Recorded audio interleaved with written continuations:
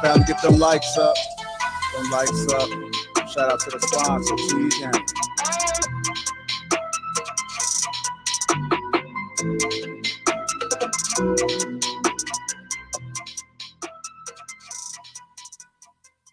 Guys, listen up. As you get older, the best way to continue to look young, exuberant, and vibrant is to continue to take care of your skin.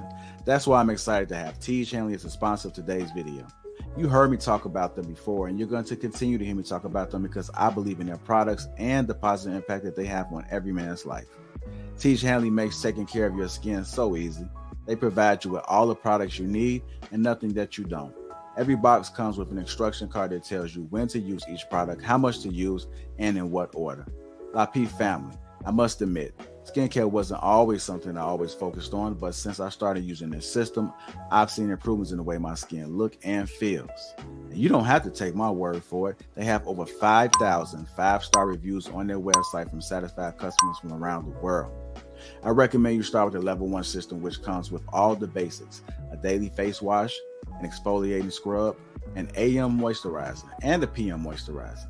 In addition to amazing skin, members of Teach Henry get tons of benefits, including at least 20% off retail price, the ability to customize your box, pause or cancel at any time, and free US shipping. And because Teach Henry is sponsoring today's video, they're offering my viewers a great deal. Just click that first link in the description and you'll get 30% off the first box plus the free gift. Seriously, that's an amazing deal. Even though it's too early, as I often say, it's never too late. Click that link and get started today.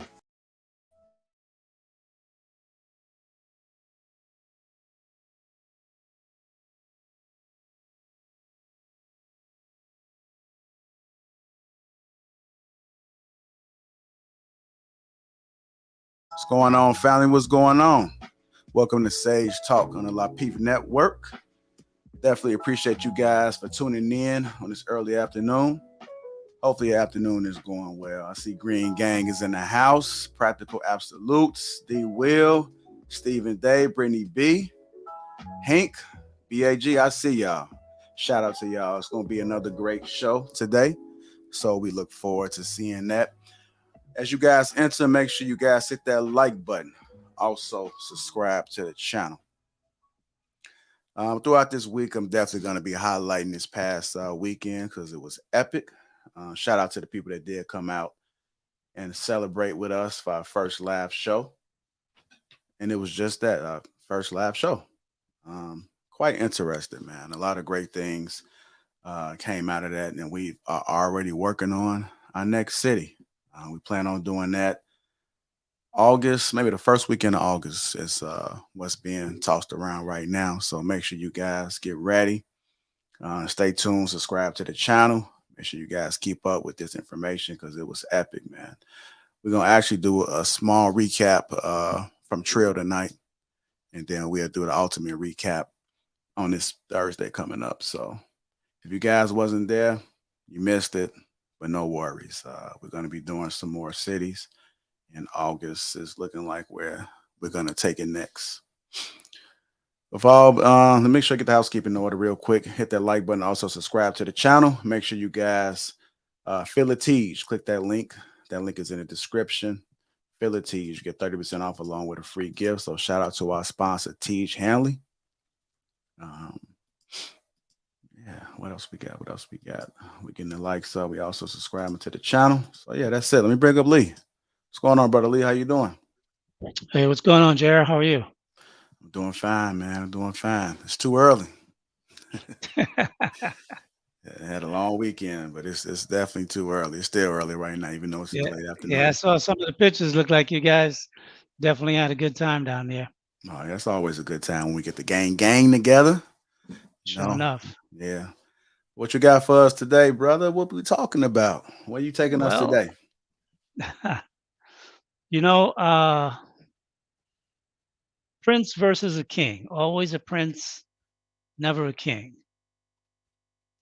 And I couch this in the form of the benefit of feminism. Now, I didn't specify who the benefit was for, but I think that's something that we need to explore. And there's a lot here to unpack. And what I would say is that the month of April have just been like a bountiful month of all different types of issues coming up. We had the Cam Newton situation a few weeks ago. Many of the ladies got into an uproar. Then we had Shaquille O'Neal just a week ago dropping a couple of bombs, and DJ Envy and his wife, with their big reveal. You know, uh, it just seems to me that sometimes people will do anything to get the bag. So I'm not sure if that's where DJ Envy and their situation came from, but knowing, what's getting ready to happen with their book launch, it might imply that because you always want to drop salacious information, to get the buzz. But I've been thinking a lot about this question. What have feminism or womanism done for modern women? And I've been listening to a lot of different conversations. I have to kind of keep my ear to the ground so I can be more up to date on different things. And one of the things that I realize is that feminism really, from my perspective, and you guys can correct me if I'm wrong, it seems as though feminism destroyed the rules that men put in place to benefit women. The funny thing is that many people think that feminism freed women and destroyed the rules of the patriarchy that benefited men. I say not at all. In actuality, these new rules of society has actually given men a free rein to really do as they want for those who can. Now, society has never really been a place where all men benefited, nor all women benefited. There's always been a crest at the top, a bottom few who just didn't benefit by society's rules, but there was a large middle area which sustained nations, tribes, and cities as we come to know them. As I pondered this topic over the past few days, something kept ringing out in my head. And to me, it was more, how can men benefit from what we have, as opposed to trying to change the way of the world? Let people be, let people live. I'm not trying to change you. Now, correct me if I'm wrong. In my assessment of the new social landscape, as I see it, women want to have as much irresponsible fun, and that can be couched sexual behavior, with as many men as they want without any commitment or judgment from society, as long as they want and whoever they want to have those relations with. All a man have to do is put himself in a position to be selected or chosen. To me, that sounds like a damn good deal. So we can get into it. That's my intro. and we can talk about it as we move forward. All right. That's what I like, man. I like that. It has been a lot of strange things happening in the news, man. I'm pretty sure a lot of people have been covering it. So I look forward to hearing this conversation. Again, before we get this show started, get those likes up. Also, subscribe to the channel. Get you some popcorn, some yogurt, whatever your fix is at this present moment. And let's get ready for a great show. All right, Brother Lee. All right. Good afternoon, everybody. Welcome to another edition of Stage Talk. I'm your host, Lee. And as I stated earlier, the topic is always a prince, never a king. Okay, so getting back into the discussion, women decided, and I'm speculating, probably at about 150 to 200 years ago, at least in modern times, women decided to do away with the rules of patriarchy, eroded over time by their protestations. And most of these rules that were put in place had been put in place to benefit women. Many times you hear women say things like, chivalry is dead, where is chivalry? But a lot of those chivalrous rules were put in place by men. Things like ladies and children first, or women and children first. Men had to marry and pledge that they had the financial wherewithal to take care of a woman and the children that came from that relationship for life. They had to pay all the expenses, housing, clothing, feeding, providing, pleasure. In this time we talk vacation trips and whatnot, fashionable wear, fancy sports cars, and whatnot. Out nights out at various entertainment spots.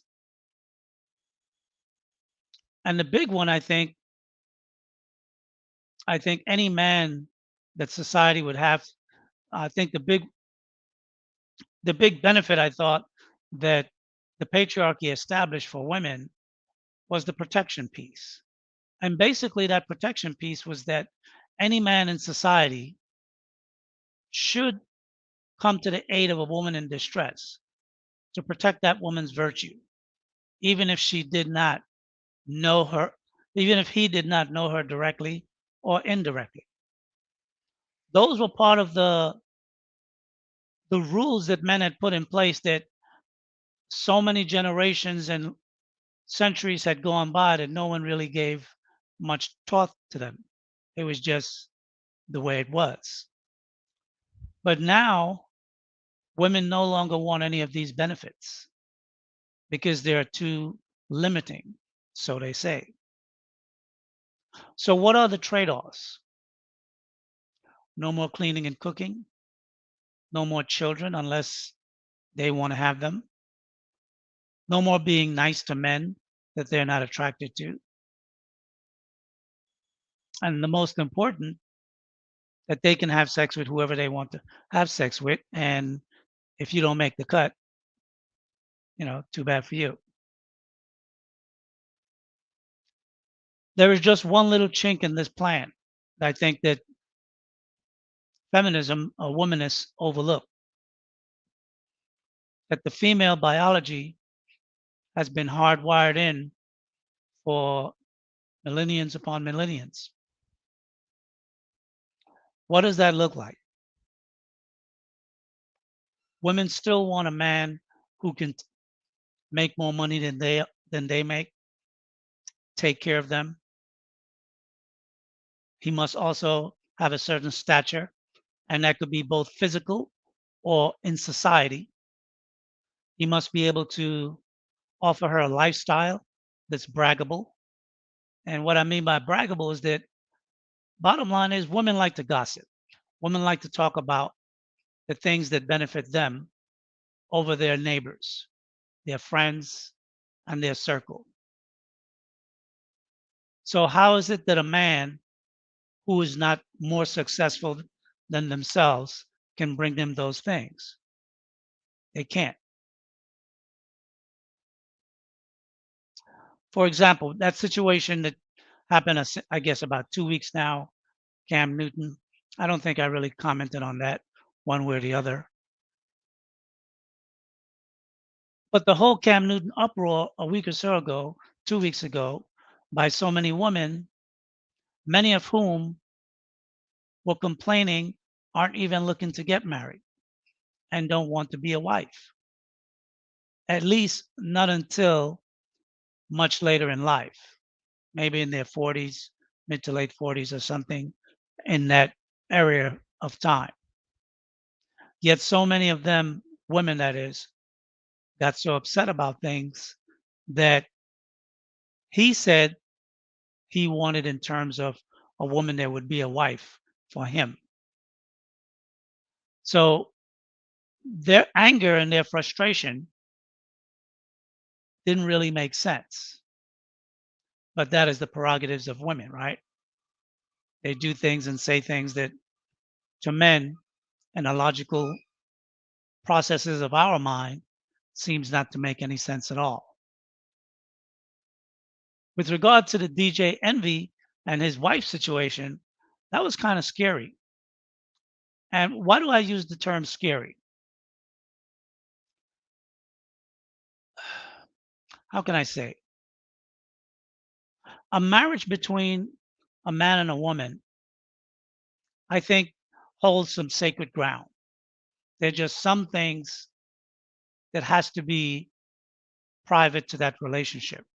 I remember several months ago, maybe in February, probably in my first month or so, 6 weeks of doing Shade Talk, I had a brother came up and asked me about revealing secrets and telling your wife certain secrets. Should you tell your wife everything?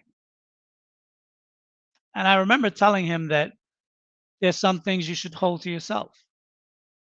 If you really want to disclose it on your deathbed. Let it be known at that point. Once you're gone, you're gone. But my whole thing about DJ Envy's situation was if there's ever a wife that a man could put his trust in, I'm not going to say total trust, but as total as a word total can apply to any specific man. His wife, Gia, would be that woman. Why do I say that? For a woman that you would know from high school, that you went to school with, teenagers, dated for a time, and then later marrying, a relationship that spans 20 plus years. This would have to be the woman that could be the keeper of your secrets. And if this woman could not keep your secrets, then what woman could? That bond should be unbreakable. What could be so tempting, so seductive to a wife, to a woman, that she would feel the need to, to disclose the most private acts between two people and where she may have found herself unsatisfied. Obviously, at this stage, they're not getting a divorce or there's no whisperings of that. So where where where would she want to take the power position? What is the urge, the desire? What is the benefit for a woman to, I'm not going to use the word emasculate because he was a full participant in the disclosure, but what would be the gain? And is money such a powerful, seductive drug that, like they say in Hollywood, some people will sell their souls? I mean, is that what we're seeing? That even the best of marriages that you can look at in society, People who marry as got to know each other as teenagers, fell in love, made a bond, have been successful in that bond for many years, and then out of the blue would betray that relationship. And lastly, just a week or so ago, we have the big Shaq effect. And that's what I call it, the Shaq effect. And what do I mean by that? I mean, there were several things he said. I'm not going to get into all of it. I'm just going to touch on one aspect. I think, and for me, this is what stood out the most. It's not only women who are teaching their daughters that they don't need a man, but there are men who are doing the same thing. And there are men who are doing it in such a deliberate way because men know men, which would imply that in a man's mind, there are no good men because women say men are all dogs.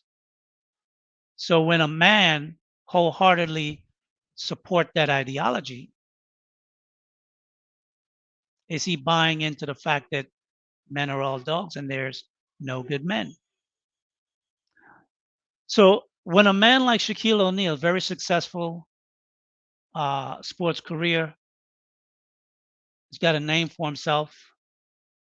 I think he was definitely go down in the Hall of Fame as being one of the best that ever played the game. And I think by and large, when you listen to his story, overall, he was a very good boy, a very good man with his wife and with his kids. But as a man, a father, telling his daughters that they should seek to get a submissive man so they can be in control. What is that saying? Because we know women, whether they're successful women or women from average walk of life, all women want a masculine, strong, leadership type of man.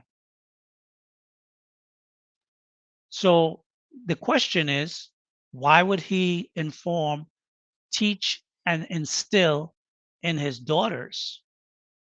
And by the way, he dropped some of the information. He says when he's 70, he's turning over his empire. And from the seeds that he dropped, implies that he will give it to his daughters to run. I'm sure his sons will get something of their own. But as far as the empire is concerned, the women will get that. Nature tells us that women will choose the men that, in their minds, appear to them to be alphas, even if they choose wrong on the other qualities that the man may or may not have. They still want the so called proverbial bad boy or the alpha type man. Knowing this as masculine men, how should we take advantage of the new dating and mating landscape?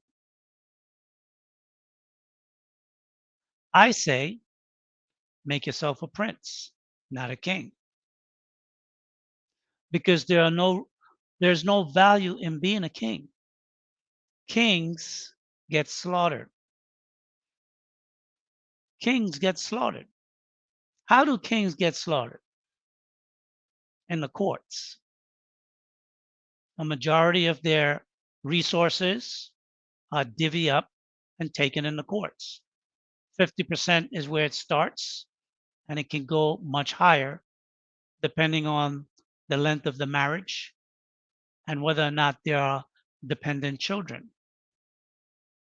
Raising bastard children, boys and girls, which means no real legacy.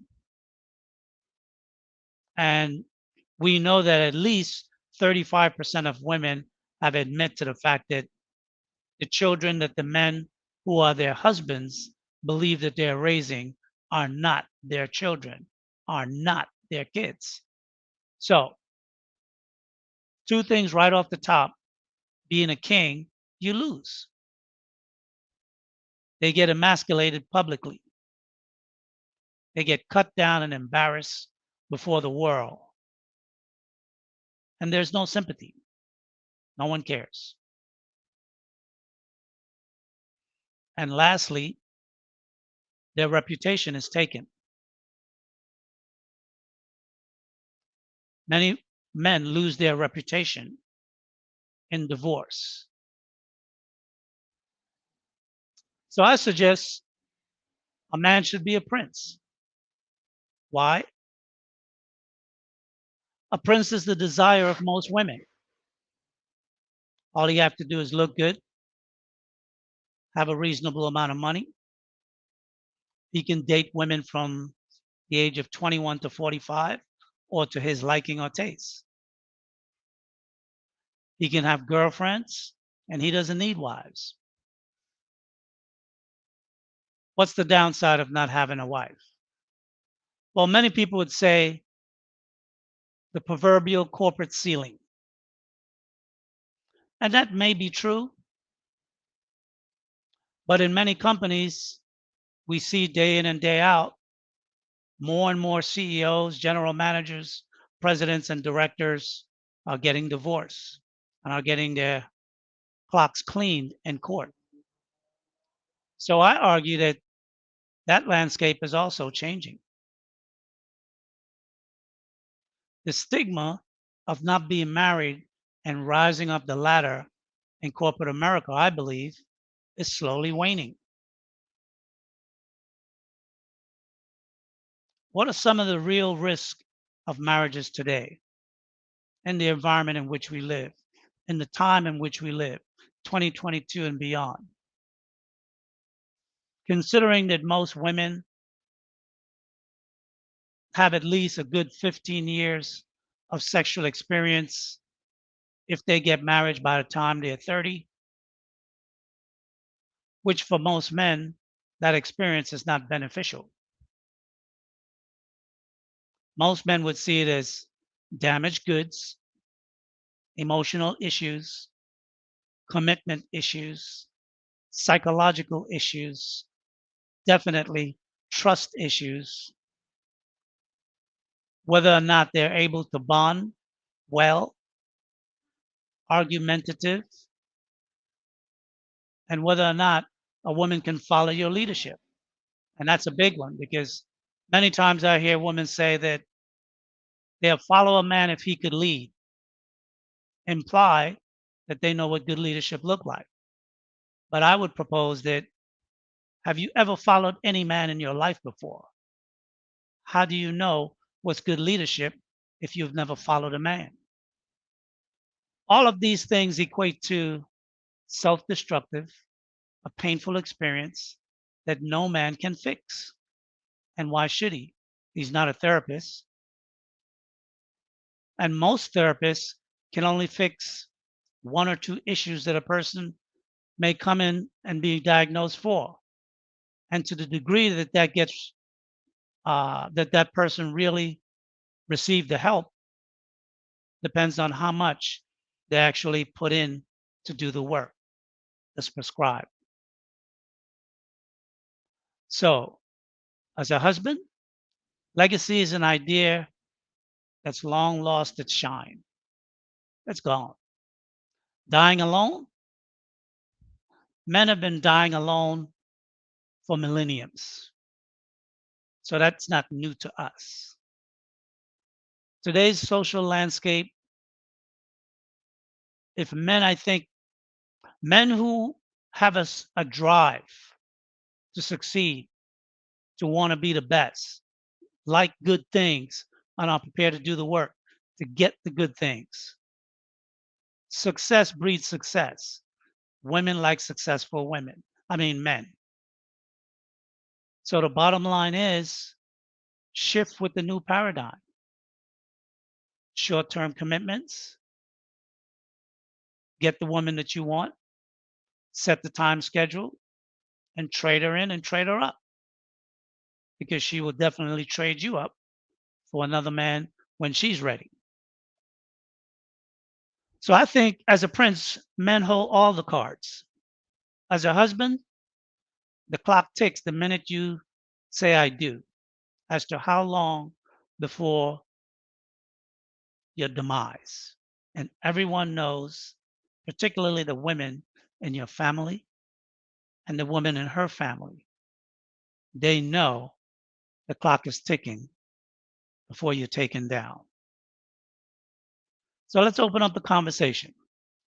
And today I'm going to let the panel be open to both men and women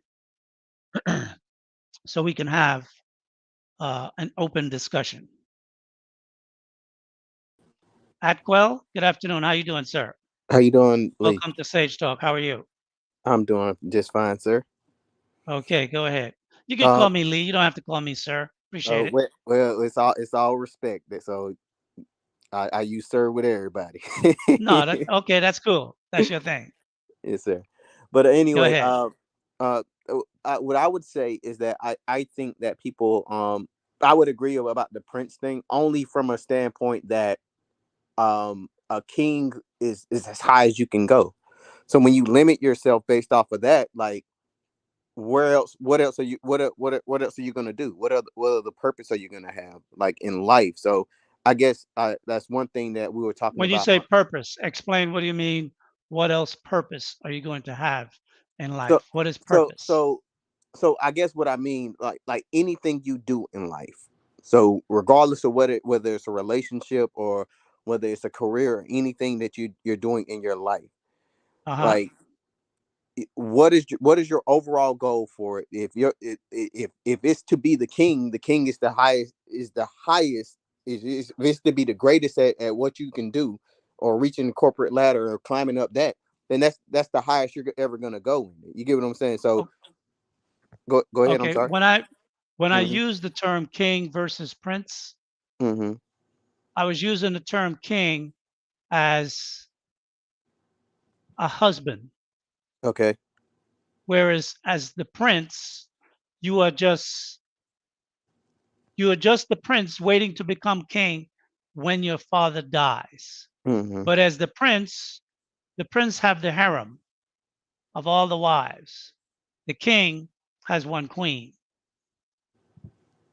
There was a time when having one queen was a worthy aspiration. Hmm. In today's life, who betrayed the throne? The king or the queen? Nah, I definitely understand it from that perspective, but I would expect someone to be the. I've been married for 4 years, so this is how I go into my marriage thinking. You okay, you said you've been married before, or No, are you married now? I'm married, so I've been married for four Okay. years. Oh, you've been So, married for 4 years. mhm, Congratulations. yes, Okay. sir. So I go in it, and this is something that I tell to my wife, like, Right. don't put so much into me, because I'm a human being. I'm subject to die. I'm subject to change my mind. You know, I'm subject for things to happen to What do me. you mean? What do you mean when you say you're only human? What does that So mean? I said I'm a human being, so I'm subject for Okay. change. So I go in a relationship and in a marriage expecting change, regardless of whether that's good, bad, or indifferent. But that's life. So that's what I'm saying. That's how I Okay. approach that. So I don't go in it. I don't go in it putting so much in that if something happens, I can't function as a human being. You get what I mean? But I don't think the question is whether or not you become an invalid at some point in the marriage where you lose your cognitive ability to function. Mhm. I think is the ramifications of what can occur in a marriage, whether it's in these times, it seems like even if you stay together or if you break apart. And if you break apart, the ramifications are exponentially more detrimental. And if you stay together, at best, it appears that some women want to humble their men. But what couldn't the same thing be said moving amongst multiple women, the same Say again. dangerous. I said, What do you? could I'm saying so. Sure. Even if you don't get married, just say you don't. Right. You still Sure. take a you still take a risk of how a lot of women are now, of things happening. You get what I'm For saying? Like, example, give me so an example. so I would say, just like, just take Trey Songz for instance. He's Right. artist. So you got a lot of women that's just saying, oh well, he touched me inappropriately, he did this to me, he did that to me. So you get what I'm saying? So you could have those things available to you, and things could still happen. You get what I'm saying? Of course, things can still happen, but I think Hmm. it also depends on your behavior. If you're reckless, a reckless man is a reckless man, whether he's in a marriage or whether he's not in a marriage. And Okay. I think it's been shown that, if we're going to use Trey Songz as a conversation piece, Hmm. that he's been somewhat reckless in his behavior amongst women.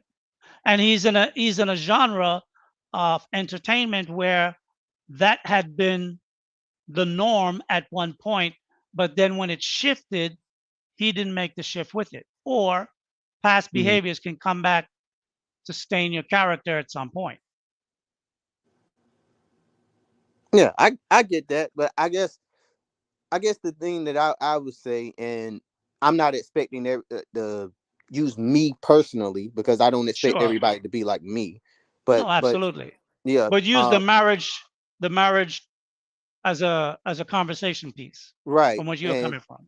Yeah. yeah, and I guess the thing that I say is that we take risk in life. So I learned to live whatever risk I take. I know what I'm getting into before I even step into that realm.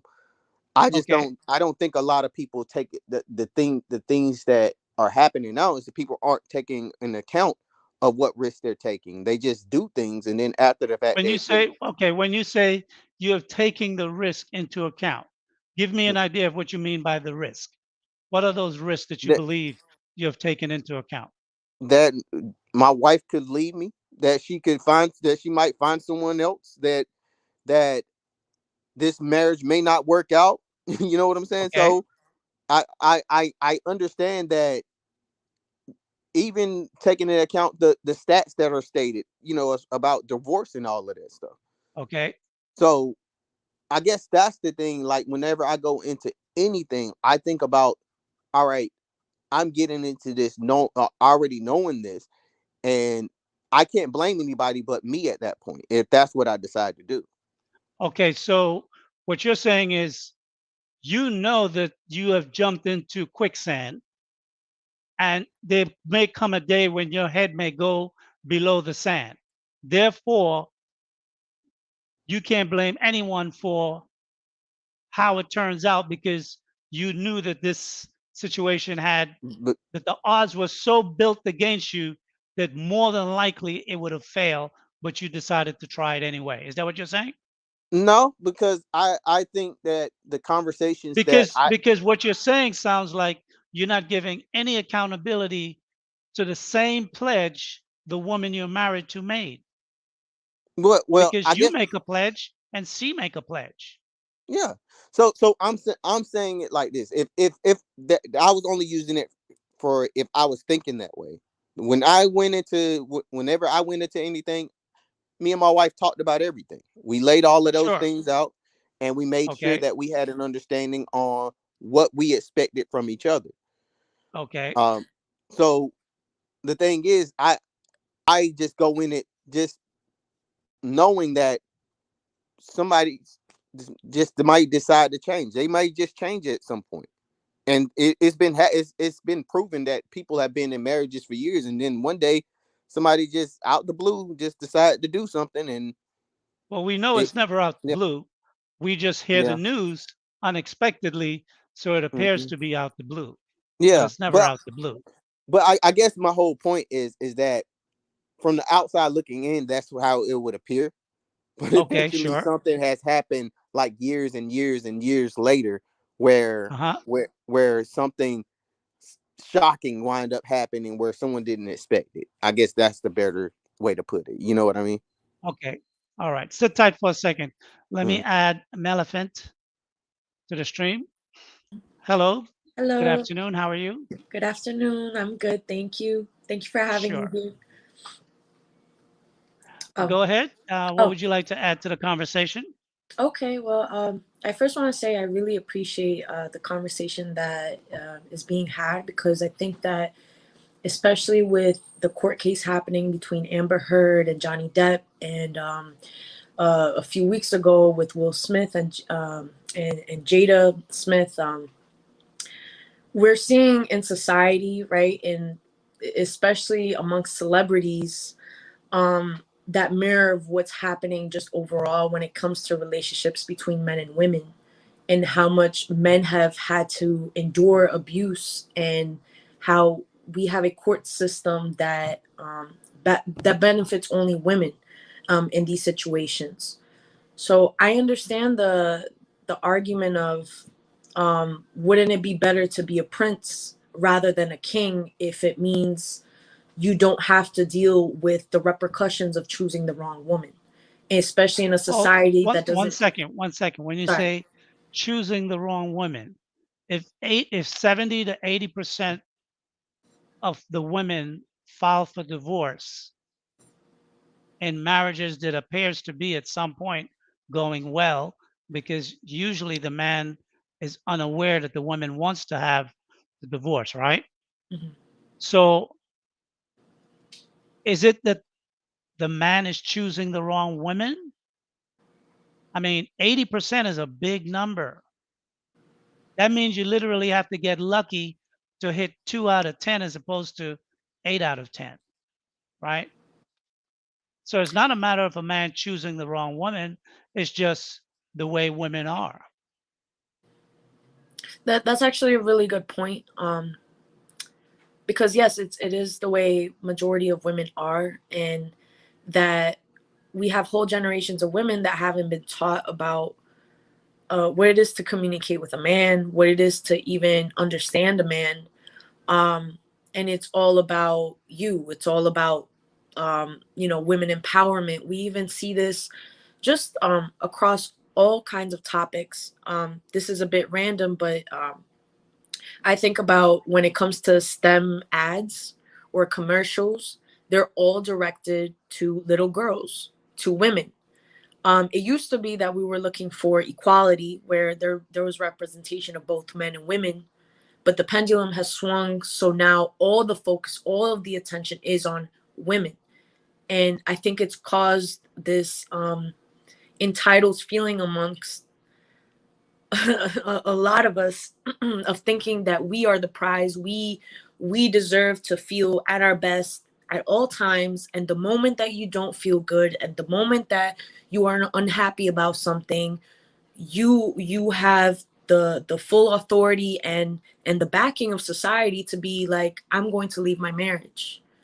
When marriage used to be something that you don't, unless someone's getting physically abused or there's something as extreme as that, there is no getting divorced over little things. So I think that Well, with part of the. with no fault divorce, women don't need to say the reason why. And most women will just use abandonment as a reason Or to neglect, justify yeah. why they want to leave. So what would you suggest men do? So I think that one, having these conversations, these very honest conversations, is essential. um Essential especially for whom? for, if we want to have people happily married, which I think that benefits both men and women when it's a happy romantic, not, I won't use the word happy, but a romantic and successful marriage. I think it's something that is good for both men and women. And I think it's something that m- most women, that's what they desire from like little girls, but they don't know what it is. um what are the steps that it takes to have that kind of marriage, and the kind of compromises you have to take as a woman, because women and men are very different in how we think, right? Like, for example, women have the need to, if we're having an argument, it's like, I'm going to make my point, and I'm going to keep saying my point until I feel like you understand where I'm coming from. And if I feel like you don't understand where I'm coming from, I'm just going to beat a dead horse. And obviously this is a Well, is it generalization. that you want the person to understand your point, or is that you want your point to be the right point? Because many times That's what it is. a woman would It's the want need to be not to right. be understood. They want their point to be right. How old are you? I'm 25. You're 25. Okay. Are you in a committed relationship now? I am. Okay. Is that relationship going towards marriage? Yes. Congratulations. Have you guys set a date? No, not yet. Because we're in a financial situation that doesn't allow us to really think about a date yet. We did things kind of like the wrong way, where we had a baby first. Okay. So now the priority is our baby and making sure that. How old is the child? She's 4 months. Oh, she's new. Okay. Yeah. Well, I would suggest, what do you mean by you don't have the financial wherewithal? Do you have the commitment to the child, if that's your argument? Absolutely. We Because have. to get married legally is like less than $100. You can Yeah. always have a celebration and a party later. If it's for you and your husband and the child, then make that commitment. Because the longer you wait, the more chances something else can creep in to create an obstacle. Mm. That's just how time works. So I would say to you, if marriage is important to you, then have that conversation with your baby's father, your daughter's father, and let him explain to you why now is not a good time and some future date is a good time. Because as time proceeds between you and him, more than likely what will happen is the woes of society and the troubles that people will see in society financially, economically, wars and different things that could be happening. Another type of pandemic may occur. Different things can happen to persuade you to think differently, right? So I would think you guys want to have that conversation. Yeah, I absolutely, and I agree. And I'm not gonna come up here and pretend like I don't have a lot of the flaws that most women do. It's because of watching shows like the Lapeef Network and Kevin Samuels, and the conversations that I've had with my fiance. It really forced me to look in the mirror and realize, wait a minute, like my behavior is going to end up destroying my relationship, because there's almost this inherent not dislike of men, but thinking that you're superior to a man, or you're the same as a man. And Well, that is isn't that sorry. the theology that's being taught now by women, that Absolutely. women are superior to men? Whatever a man can do, you could do better. Yeah. And even Women are smart. Go ahead. sorry, but because you had mentioned earlier in the stream how this isn't only happening from like mothers teaching this to their daughters, but it's also coming from fathers. And I grew up a bit of a tomboy, and my stepfather, he would always tell me, oh, like, you can do anything that a man can do. Like, he would take me when it came to having to do labor, or having to do anything that he would usually take his son with, he would take me. And I grew up with the mentality of like, oh, I have bigger Aspirations, dreams. yeah, like I really believed in the narrative that, oh, I am oppressed and I need to work harder than a man to get to the same place that he's going. And especially in college, I was going for my biochemistry degree, And you're constantly bombarded in college with this ideology of it's all about women, it's all about you, it's all about your success, it's all about your needs, and you don't need a man, and focus on your career, a man will come later. And then you start talking to some of these doctors that are in their 40s, um and they're Female not happy. doctors, I'm sorry. female doctors. Female doctors, yes, because like by the time that a woman finishes medical school, goes through a residency, if it's a intensive residency like neurology or surgery, that's even more years. And we're Well, told that's as going to be women, 10 years after your 4-year degree or your master's degree, right? yeah, So exactly. by So then you'll that, be in your mid 30s. yeah, and this is just an anecdotal story, but I spoke with this doctor who, she did everything right. She went through school. She finished her residency. She was an attending, and then she was like, okay, now I'm ready to have children. That's all I've ever wanted, and I'm settled where I can do it. And when she went to the doctor, it turned out that she ran out of eggs. She couldn't have babies. And that's not a conversation that is being had with women, that we don't have all the time in the world, that we are different from men, where we have a clock ticking, and that at the end of the day we need men. We need men so much that when we're by ourselves, we have no direction, we have Okay. no. Hold that thought right there. I want Yeah. to add Minnie to the street, to the conversation. Hi, Minnie. How are you? Can't hear you. You're on mute. Hi, how are you? Okay, Hello. very good. What do you have to add to this conversation? I have a question. Sure. How old are you? I'm 21. Okay, go ahead. If men are going to move in the way that you suggest, as being princes and almost kind of discarding women as they prove themselves like unfit or something along those lines, how is that going to be productive to the Black community forming bonds together? Well, in honesty, the women in the Black community are already moving in that manner. The women, they call themselves queens, but a queen have a king. And most of the women in the Black community are single mothers, those who have children. So really, the women are moving like princess. They're not moving like queens.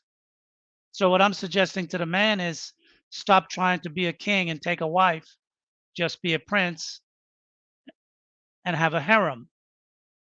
Pick the woman you want for the time that you want. And when you're finished, move on to another. Because women don't care about men, not anymore. I mean, you can look at the media and you can see what women say. They could say anything about a man. And a woman can lie that a man did the R word to her and did not. And after it's proven in court that he did not, it's, oh well, his reputation is destroyed, his career is gone. Most people are going to believe the first report. Most people are not going to be cared that he was found innocent. That's irrelevant. Once the accusation is there, his life is destroyed. His reputation is destroyed. His name is destroyed. So I'm suggesting to men start moving independently. Give women what they say they want. Most women just want a man for right now. They don't want a man forever. I heard a woman say the other day that all marriages come to an end at some point, and usually the woman is who decide when the marriage come to an end. And in Black America, studies show that most marriages don't last beyond 5 to 7 or 8 years. less than 10 years. So if a man who is successful, have a business or in the corporate world, marry a woman by the time he is 35 and she's 28 or 26, by the time he's 43, he will be divorced. If he's got young children, she will take him to court and she will get full custody and he won't be able to see his kids. All he will have to do is pay the money. If he has daughters, she will be seeing other men taking care of her life, not being concerned about her daughters, and other men can molest his kids. Those are the traumas that men have to deal with. Nobody cares about that.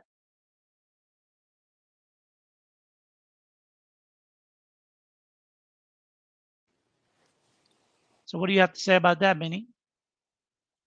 Excuse me, my voice. What I have to say about that is, first, there are women who care. I care, and I'm not the only lady who does. And if men are going to take it upon themselves to follow in the footsteps of callous and evil women out here, then they're no better. And what kind of standards are we setting for children? Well, we're not following the footsteps of women. We're just maneuvering in the life according to the law, how things are. If you say you're a good woman and there are other good women like you, then change the law so men have authority in their life. See, what you're asking a man to do is sit on a box of dynamite and hope that you might never decide to light the fuse, because you can. He just have to trust in the good grace that you 10 years from now won't decide to blow up his life. Take half of what he has built and take his children and drive him crazy and do everything in your power to destroy his life. See, at 21, you sound like you might be a nice girl. But at 31, we don't know who you might become, because the influence of society seems to influence women more than it influences men. Men are still being asked to be traditional, pay all the bills, take care of a wife and children, provide, lay down his life if necessary. Women can't cook or don't want to cook. Women don't have to smile. They don't have to be nice. They definitely don't have to clean. They don't have to be devoted. They'll betray the bonds of marriage whenever they want. A man can't hold her accountable for her misdeeds. And if he says anything, you could go on YouTube and just say something about your husband's words or behavior, and 1,000 women will come down on his back. They could even get him to lose his job. And all he was trying to do is keep his family together. So if you really mean what you say, you and other women change the law and make it fair for men, because men have no more rights. See, on the patriarchy was set up to benefit women more than men, because without the patriarchy, what you have is princes. What you have is a man doing whatever the hell he wants. You know why? Because women need men to survive. Men don't need women to survive. And women only want to choose the best of men. So if I'm the best of man, or any man is the best of man, why should he settle for a woman that will betray him and destroy him? Because he has to be lucky to pick 1 out of 8. Actually, to get the 2 out of 10 that might be good, because 8 out of 10 we know are the ones that file for divorce. And then if he gets 1 out of the 8 out of 10, they said, you picked wrong. So the blame is still on the man because he picked wrong. Nobody says that she was just a wicked woman, a no good woman, an untrustworthy woman. Nobody says any of that. They just blame the man because the man is the man. The buck stops with the man. So he gets the blame for everything, but he has no rights to nothing. See, on the patriarchy, at least we had some rights. We gave you a lot of benefits, but we also had rights. But now we have no rights, and you guys still want all the benefits that goes with traditionalism. Women are not just going around marrying any guy that works at McDonald's or works at the car wash or wherever, so low budget job he might be doing, making 18 to $20 an hour, and she's making $250,000 a year as an attorney. They're not marrying men like that. They're not taking men and transforming their lifestyle, but they want a man that's making $250,000 a year, a half a million a year, a million a year, to take them out of their life, whatever station that is, and bring them into a new lifestyle. Put them in a big house, buy them 2 or 3 nice cars, take them on vacation around the world, introduce them to high value society life. And then when she's ready, she'll divorce you and she'll leave you for one of your business partners. Those are the realities that we as men have as choices. And women have no consequence. Society is not going to punish you. If 2 weeks ago, Cam Newton said all he wanted was a wife, and he was speaking for himself, not for other women. He said he wants a wife that can cook and clean. Now, he's rich enough to be able to afford housekeepers who will cook and clean. But he just said that, and women went crazy. Like, a man doesn't even have the right to have a standard to a woman that he wants. But a woman can have a standard. I saw a woman on Steve Harvey's show. He had like 6 or 7 boards of information, and she had like 40 lists of things that the man had to meet. A man have 2, and that's too much. So when you tell me about you're a nice woman and there are other nice women like you, I don't believe it. Because you all start out nice. That's why the man married you. You weren't a wicked bee when he met you. You were nice. And you said you loved him. And you wanted to be with him. And you wanted to have his children. And then after you have his kids, somewhere along the line, things change, right? And then you guys say, well, we grew apart. You grew apart because you're screwing somebody else.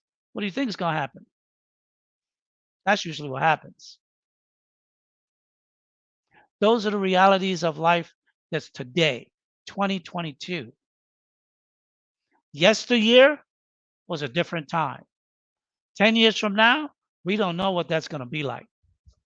But if today is anything like what the future may hold, barring any major disaster in terms of a war, a plague, financial doomsday, the track that the world is headed in,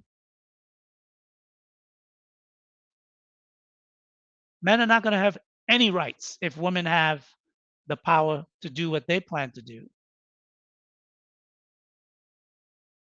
So are we saying that women are now saying that, okay, once upon a time, patriarchy ruled and we had to do things we didn't like. We didn't like cooking and cleaning. We didn't like having all these babies. A lot of things we didn't like. Now that we don't have to do that anymore, now we're going to get revenge. Because women are not setting up a world where it's beneficial to both men and women. When men set up patriarchy, it was beneficial to both. Because a man could not just sleep with any woman. He had to take that woman to be his wife, and he had to provide for that woman. And in some cultures, he had to pay a dowry to show that he had the financial capacity to provide for that woman like the father provided for her until he marries her. And he had to provide for the children, and he had to provide safety. He had to provide many things, right? But today, what does a woman provide a man? Cook and clean. Most successful men could pay somebody to clean their house. Most successful men could pay somebody to cook or just have his food delivered to his house or go out to eat. So, other than companionship, and most men have companionship amongst friends. And if they want a female companion, you could pay for that too. Most CEOs have female companionship outside of the business, outside of their business. And some of it is not even sexual. It's just someone who understands them probably more than their wife. So then what does a woman really bring a man today that he can't get? The only thing is sexual companionship. Women don't comfort men because when a man opens his mouth and reveal his secrets in the bedroom, she's making notes. I'm going to use this one day. She's taking pictures. She's saving things on USBs. She's making snapshots and she's saving them in the cloud that she's going to use it one day. She's collecting information because she wants to get a bag. That's how women are thinking.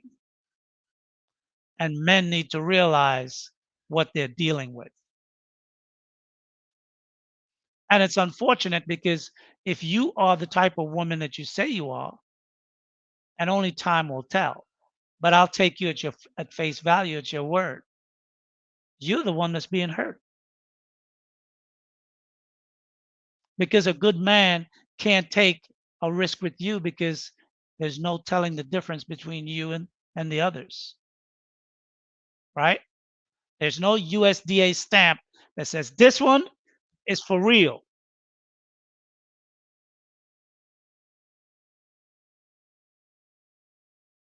So what do you say to all the women out there that are making life difficult for you and women like yourself?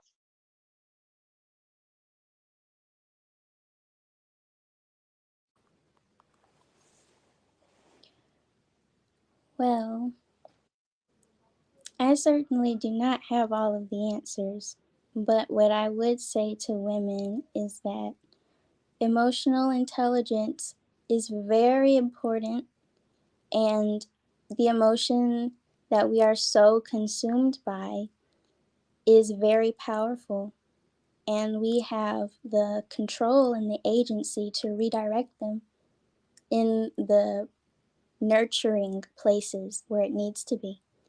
But we are distracted and we are destitute in our hearts, in our ability to care and comfort someone else that isn't just ourselves. So And when you say emotional intelligence, mhm, are you saying that women have weaponized emotional intelligence? I'm saying that, in my opinion, there is a lack of emotional intelligence in the ones that are skilled. They are So one second, hold on. What do you mean by emotional intelligence then? Because you're saying that they lack the skill, and I think most women are most skilled in emotional intelligence. So what do you mean when you say that? what I mean is problem solving with our emotions when we are trying to connect with somebody else.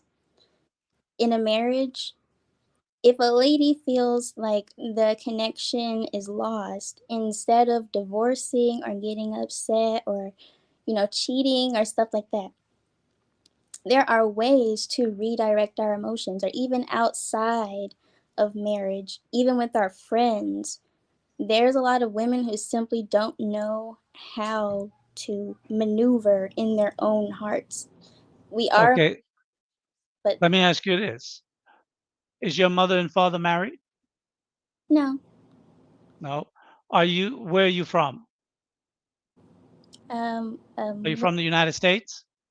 yes, Okay. Uh, do you know any successful black marriages in your community where you are? Who would be a role model?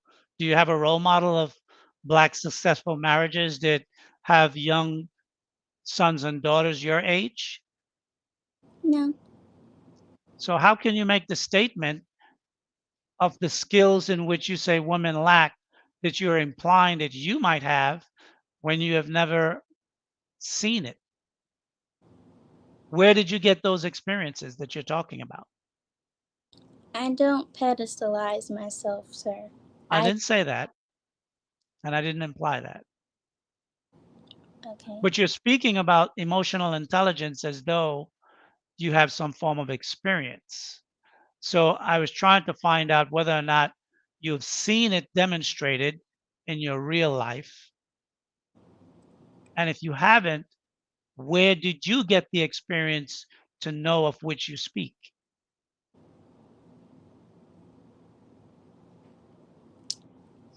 I observe, and that's my only experience. And I have to control my own emotions as I am a woman and I have to deal with other women. Okay. Are you in a relationship with a man now? I'm newlywed. Say again. I'm newlywed.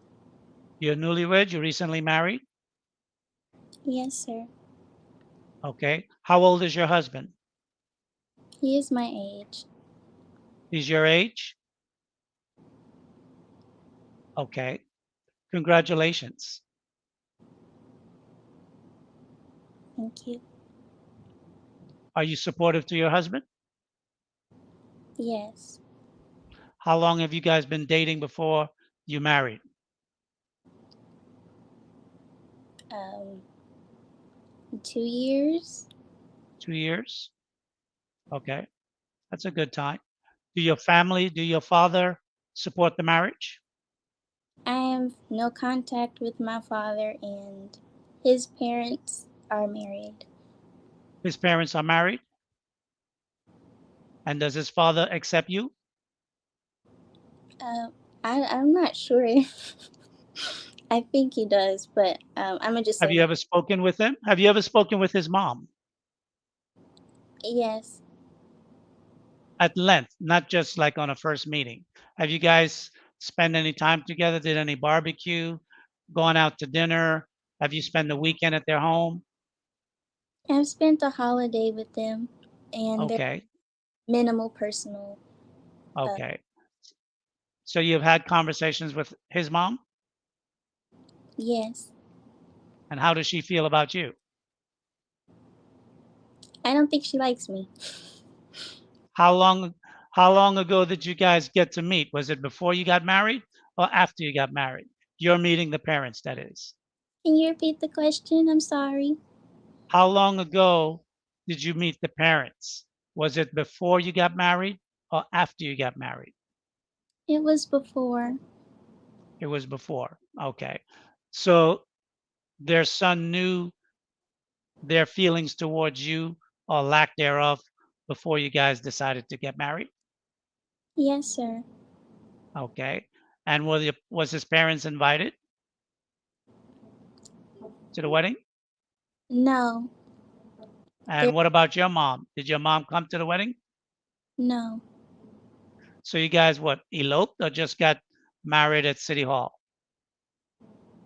Um.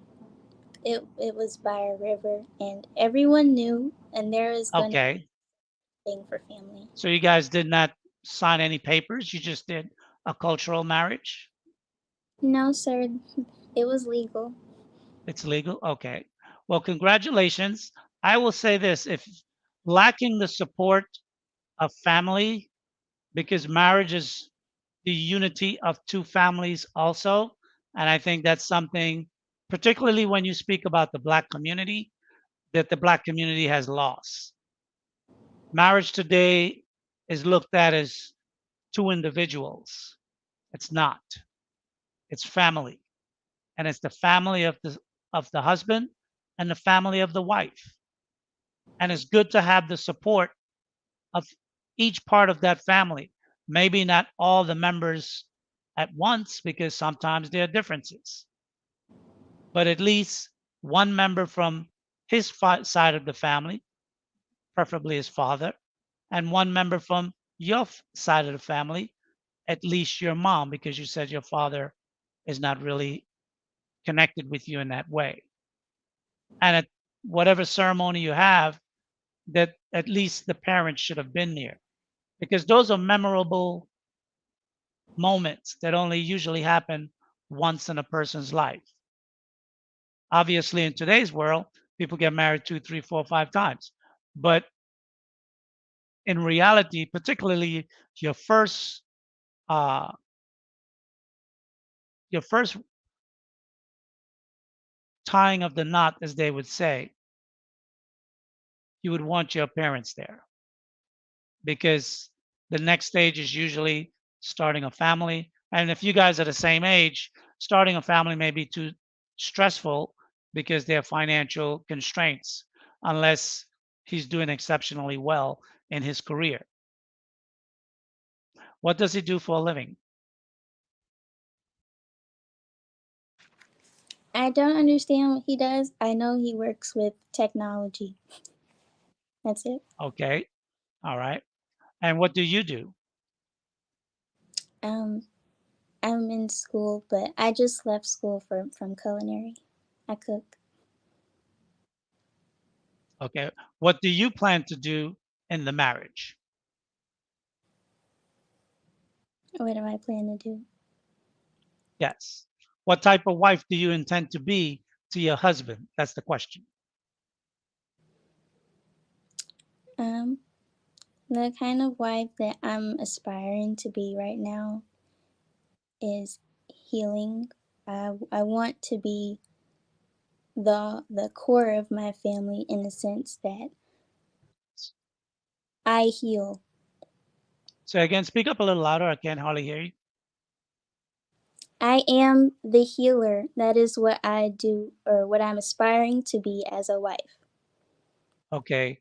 You want to be a healer to your husband, or a healer in terms of uh, a natural medicine healer for your community? What exactly are you saying?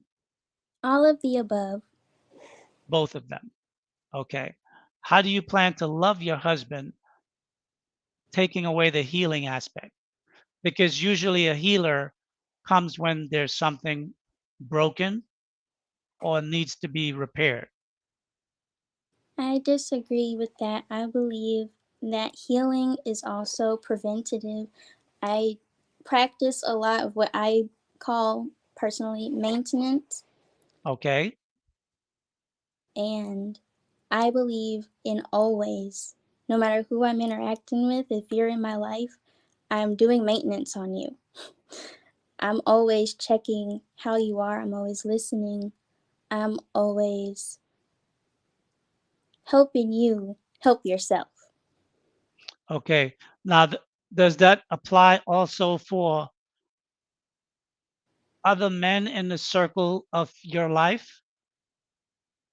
I don't have many men in my life. I have Okay. the What close. about women in your life?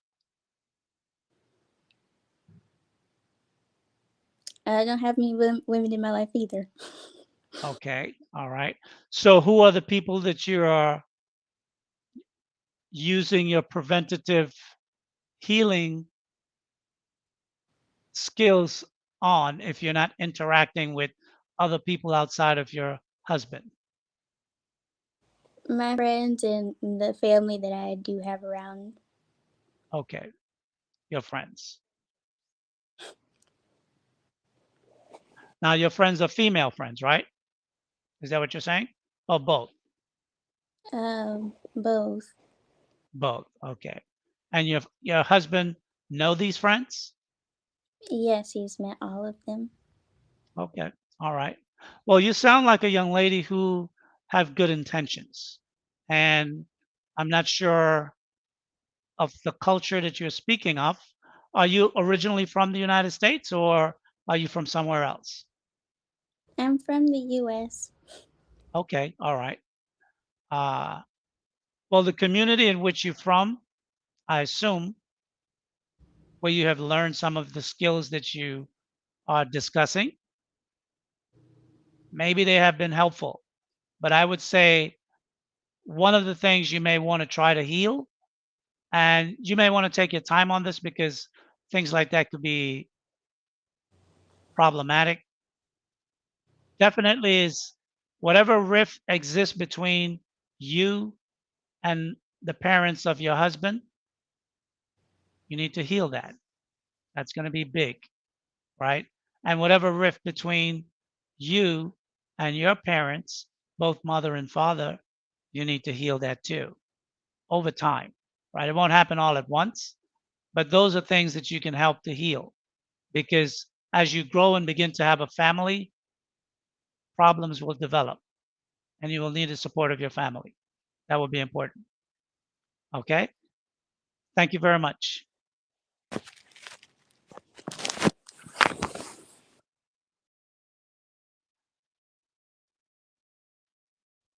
Hey, Practical Absolute. Good afternoon. How are you, sir? Good afternoon, sir. You know what I'm Okay. saying? I like to say first and foremost, like I do always, this is a great show. You already know I rock with Lapeef, great network. You know what I mean? Okay. And if I could talk about Give it to me. I know you disagree with my presentation today, so tell me. not necessarily because the statement always a prince. Okay, so I believe that people. Okay, so I don't think people can become a prince, right? I don't think you become a prince. You're born as a prince, right? Because okay, I mean, I'm gonna go as far to say that everybody is not a prince, right? Everybody is not a prince, but you can't become a prince. And if somebody is a prince, they're born into it, and the thing is, they have to have a enough something, whether it be enough estate, enough money, resources, or a woman to be able to determine himself to be a king and whatnot of a certain stature, right? Um, I actually don't believe in becoming the idea of the king in terms of what most people say, but I do believe that some people should be king. We need kings. Without kings, we don't have change. Well, obviously, there will be some kings because some men will be men and pursue a life barring all the risks, like the gentleman that came up earlier that was recently married for the past 4 years, right? He's aspiring to be a king. Right. Most definitely. Uh, you know, in Black America, we use these terms loosely, kings and Yes. queens. So I just wanted to put a new spin on it in terms of being a prince as opposed to a king, because the landscape as it is right now, and until there's some real change, a man venturing to become a king is at the mercy of the woman that he chooses by his side. This is very true. This is very true. Because even a good woman can be seduced to misbehave with the right temptation. I mean, because I've never followed DJ Envy's relationship and things of that nature, but to have had a woman that you married that you knew from high school and they were Mm, virgins together, that is unheard of right. in today's world. And for a woman to, for the salaciousness of the promotion of a book, reveal something so private, not to damage her, to damage her husband. Man. See, that's crazy, right? You see, it's a lot to unpack there if you really think about it. You know what I mean? You could come at it from what's wrong with feminism. You can come at it what's wrong with neoliberalism. What's wrong with Westernism, right? With the see, there's a lot of things that could be stated. But No, I think those are just titles that we put up to try to label something. I But what agree. is the mindset of a woman that makes a pledge to a man that said, "I'm gonna protect you. You're my husband. I got your back. You provide for me. You provide for our children. You love me. You care about me, and you protect me. And I expect you to protect me because that's in the pledge that we made." Right. That And it's she like, would oh, sorry. that she would in a conversation choose that this would be the best thing to make our new book become a bestseller. That she would think that that would be a good idea. Right. See, the thing is, either one or both members of the party have some form of mental illness. That's how I would put it. Because I'm not. honestly, So you know what? I'm not going to say that because someone does something that on the surface may appear reckless doesn't mean they have a mental illness. Some people might not just be good at making judgments. Making bad judgments don't mean you have a mental illness. It may just mean you can't assess risk well. I agree to an extent because it goes to the magnitude of the ordeal, right? And what's at stake, right? If someone would have so many years, so in her shoes, right? She's been with a man since high school. They lost their virginity together. They had a covenant, right? They still have it apparently. Apparently, it's to some Right. They extent haven't violated, announced they have not announced that they're splitting, so the right? covenant is still intact. Right. However, the integrity of that covenant is already now faltered because of her willingness, considering all the stakes, to just disregard it.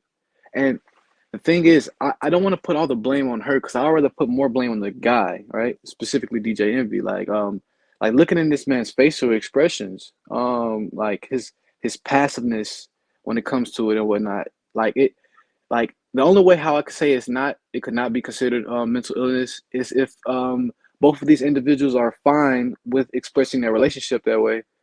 But that is a major problem because see, if everybody else started exhibiting their like their relationships like that, relationships only going to go down the hill even more because most people can't operate like that. Most people won't operate like that. Well, I mean, it's not that they have a history of bringing out their life with a bunch of negative stuff, but I would say that, of course, he was involved in that decision making. It was a conversation that they had. They put it in a book. Someone that they at the publisher's office said, "This is good. We like this." They had to bring that up for a writer to put it in the book. Nah, yeah, that's definitely So true. that's a decision that they made together. But what I'm saying also is that even if he decided that that was okay, and he said, "That's all right, baby, go ahead. It don't bother me. I'm confident in myself as a man now." Why would a woman not want to protect the good name of her man and her family? Apparently, it's that almighty dollar, right? I mean, when that's what it boils down to. See, people have their allegiances to whatever they have their allegiances to. You know what I mean? And sad to say, it seemed as though that, according to her perspective, the dollar is had a higher pedestal than her own covenant, than her own whatever it is she represents. And The it's like it sets bag, a, the bag oh, mentality is serious. yes, It it is. trumps everything. It does, and it's like it It can trumps work. good judgment, not mental illness. It trumps good judgment. That's what it Okay, shows. I'll renege on my previous statement then in that light. Fair enough, I will. You know why? However, Because a lot of yes, times you know, when some people commit crimes and they delete and take the life of others, immediately the media, if they're not of our persuasion will always come out and say that they may have had some mental illness. And they set up that smoke Fair. screen to give them plausibility for you to give them the benefit of the doubt.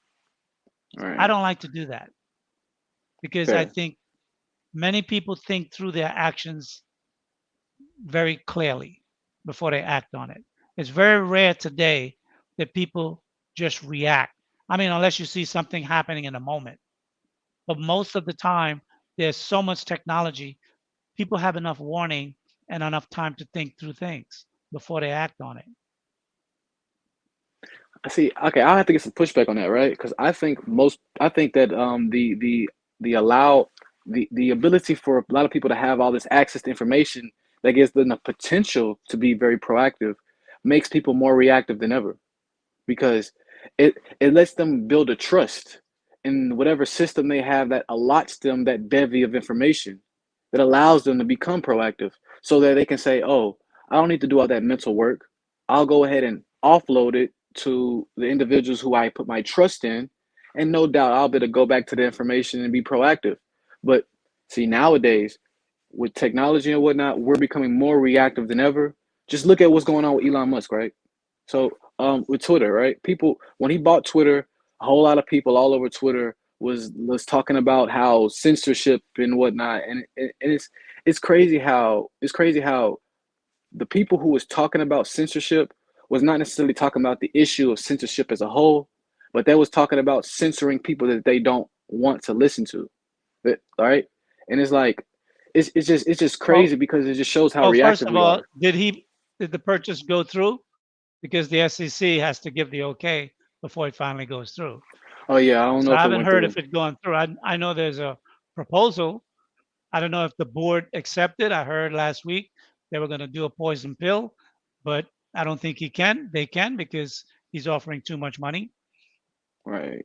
Well, yeah, I mean, it's just like literally just like okay, I don't think he managed to buy it yet, but just literally what's been going on so far, it's Right, already there's a caused talk. chaos. It's already caused Right, there's chaos a from talk. Twitter. Yeah, Right, there's a talk. and Yeah. most definitely. And literally seeing the reactivity of people, like seeing just how reactive they are instead of like proactively thinking about the nuances of what could happen, right? They're just so reactive and they just want to just go and attack a certain side of individuals based on the idea of they're not wanting them to be able to speak, right? And I don't know, it just shows how reactive we are instead of being proactive, I think. Well, I think that's the kind of society we have now. Everyone wants to be heard, and there's no there's no respect of the quality of what they say. People don't Definitely. weigh their words before they say it. They want the right to be able to say anything. I Right. just My perspective is that having the right to be able to say what you want is fine. Just be in a position to deal with the consequences of the fallout from what you say. Because Exactly. some people equate having the right meaning that nothing is going to happen. And that is so true. That is so false. Right. Very, very false. Now I totally agree with you. Like, but see, the thing is, it kind of makes me think about, like on like the conceptual note, bringing it to a slightly different topic, the PPP and all this stuff, and and some people with unemployment and whatnot, and how they're like using it incorrectly and all this stuff, and how they think that their actions is not going to come back on them in the end, right? And like literally, like I mean, I just want people to know that a lot of buildings are being built up to be able to house individuals who commit crimes and whatnot. A lot of money has been allocated towards such real estate in recent years. Um, so yeah, like Well, I think people who commit crimes are people who just like getting things fast. They like things easy. They don't like to work.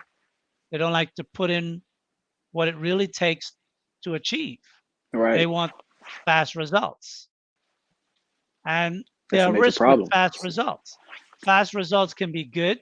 I mean, if you've got the money and you want to invest in companies on Wall Street, you can hit Yeah, it big and you can have a big success. But most yeah, times when you're trading, you're going to lose more than you're going to win. I mean, from exactly. professional traders, they'll tell you that. But This is most definitely many true. people want to get something for nothing. That's why many people want to be able to say whatever they want without any consequences for what they say. No different than women who want to behave and do whatever they want without any responsibility for the pushback from what they do or say. And that's not reality either. And today I just really wanted to offer a different perspective. I had another topic that I was going to use, but that may have been way too controversial. And I'm not Hmm. sure if I'm willing to put my foot in that level of heat yet. Yikes. I hear you. I'm still new to this YouTube thing.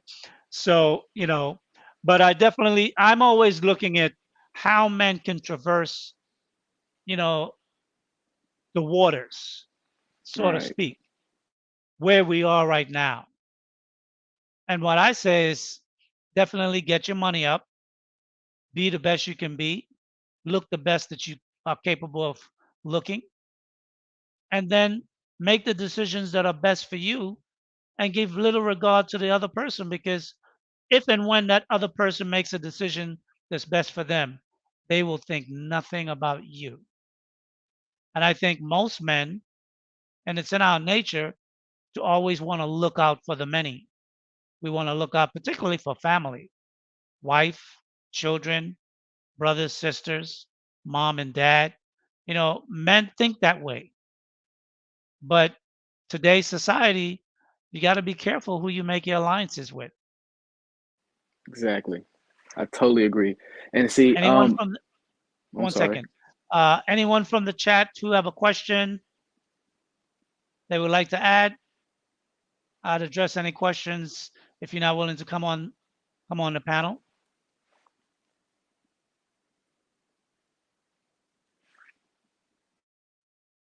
Go ahead, practical. Alrighty. So, like, slight. Okay, so when it comes down to the idea of that people have to be able to willing to take the consequences of what it is they say and what it is they do. See now, if I frame my discussion this way, this is how I can be able to say some sort of mental illness, or at least some spectrum of it, right? Um, if an individual has little regard for the consequences of what it is they're doing, with considering the stakes of whatever it is, if the stakes are high enough, if their regard is low enough, there has to be some sort of some sort of chemical imbalance that's bringing about this. There has to be something, because I don't understand literally how certain individuals can make such decisions, and it's like, okay, cool. If you want Such to, if you decisions like what? Give me an example of what you're saying so for I can example, follow. with the DJ Envy one, like with the whole Oh, DJ okay. Envy and that one, Okay. for example. And I mean, even for example, for like, okay, um so let's say that if somebody was on a panel and whatnot and they just started cursing somebody out and started yelling, you know what I mean? And they just started like insulting, hurling insults at somebody and whatnot. See, as a functionalist perspective, someone may say, oh, there maybe is some benefit from that. Do you may be able to get subscribers or whatever if you have a channel or whatever for chaos or whatever, you know what I'm saying? But the pushback and the fallout, the consequences that are bad are also going to come too. See, a lot of people are very selective in terms of the consequences they want to be able to adhere to and take part in, even though all consequences are they're all gonna come in bad and good, right? So the bad consequences of cursing somebody out and yelling somebody and whatnot, you could suffer. People not may not want to discuss. People that may not want to deal with you. Like look how look how barbaric you discuss. Like you know what I mean? Well, So I yeah, think I think first of all, some people make the calculation that news is temporal, and it may be salacious today, but in 6 months from now, there'll be new information that will trump what you say. People won't even remember it. So it's probably a true. timestamp as to the life given to that piece of information, that it's just one of many that will have passed for the year, and by the end of 2022, nobody will remember it. It's not even going to make the top 20 of Exactly. salacious information, but it can potentially uh, it can potentially give you a book that can become a bestseller, and you can make a couple of $1 million. So people might make that people might make that gamble that that's a good deal, and they may go ahead and take that deal because you only get one shot, I feel that. So like, right? not definitely. Like, so when it comes down to the idea that people forget fast and stuff like that, that is very true, right? But there is something that could be stated, right? Okay, so now imagine this, right? Hold on one second. I want to address this question because I didn't read it. I Oh, didn't go read it ahead. all the way through. Of course. It says, Mr. Lee, how do a good woman deal with a hard-headed man and still love him for the good?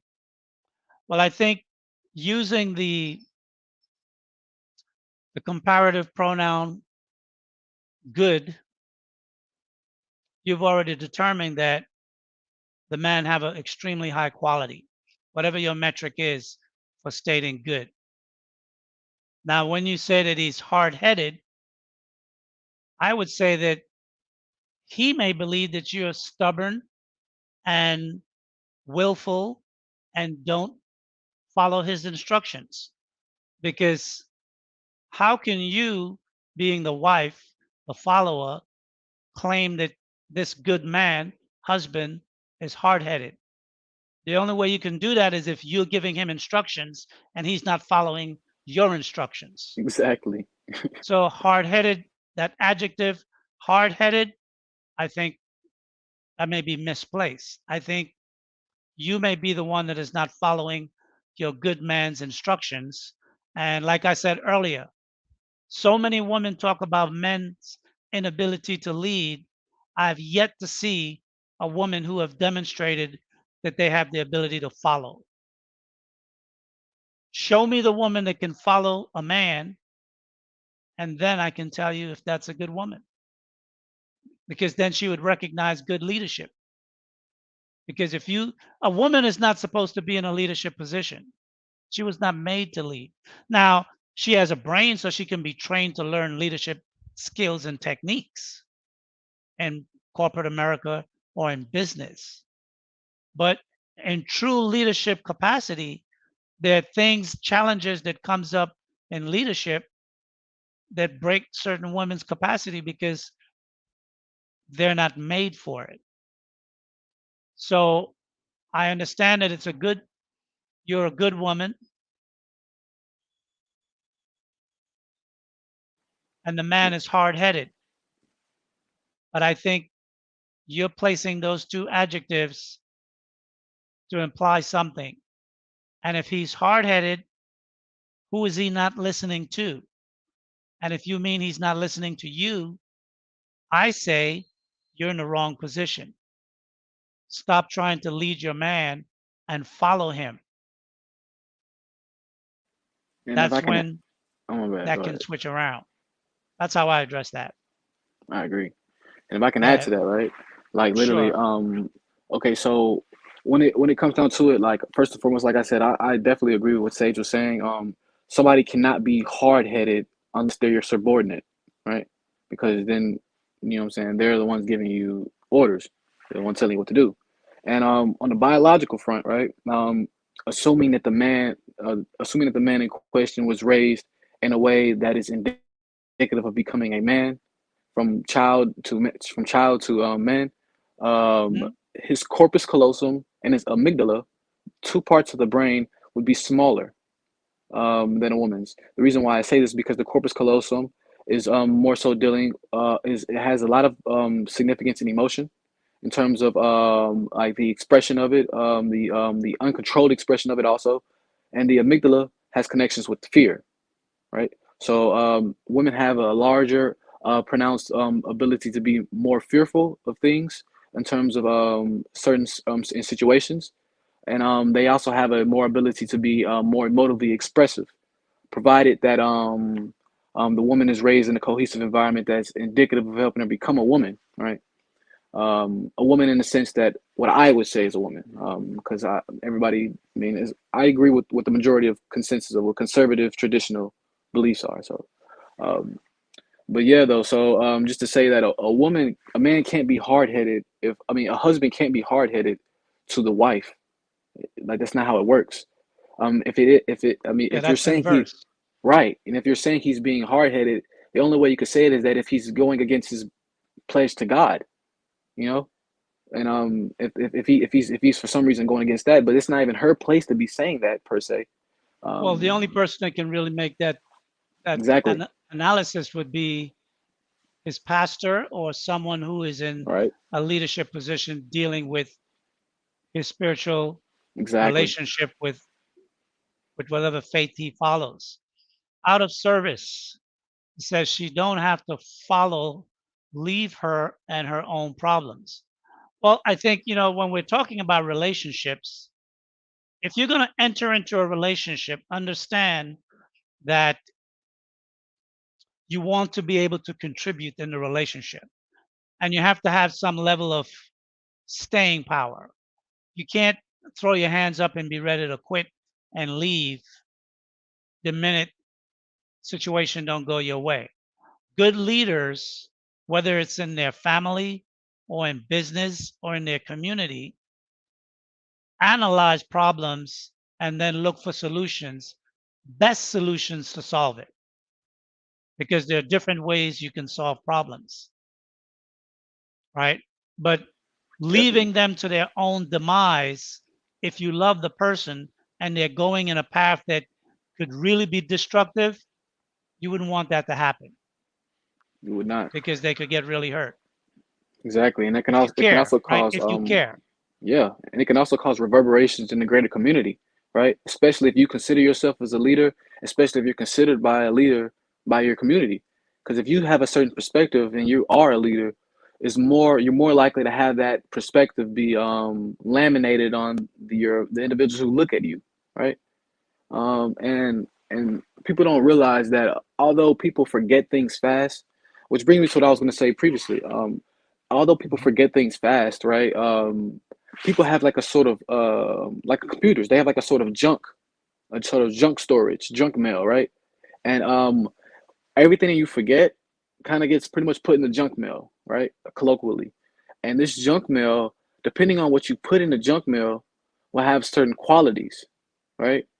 So this is exactly why I personally, for example, like am against the idea of people saying, "Oh, people shouldn't do homework, people shouldn't study and whatnot because they're gonna forget it and all this stuff when they go into the field or whatever." I don't agree with that because, all right, so if you're gonna be an engineer, you have an engineering mind, and just because you're gonna learn thermodynamics and all this different stuff like that, and engineering, design and all this stuff, and you end up going into your field and you don't learn, you don't really apply any of this stuff literally, that's not necessarily the point. You're filling up your junk mail or your junk storage with information that has certain qualities that are indicative of making you a successful engineer, right?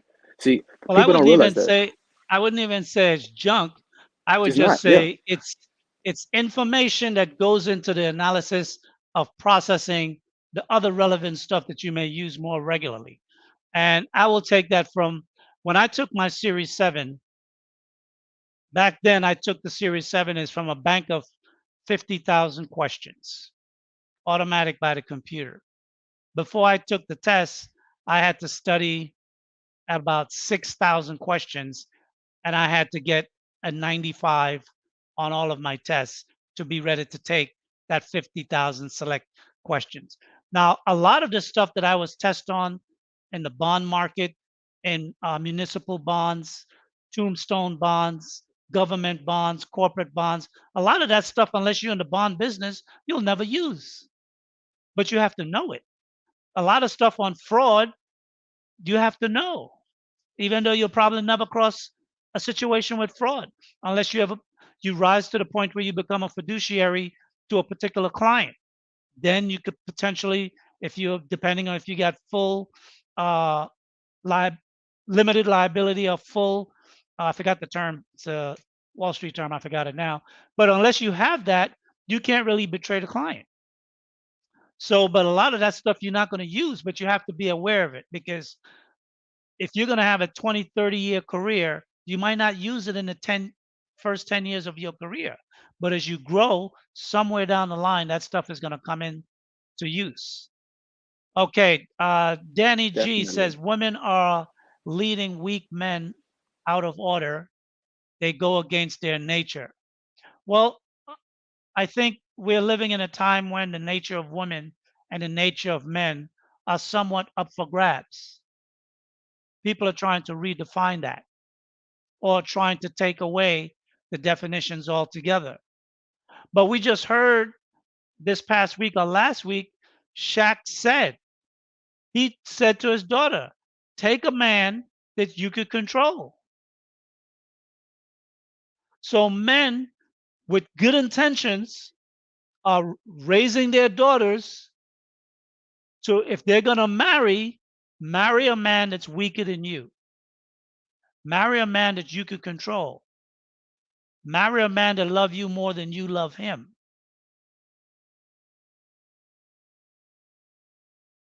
Nah, And yeah, many like men, definitely. and if a man marry a woman that's worth $100 million, he's going to be more submissive because he wants that lifestyle. Right. So some men are being groomed or grooming themselves because of the ideology of society to accept these changes, right? Like some people who change their sexual orientation as a teenager, but then when they become a young person, an adult, 22, 23, 24, 25, then they want to change back. I just watched the situation on a young boy out of Australia, born a boy. His mother had him change when he was 12. 2 years later, now he's 14. He wants to change back. His face looks so much like a woman. The doctors didn't want to give him the treatment. She gave him her what's the hormonal stuff that women use? You should know. You're the I scientist. mean, estrogen. Estrogen, yes. She gave him her estrogen to soften Wow. his looks, to slow down his bone growth, a lot of stuff. Mental illness. That's a And mental illness. now Sorry. he's 16. He wants to change back to a boy. See, And she moved them to England. So now they're in a different country, starting all over. Crazy. But beyond. women are making reckless decisions with children at 8, 9, 10 years old, making life altering decisions. Can you imagine if he would have had the surgery? I was under the assumption he already did. Couldn't change his mind after that. Right. He actually have breasts. He's got to go get surgery to remove the breasts that he has. I think he should be able to sue. See, like stuff like Who is he that. going to sue? The His parents, doctor. his The parent, doctor his said parent, no. his The parent. doctor said, how he's going to sue his own mother? I don't know. There got to be some way around it. There got to be. See, they need to Well, have I something mean, put in place. That's insane. Like, like I think wow. society has to be more guiding, use more wisdom, Mm. because we have science, but science is proving to be non-beneficial when you have people that don't have wisdom making the decisions. Because it's just like some people would say, well, guns don't kill, people kill.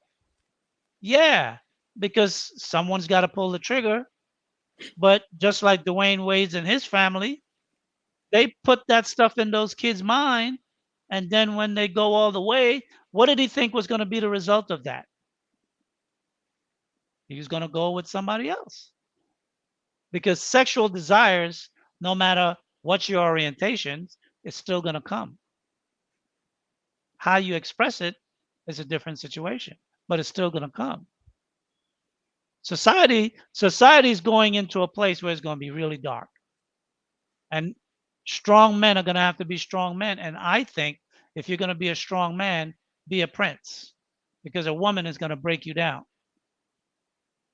If you get a woman that won't follow your leadership, kick her to the curb, move on. If you got a wife that won't follow your leadership, you can't kick her to the curb, because if you do, she'll take all your money. She'll take your kids if you got kids. You'll be owing her, if you're It's from true. California and you married over 10 years, you're going to be owing her at least 10 years of alimony. And if you've got 10-year-old kids, you're going to have another 10 years of child support. And if you're a Damn. man of substance, that's a lot of dough. That's a lot of dough. Hold on one second. Hey, of Hank, course. welcome to the stream. Good afternoon, brother.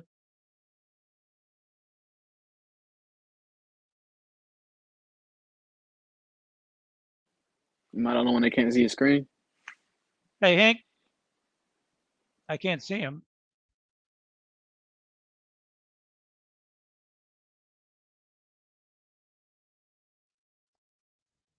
Oh, he looks like he might be frozen. Oops. I'm not sure. I can't really tell. It's just a black screen. Okay, he looks like he might be frozen. Let him come back in. Looks like he's frozen. Hmm. Yeah, man, definitely. I mean, I agree. Like, people should be striving Okay, for that, to be a 1 prince. second. The queen won't quit. Be a prince if you can't find a wife. My suggestion is don't look for one because 8 out of 10 women file for divorce.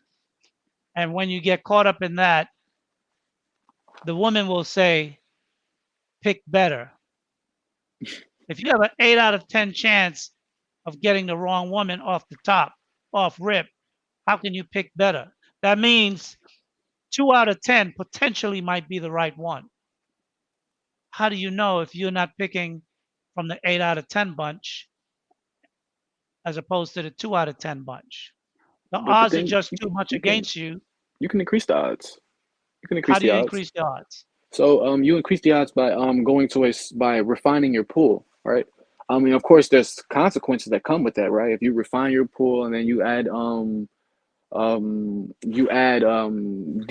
parameters to it, right, or if you add stipulations to it, right, you'll have a smaller and smaller pool, which gives you a smaller and smaller like ability of being able to access that individual. Okay, but Um, pool located?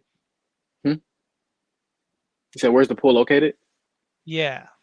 Okay. Is this a United States pool? Because I No, mean, in no, the sir. pool in America, Europe, Western European countries, the pool is all the same. It's poisonous. Right. So the thing is, right, the pool is not necessarily bound by a nation. It's bound by perspective. It's, it's It goes bound by beyond what? borders. It's bound by perspective, not nation. It's not bound by things that are wholly physical. It's more so a hybrid mix of intangible and tangible things. All right. Well, I think one, the pool also have to do with how much infestation you have of feminism in a particular country, Yeah. how much the woman in that country has embraced it, True. and how much the laws in that country still benefit both men and women in a more equal way. For example, where I am, if a man does not sign the birth certificate of the child that is born to a woman, she cannot collect child support. Hmm. But if he signs his name to the birth certificate, she can never take that child out the country if they're not married. Like what happened to the lead, not the lead tech lead, the Japanese guy Yep. that the lead Yep. attorney did that presentation on him last week. I'm subscribed to him. In this country, you would need legal papers from the government and from your attorney signed off, and then the fiscale, which is like the district attorney in the United States, have to put their seal on it and sign it if you're going to cross any border. And if the both parents' permission and the fiscale seal is not there, that woman can't take that child out the country. And if she attempts to, she would be taken into court by the police. Absolutely, she'll get snatched right up. Wow. I've seen it happen. I've seen it happen. Matter of fact, a year ago, I had a worker, a young lady that worked for me, and she was a cute girl, but she was going back and forth telling me how bad a baby dad is and how he won't pay child support and this, that, and the other. So I said, no, child support. I know several teachers that I used to work with that their ex-husband pay child support. She says, well, I want to be able to take my daughter out the country to France, I mean to Spain, and his name is not on the papers because if he signs it, then I can't leave unless he give me permission to take her. So I said, but you know the law. She's trying to go around it. if he's gonna pay child support, that's the only way his name could be there, because he's saying this is my child. And if that's his child, he have rights. You can't just take that child and go off like you some single woman by yourself and nobody else made that baby but you. See, there are countries also that have not changed their rules, like the United States and some European countries, that only benefit women and women can do no wrong. They still have an equitable structure with regard to male and female and the bonds of children when they come out of those relationships, whether they're married or whether they're separate. Hey, what's up, Hank? What's going on, fellas? How y'all doing today? How you doing? I'm good. I'm good. What's going on? What's good? What's good? What's going on, Practice? How you doing, my young brother? What do you think Doing well, about being doing a well. prince, brother? I don't know about being a prince. I'm trying to be king, baby. You King trying of to my be king? domain. I'll be king of my domain. That's where I am. Well, you know, a prince have the same powers as the king. Right on. Hey, I'm all The for thing is, the prince have the harem, the king only have his queen. it. That's why the thumbnail is the way the thumbnail is. That's why I Well, created that thumbnail. I don't want to be a prince no more. At 46, I ain't got time for harem women. I ain't trying to deal with all that.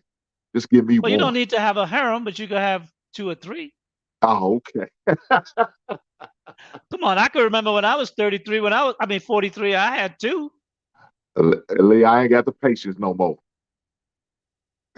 See, the thing is, you gotta choose the woman that want to come on your program, and you got to let her know right out the door. Like when I took my second wife on our first date, I had a conversation with her. She took it like a champ. I thought she was great. The next week, I didn't hear from her for almost a week.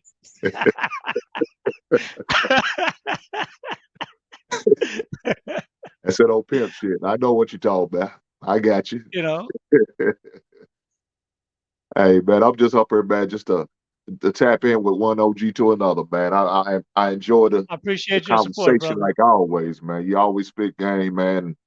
And hopefully them 2 young ladies that was on the show earlier, hopefully they took it in, they continue to take notes, and they continue to watch it and learn a thing or two. Hopefully, you never know.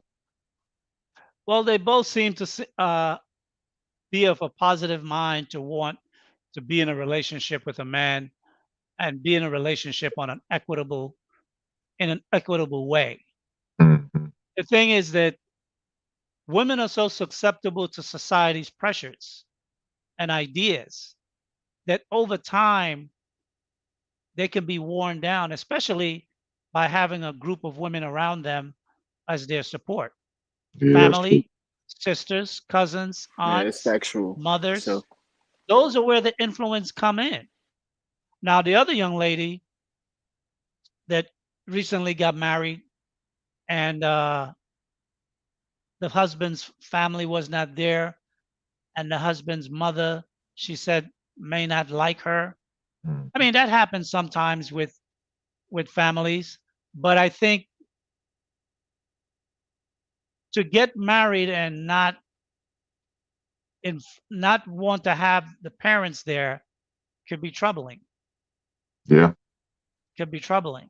At least one, right? If the mother right. didn't come, have the father come. And the fact that they didn't have any parent on either side, and they're 21 years old, both the same age, that's a high risk decision making to be making on your own. Yeah, that's true. And in the climate of today's environment with marriages and women, and she seemed to be, a woman that's willing. Mm-hmm. But, we all heard the term a woman's prerogative. And what's a woman's prerogative? To change her mind. And that's a big problem for men. Yeah, she did seem really young and naive. So, she seemed like she could go either way with the right influence. Hopefully she goes the right Right. way That's the with thing. I mean, with the right influence, she can be moved in either direction it. because she doesn't have no real foundation around her. Not from what I was able to determine by our conversation. Mhm. Right. I agree, and if I can attest to that, right? There's a lot of women on FAMU's campus who are in that like limbo state, right? And like I see it because, for example, if I'm in the library and I'm studying and whatnot, I can see if somebody like a female's trying to get my attention or whatnot, and we have a small conversation. I can see that she's exuding a characteristic that will be something that she think I would like want, right? But I can see that same girl and whatnot dealing with another individual who may be diametrically opposed to me on certain fronts, right? And then that woman is exuding different characteristics, right? And then she's more successful with that individual in getting coitus, so she sticks with that view. You know what I'm saying? So it's a lot of women who think like that. I will say. Well, definitely the fact that one was married and one aspired to be married, but the one that aspired to be married already have a child. So they put the they put the cart before the horse. So Yeah, that's a that's a dangerous thing, problem both in and of itself. for both Yeah, of them, right? most Well, definitely. yeah, yeah, and I know what you was sharing with finance shouldn't really be a reason to hold you back, like you was saying to and sharing with her, especially when you could just go to the courthouse and, like you said, if you want a ceremony, maybe have a nice reception, maybe a year or two down the road when your money's right, when your bag's in Exactly. order, it's no excuse now. Maybe maybe he feels like she's not the right one. Unfortunately, that Well, could be the situation. I don't know, but right. but Well, from hopefully the that's way not she the said case. it, from the way she said it, you know, they have talked about marriage and they want to be married, but you already have a child now. You Yeah. have you have a young baby. Do the right thing and get married and raise that baby in the best possible opportunity that child will have to be successful as he or she grows, right? Hmm. And the promises that you make once you get married, if you believe in them, should help you last together when the troubles come, because troubles will come in relationships. It's just Right. life. So if you have no commitment, you get pissed off, you get in an argument, the guy throw his hands up and he's like, F this, I'm out. It's Right? I childish. mean, guys do that. But when Yeah, you're I mean, it married, depends all on the you could do extent. is you could just Yeah. go out and go to the bar, have a few drinks, and then come back. But if you're That's not it. married, That's it. yeah, You're right. I mean, because like you said, it's a whole lot more to think about when you marry compared to when you're just dating or you're just in a Mm. relationship with the individual. you're just You in a know what I'm saying? relationship. The tides are a whole lot easy to cut when you got to go through that red tape of Getting divorce. divorced, the Big expense, difference. absolutely. Big difference. You have second thoughts. You rethink some things. You ponder. You look at your account like, damn, it may be cheaper to keep her. You understand what I'm Absolutely. And saying? and and many men say that. Yeah. Sometimes it may be cheaper to keep her if the woman is willing. But if the woman is not willing and she's like look at Jada and Will. In his case, at some point you got to say, you know what? I got to make this cut. I know I'm gonna lose a lot financially, but I can make it back. And Yeah. he's in a position and he's young enough, he can make it back. And Yeah, his for sure. reputation as a man, at some point, if he makes the cut, other men would respect him for, even though he tried to hang in there, he realized that, you know what? I can't do no more. Mr. Lee, I say it all the time, man. You can't put a price tag on happiness, man. You really You, you, can't. you can't, man. And a woman like that's going to mess with your mental. She's not worth it. I'm not for divorce. I'm not a fan of divorce. I don't encourage anybody who's married to get divorced. If you can work shit out, man, work it out. Fight to the end. But if depending on the situation, and if I was a friend of Will and he was in this situation, I'd say, man, dog, I ain't for it, but I understand. Absolutely. AP, good afternoon. Welcome to Sage Talk. How are you? Hey, good afternoon, fellas. How are y'all? What's going on, my Very brother? good. Nothing Salute, much. salute. Salute, salute. Yeah. You guys were talking about some really good stuff here. It's stuff that I wish I would have heard before I got into my own marriage. Uh, you know, I met my wife. She's Brazilian. She's Afro Latina, and when I met her, she told me that she was a feminist. I grew up with my dad. My dad was a Marine. My brother was in the Army. So I had a very different upbringing growing up around a man, um, or being raised by a man, I should say. So, my mentality when she told me that was, you know what, it's all good. She'll snap out of that. You know what I'm saying? Like it's no big deal once she falls under my covering and all that type of stuff. She'll be good, especially like career wise, everything like that. I have all my stuff together. So she doesn't have much to worry about. But I think when somebody tells you who they are, you need to believe them, bro. And You I think, gotta believe them. yeah, Absolutely. I think that's a mistake that I made that I want to prevent others from making. Like if somebody tells you this is what they believe, don't go into a relationship thinking that you're going to be able to change that or snap them out of it. Some women just don't want to be led. Like I think of important questions to ask are, she grew up with her mom and her grandmother only. She didn't have a relationship with her father. So she was not used to like a strong man being in the house and telling her how he felt about stuff, telling her, this is the way he wanted certain things done, and this, that, and the other. So there was a lot of clashing of the heads going on there. So yeah, I just wanted to bring that out. I'm kind of in the middle of some work stuff right now, but you guys were saying some really, really important stuff, and I had to tap in with you guys for a second. Like when somebody tells you who they are, ask them, if they grew up in a nuclear family, if they have a strong relationship with their father. These are all super important questions before you decide to take that leap. Because if you don't, it can lead into a very frustrating relationship. So are you guys still together, or what became of the relationship? No, man, it got to the point where I didn't have any peace, and so I asked her for a separation.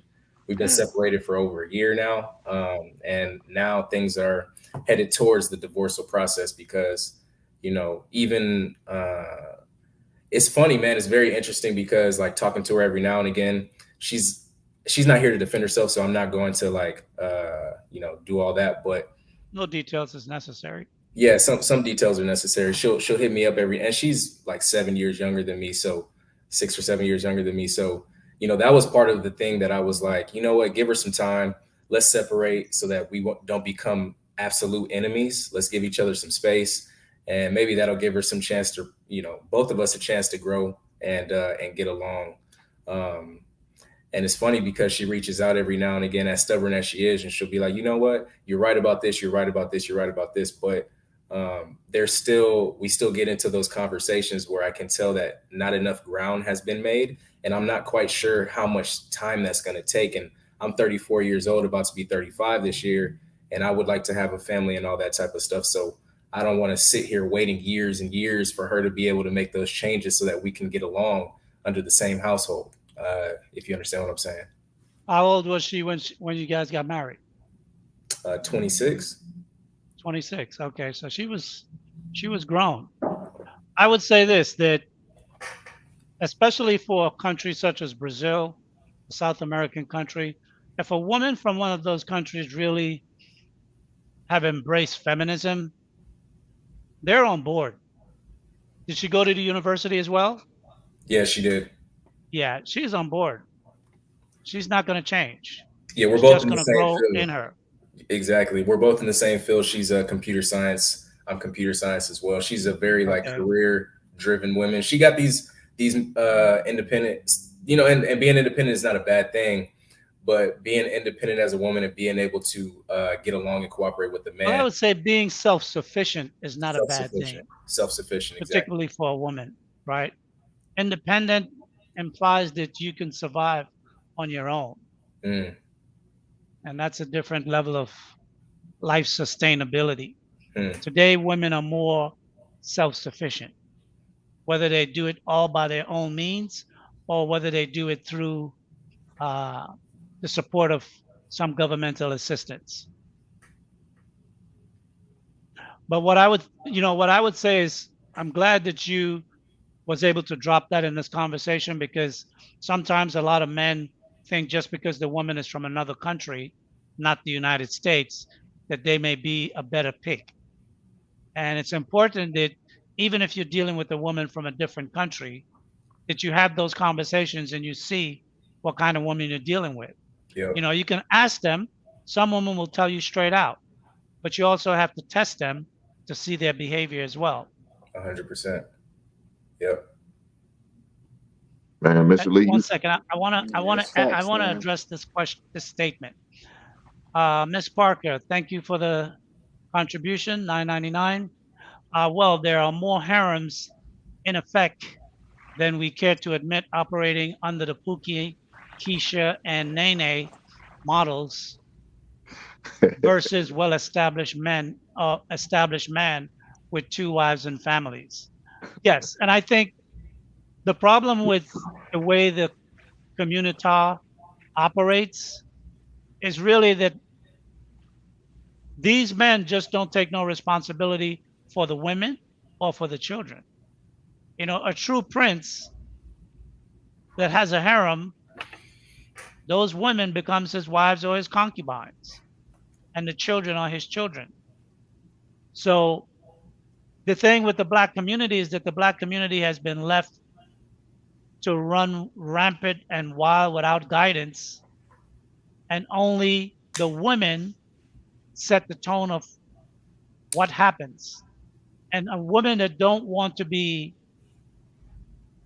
how can I say, given any instructions or direction, which means correction at times, they would prefer a society that where there's no rules, because that way they don't have to answer to anyone, particularly a man, because that seems to be the biggest objection by most women. They don't like answering to men. And most women will not hold other women accountable because they know they don't want to be held accountable at some future date. So it's a Right. catch 22 in the way in which women operate. And the black community have been left to be such for way too long. That's true. It's very true. Well, let me ask you this. And Hank, I think, it's a good question for you. AP is already married, trying to figure out how this is going to go over the next, few months or whatever. But you would like to be married, right, Hank? woo! Yep. I've been there. I went down that road, Mr. Lee. You've been there already. Yeah, but I'm not going to say if the right woman don't come along, I can't revisit. I'm not going to say that because you Okay. never know. You never know. True, true, true. But is that something that you look for in a woman when you meet a woman? Are you looking at, could she be the one? Is that like something in the back Just, of your mind, oh or you yeah, just yeah. entertaining? Because even if I don't, I know she has that mentality, and that's the type of mentality I look for in a woman. Hmm. But am I willing on doing that for that right woman? I'll revisit that road.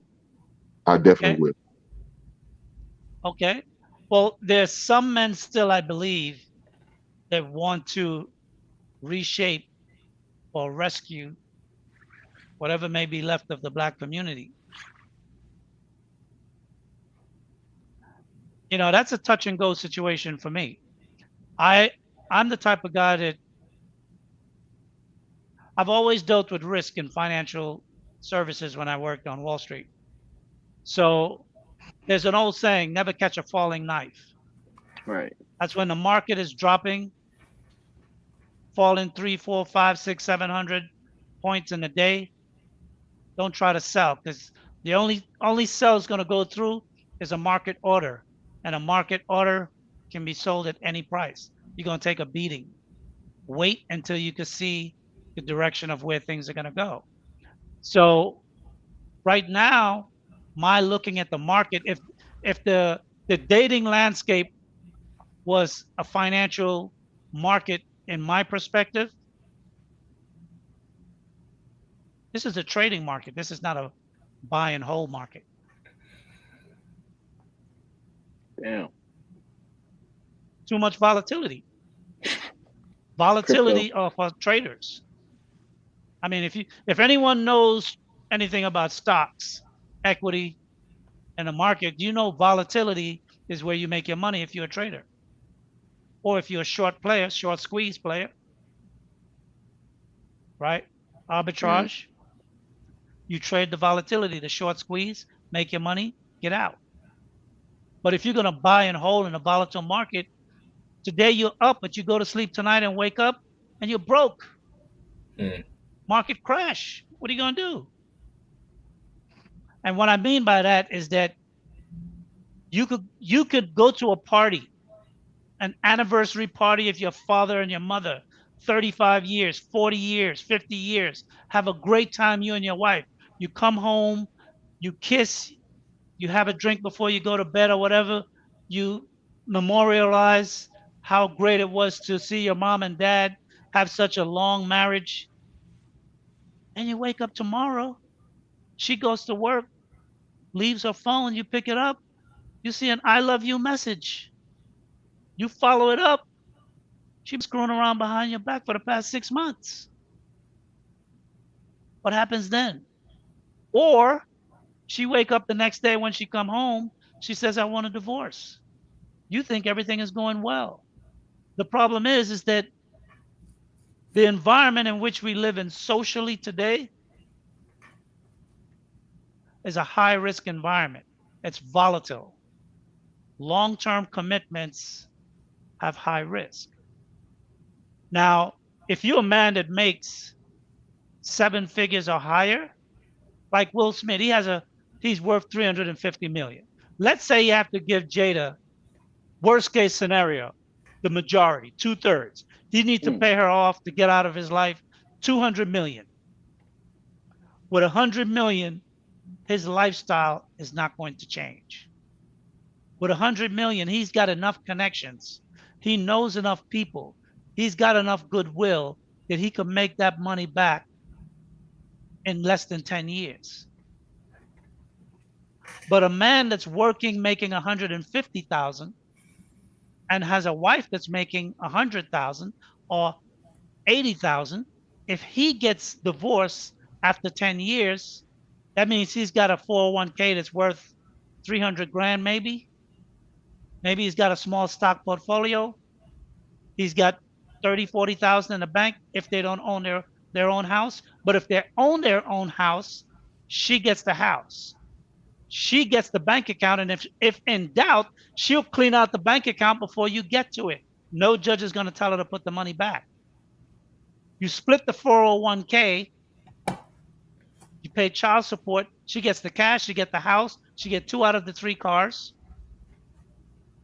Who's got a better life? The guy that lost 200 million or you who just lost a house that you bought for $500,000? It's now worth 800,000. Damn. You out of a house. The 401k was worth 300. She's taken half of that. The bank account, 30,000. She took all of that. You still got to pay, if it's a 10-year marriage, you still got to pay alimony. And if you have kids, you got to pay child support. So she walks away with 70% of the assets when it's all said and done. The guy that's making 150 grand loses big, because if he's 45, he's got 15 years to possibly make that back. Mr. Lee, did you read my divorce decree or something? I mean, what's going on here? Yo, man, I've seen this too much, man. I've been there. It sound like the street. It sound like the street I was down. I've been there, man. You know, when I was going to get divorced, I went into a lawyer's office. He was on the 106th floor of the Empire State Building, Jewish guy. We sat down. I told him what I wanted. I wanted custody of my kids. Went through the whole thing. He said, unless your wife is a crackhead and she's in and out of jail, you'll never win custody. Not in New York. Damn. Straight up. He asked me how much I made. I told him. He told me straight up, I'll take your money, but you ain't going to win. Jewish guy. He was cool. He was referred to me by another Jewish friend, a broker that I used to do business with. So he gave me good advice. And my divorce went through smooth and clean. My wife did the filing. When her attorney called me up, she told me she was filing for abandonment. I asked her one question. If I say yes, how soon can this get done? She said, in 90 days, I can get a judge to sign off. I said, yes, put it. Abandonment. Boom. You know why my wife really didn't fight? Because it was too much dirt on her. Trust me. That's why she didn't fight. If she had a good reason to, she would have fought. But she was dead wrong. And she know the kind of man I am. I'm not vindictive, but I like to win. So she didn't really put up a fight. I didn't lose much. I mean, it had a financial ramifications. I lost quite a bit of money in the end, but it's not like she tried to really take me to the cleaners, because if she did, she could have got a lot more. But, you know, the point is that what are you willing to risk? The one thing she took from me that was the most precious was my sons, because I come from a family, my father, nothing but men. We just have boys. I have 10 uncles. My granddad had 12 kids, 2 girls, 10 boys. All my uncles had nothing but boys. I only have one sister, which is by my mother's second husband. And that's a half sister. And I have one female cousin. Everybody else is boys. So for me, my 2 sons was precious. She took that away from me. Took me almost 15 years to get over that. That was the hardest thing for me. That's why you guys are just hearing about me and seeing me. I went hermit. I disappeared. That was the hardest thing I've had to deal with in my life. Losing my kids, the money, I lost the money, but I've got skills. I'm gonna make the money back. I just got back on a horse. I'm doing my thing. Talked to some people who used to know me in the business. My name is out and about, and I'm getting calls. And it's only a matter of time before something drops. So money-wise, I'll be fine. But losing your kids for a man, that's the big one. The money can always be made back, especially if you've got a good trade and you've got a good skill and you got a good name and a reputation and you got a network of people. You could build back what you lost, maybe not everything, maybe most, or maybe more, depending on your craft, right? But your children, when a man loses his kids, that's why when guys go off and they delete the whole family, I could fully understand. I don't shed no tear. I fully understand because I came to that point. I was there. I made a decision. Did I want to spend my life in prison for 3 bodies or walk away? I decided to walk away. So choosing a woman like DJ Envy, my wife, I knew her since she was 13 years old. We grew up together. She introduced me to a mother. She come from a mother and a father. They didn't separate. Her mom died first and then her father died later. They were together at least 40 years. When I chose my wife, I knew I was choosing right. There was no doubt in my mind. It's not like my wife had a lot of men. I'm sure she had a couple, but when we got back together, because I went out of state to work and came back, when I came back, she was only 20, 21. We got married when she was 22. And her dad was the kind of guy. I mean, her dad was like, he was like you, Hank. Hank, a big dude, man. I mean, this dude was like 6'4".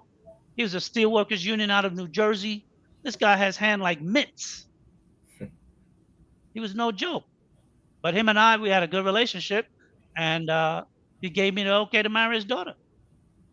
So I knew I chose right. Out of all the women I grew up with in the hood that I knew, I thought I was making the right choice. So, I can understand when I look at the situation from DJ Envy point of view, I'm like, If you choose a woman literally from high school, you were virgins together, how can this woman betray you? She would have to say, baby, the money don't mean that much to me. We have a good life. Let's put something else in this book. We're not going to put that. I would never do that to you. But women are not like that today. Women look for opportunities to humble men. To humble men. I tell you what, Sage, to answer your question, I don't think the Prince life is for me, brother. Okay. I think even after this situation is absolutely completed, which that's where it's going, um, and all risk considered, because there are a lot of risk. I feel like as a man, you've mentioned Sure. all of them. You know, from the kid perspective to losing your bread. You know, especially the work that we put in to get to that level of success, just to give it all away because a mutual decision has been made. Um, with all those things considered, it's a minefield out here in the dating world, bro. Like it's for one, it's a lot of money to live like a prince. You know, going out doing all these different activities with all these different ladies. Um, but for me, it's not as gratifying either. You know, Well, there's a what's that? what I was going to say is you don't have to choose them all. You just have a lot to choose from. I get it. That's what I'm saying. I get it. Yeah, you know, I mean, I kind of have done that before. You know, had a couple ladies that I was dating at the same time in the past, and it was cool. But I think where I'm headed now, I just kind of want one solid one, bro. Like it's extremely tough to find them. Though. I'm not gonna lie, it's extremely tough to find them because the How old data did you say you are? 36? 34 years old. 34. Okay. Yeah. Well, you're in the prime of your life. You know, give it another 10 years. By Hmm. the time you get to about 44, 45, you might go back and look at this video and say, "Hey, is that Lapeef station still up? Let me see that. Let me see. Let me see that video from that guy's stage talk. I might be on the ground by then, but my point is, I'm not saying that you should or shouldn't. Mhm. And I applaud men who want to wear the crown, who want to be husbands, who want family. All I'm saying is, as men, we are we seem to be bred and conditioned to hold on to the traditions of life. But women have cast away all the traditions of life. Oh, I 100% agree. And though there may be few women who still hold onto those ideologies, at any time they could pull the ripcord. I 100% agree. Yeah. As men, And we're what I expected. would say as a man, if you become rich enough where you have millions, build a hospital, put your name on it. That's what I've decided.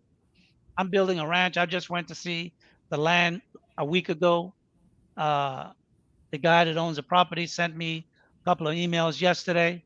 I want to raise horses. I'm going to raise Argentinian stallions. That's what I want to do over the next 3 years. They're going to cost me. First, I got to find out if I can get the permit to raise them outside of Argentina. But once I can do that, that's what I want. I already got the property laid out. By the end of this year, hopefully, I'll take pictures and upload them so you guys can check it out. Very But cool. that's Nah, how I'm salute. moving, man. I'm That's not. what's up. If a woman comes into my life, she's temporal. The only thing I want a woman for now, if anything, is if I can get 2 kids out of her, so I have something to leave my son or daughter, whatever I may get. But I'm not at my age. I'm not really interested in no bonds with no woman. Mr. Sage, one thing that I wanted to add is that, and this is just me personally, and I'm kind of just being transparent with everybody. Um, Sure. I think that a big part of me wants to definitely find a solid one sooner, or one of the big initiatives in finding a solid one is because my parents are still around. So I would like my children, my future children, to meet my To parents. meet them. And Absolutely. if my parents were not around, I think I would have a completely different perspective. You know, Well, for me there would be no rush because I'm not even. I don't know, man. Kids and stuff. It's nice. I would like to have kids. Um, you know, if I get past 40 and I don't have my first one yet, I don't think that I would do that. I don't think I would have kids, but I think a big part of me, just like I said, it wants to have kids and wants to have a family now because I want to make sure that my kids get a chance to meet my parents. have you ever read the doc or saw the documentary on Sun Tzu? I have not. I saw the documentary on Sun Tzu about 3 or 4 months ago. His father was a well-to-do man. He married his wife. She was 17 and he was 61. 2 years later, his wife gave birth to Sun Tzu. Sun Tzu became one of the greatest mental war strategists on the planet. Mm. There's no time limit for a man to have children. What I would say with regard to you is potentially because of where this whole YouTube thing is going, Mm-hmm. 10, 15 years from now, the landscape may be better to get a better woman than today. That's fair. You might be able to find a 25-year-old wife that's 9 years old right now. And when she grew up 15 years from now, she may grow up in the right family and the right mindset. The laws may be better. And you may be able to have that family at 45 that you're wishing for at 34. We have time as men. Don't rush it. Gotcha. You know, my cousin, he's from Guatemala.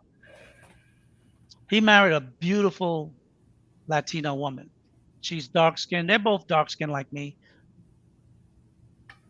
His wife was so fine. I mean, drop dead gorgeous.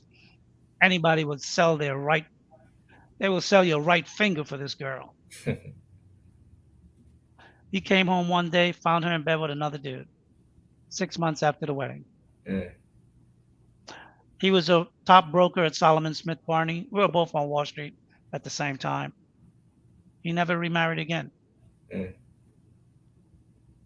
See, men love deeper than women, from what my experience has shown or I've been able to view. And most men, when they love a woman and they get the betrayal, a lot of men can't deal with that. I mean, in your case, you weren't betrayed.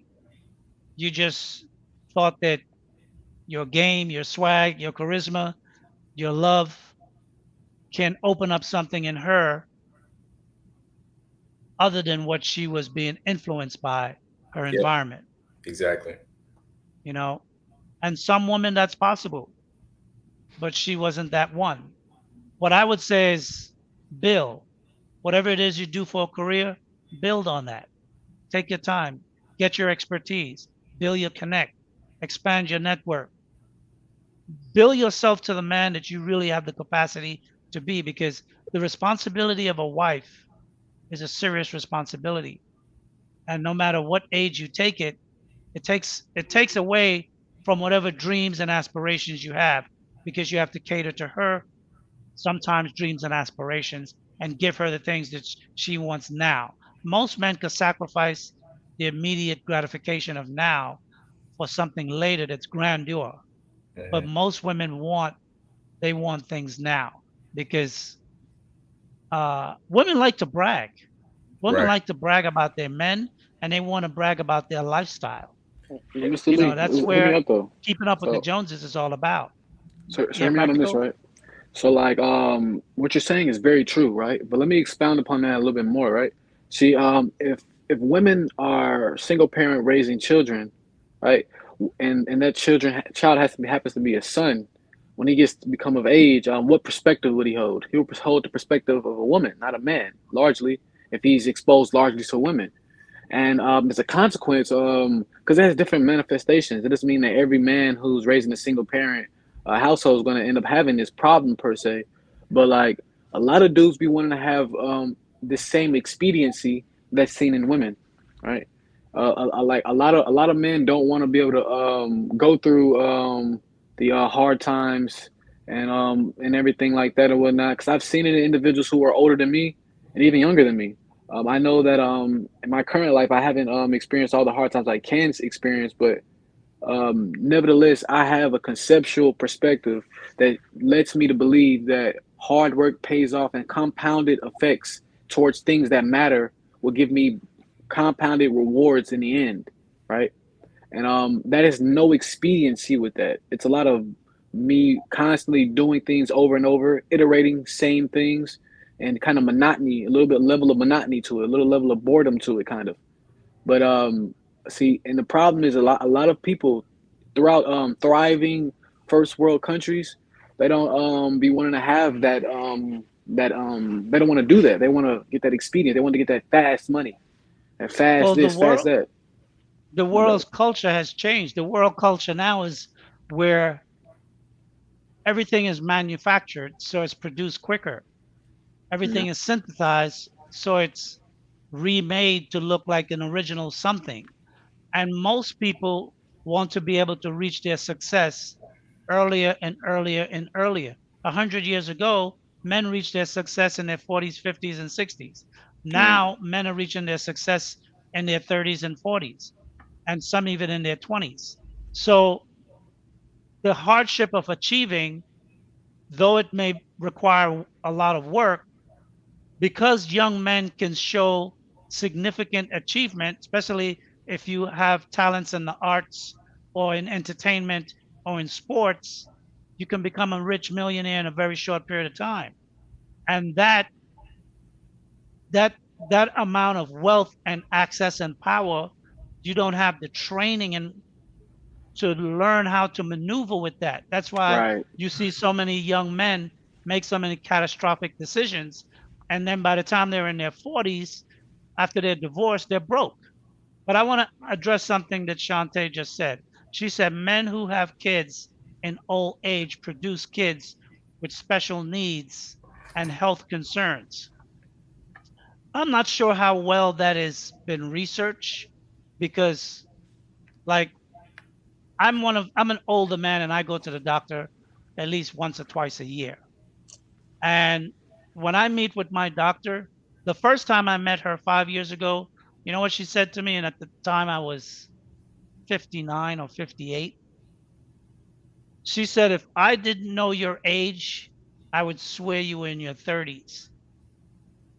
She said, most of the men I see in their early 20s and 30s are overweight, some bordering on obesity. They don't have good breathing. They can't run a treadmill for 15 minutes. These are young men. I think it all depends on how you treat your body. If you poison your body with a lot of drugs, if you burn the candle at both ends and you drink a lot and you party a lot, your body will break down. Today, many people take uh what's that? They eat foods that are processed. Processed food we know destroys cells. I mean, didn't they have a guy 2 years ago who ate McDonald's for 1 month and almost killed himself? Yeah. So I think it depends on what your lifestyle is. If you have a healthy lifestyle, the body has its own way of rejuvenating itself. If you take self-destructive ways to stress your body, you can have mentally or children with defects at young age.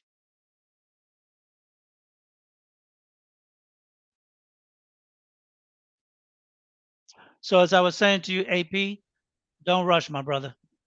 Take your time, you know, process, because after you lose your wife, if you guys do end up getting divorced, it's gonna take some time to deal with that, especially when memories tend to come up, whether it's with song, going places, eating certain foods, seeing certain type of friends that you guys may have similar associations with. There are many things that's gonna bring back memories. So Right. work those things through. Don't use a woman as a crutch to forget her. And many people do that. They use a woman to get rid of another woman. I mean, yeah, that's If you're brokenhearted and you just need to get back on your feet and you're locked up in a room, don't want to see nobody, yes, I would say do that.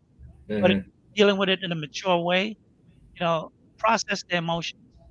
Take a little time. Take a couple of years, process the emotions. Yeah, I You'll appreciate that, and I respect it. That's good. I think over this past year that we've been separated, um, I've kind of just been mentally, yeah, I don't know. I don't want to say mentally preparing. That might not be the best way to think about it, but I've been, taking some time to myself to figure things out. Absolutely. But I don't know. I'm in a weird state, man, because I think I'm putting a lot of pressure on myself just because, it's weird. All the people that you surround yourself with, they're either married or having kids and stuff like that. And, there comes the visual aspect of, having a family and stuff like that. And, I don't know, being more secure, I guess. Yeah. Don't So, romanticize the dream because that's where the danger could come in.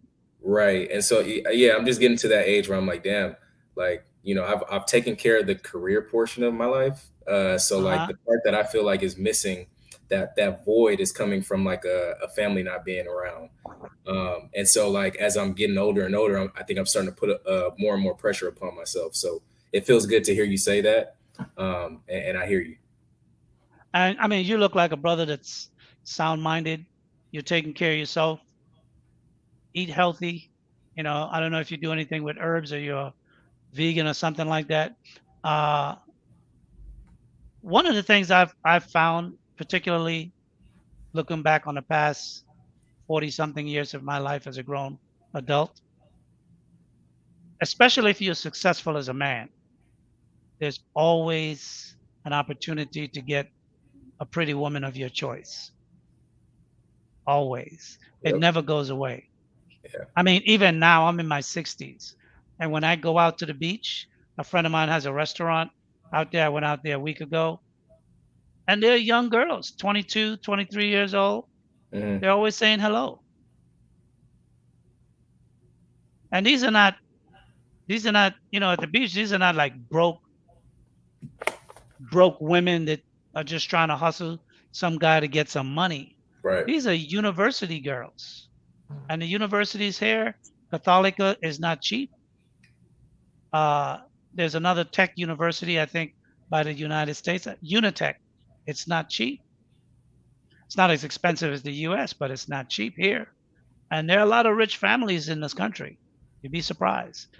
So uh, women find confident, successful men who carry themselves in a certain way attractive. All women, even the Dusties in the United States, they do too. Trust me. When I was there, I had some of them run up on me in different places. So trust me, women are attracted to confident men, Absolutely. Yeah. and if you're successful, success breeds confidence. Yep. So you know, take your time. You'll Absolutely. meet women. You're a good-looking guy. You'll meet women, but don't rush for a commitment. Take your time. Gotcha. I appreciate that. Yeah, no problem. Well, AP, I also Think, tell you, man, maybe yeah, you might want to get some therapy. Because it's a tough process to go from being married to being divorced.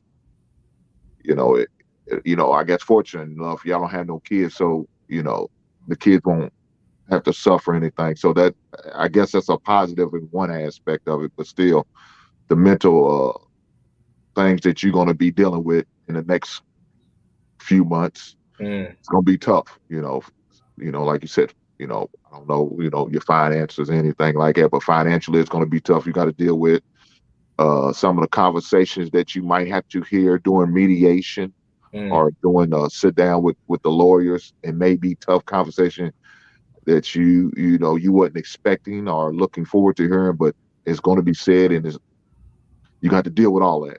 No doubt. So I definitely encourage you, man, young brother, get some therapy, get yourself right mentally, emotionally, because the next relationships you want to go into, you don't want to carry that baggage. No doubt. It's not fair to the next woman, Yeah. you know, and it's not fair to yourself. So definitely do that. No doubt. I appreciate that, bro. Yes, sir. Not a problem. Who is Maleficent? Maleficent, Hello. can you come up? Hi, Yes. Hello. how are you? I No, You're he's back. back. He's back. Okay. I What's good? I What's good? couldn't help it. The Come conversation get, was just that good. come get some more of Um. this knowledge, then, young lady. Okay, Um. what do you have to say for this conversation? So I wanted to mention something that like my grandmother had told me, and it really changed my perspective because my grandma is from Colombia. She's very old school, sweet old lady. But I used to never talk to her about conversations about what it means to be a woman or what it means to be in a marriage until I had my baby. And she started talking to me about her own experience where she was a preschool teacher. She had three boys and she had to work through all of it. She even told me like her last pregnancy, she worked until the day that like her water broke and it was time to go to the hospital. And even after she had the kids, she would work, but she would wake up earlier, make their breakfast and leave it. She would go work, then come home, cook dinner, play with the kids, go through homework, do whatever she needed to do, go to sleep, and then wake up and do everything all over again. And I had to go back to work, and it was something that I really struggled with because I wanted to stay with my baby. And I think most women, that's what they want. I think that's where that money conversation comes in, is that um, like it for most people, you need two incomes nowadays. And look at the price of chicken. Look at the price of food. What we're seeing with our gas, we're seeing the economic disaster that we're going to. So we actually do need each other. And I think that a lot of women just have this delusion that needs to be talked about, and that's why spaces like this are so important. This is why I watch people like Lee, and I try to listen because my grandmother did it, and when she told me that story, I was like, wait, why can't I do that? She worked so hard, and um she made good men. Like she and I see the love that they have for her, how now in her old age they take good care of her. She's always doting on them, and a lot of the time she's the one that's ignored. And oh, it's just how it used to be back then. There's no good men out there anymore. Why should I have to put up with X, Y, and Z? And a lot of us really just need to do is humble ourselves and come to men and be like, these are the solutions. Like, okay, I have these issues. What am I gonna do to work on them? And I think that it has to be beyond therapy, because look at most therapists, they're women. And as you as a woman, if you come for advice or talking about, okay, I'm confused about what it means to be a woman, of what actions I need to take, and you're talking to a feminist, what direction is that therapist going to give? Obviously they can talk about the basic, I think, just human ego, human fear, like basic trauma. But when it comes to womanhood, um what are their lives like? Are they Will they give sound advice from a therapy perspective? Well, I don't. And I would I'm say sorry. this: a feminist is going to give feminist ideas in her counseling. The the feminist ideology trumps the diagnoses and the solutions to solve the problem that the patient may come to her with. The thing is that I think for women like yourself and other young ladies who want families and husbands, you're going to have to fight for what you want. You're going to have to make your voice loud. Obviously, coming into men's spaces to get some ideas on what the problems are that the men are talking about. But after that, you're going to have to push back on other women who are fighting to keep not only the status quo, but to make the landscape even worse for men, which in turn makes it bad for women. Because all these feminists, they still want a man that makes more money if they're going to get into a relationship with a man. And even women who are of womanist ideas or feminist ideas, and whether it's a single mother or otherwise, they still want the man's money. If they marry a man with money, they will divorce him to take the money. So it's not like they're doing it on their own. They don't want the equality of choice. They want the superiority of power.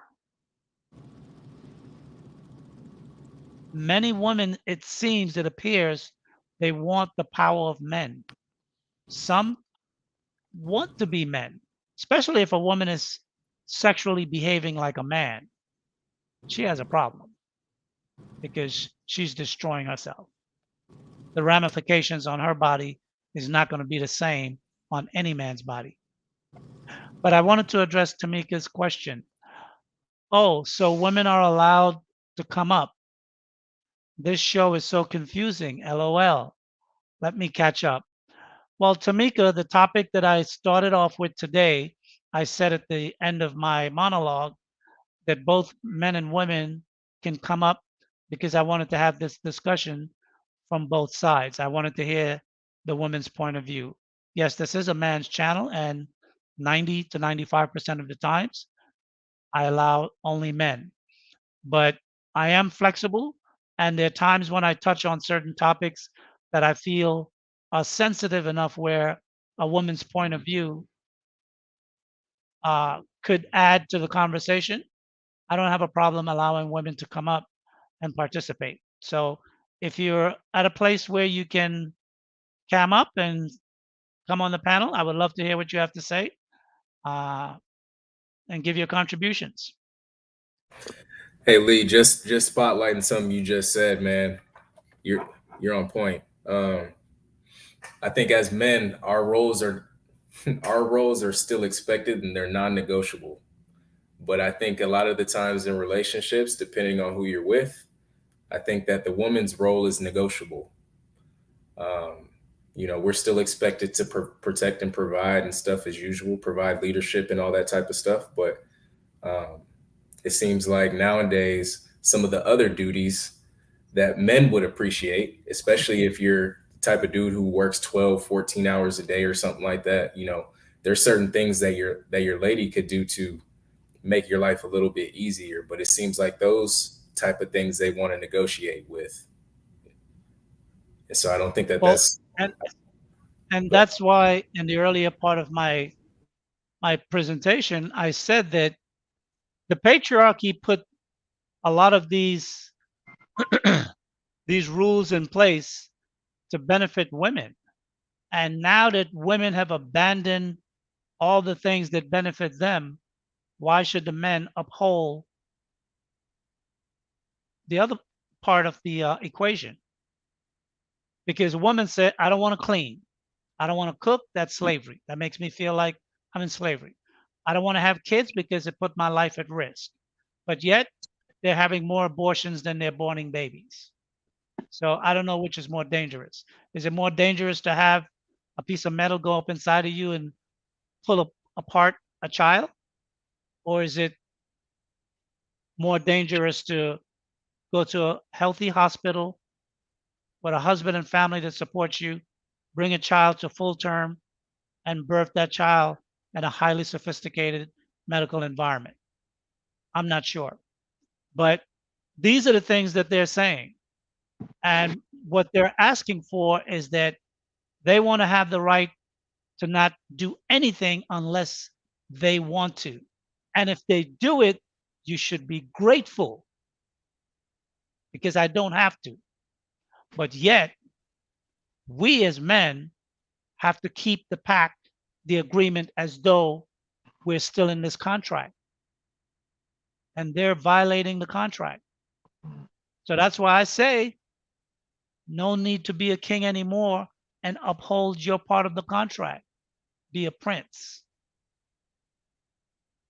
Deal with a woman the way you want to deal with them on your terms, because women are dealing with men on their terms. A woman do not have to be faithful. A woman do not even have to. A woman will tell you. I've seen women on YouTube be pregnant 3-4 months with one man's child, looking to date another man, and don't care nothing about the man that she's pregnant by. How crazy is that? It's And they very crazy. expect men to deal with that. And there's some men out here who have no standards whatsoever, that whatever condition a woman is in, as long as she will spread her legs for him, he'll take it. That's why the princes are the men who have choice, who have options, who are successful financially, who have a network, who have influence, who have a lifestyle.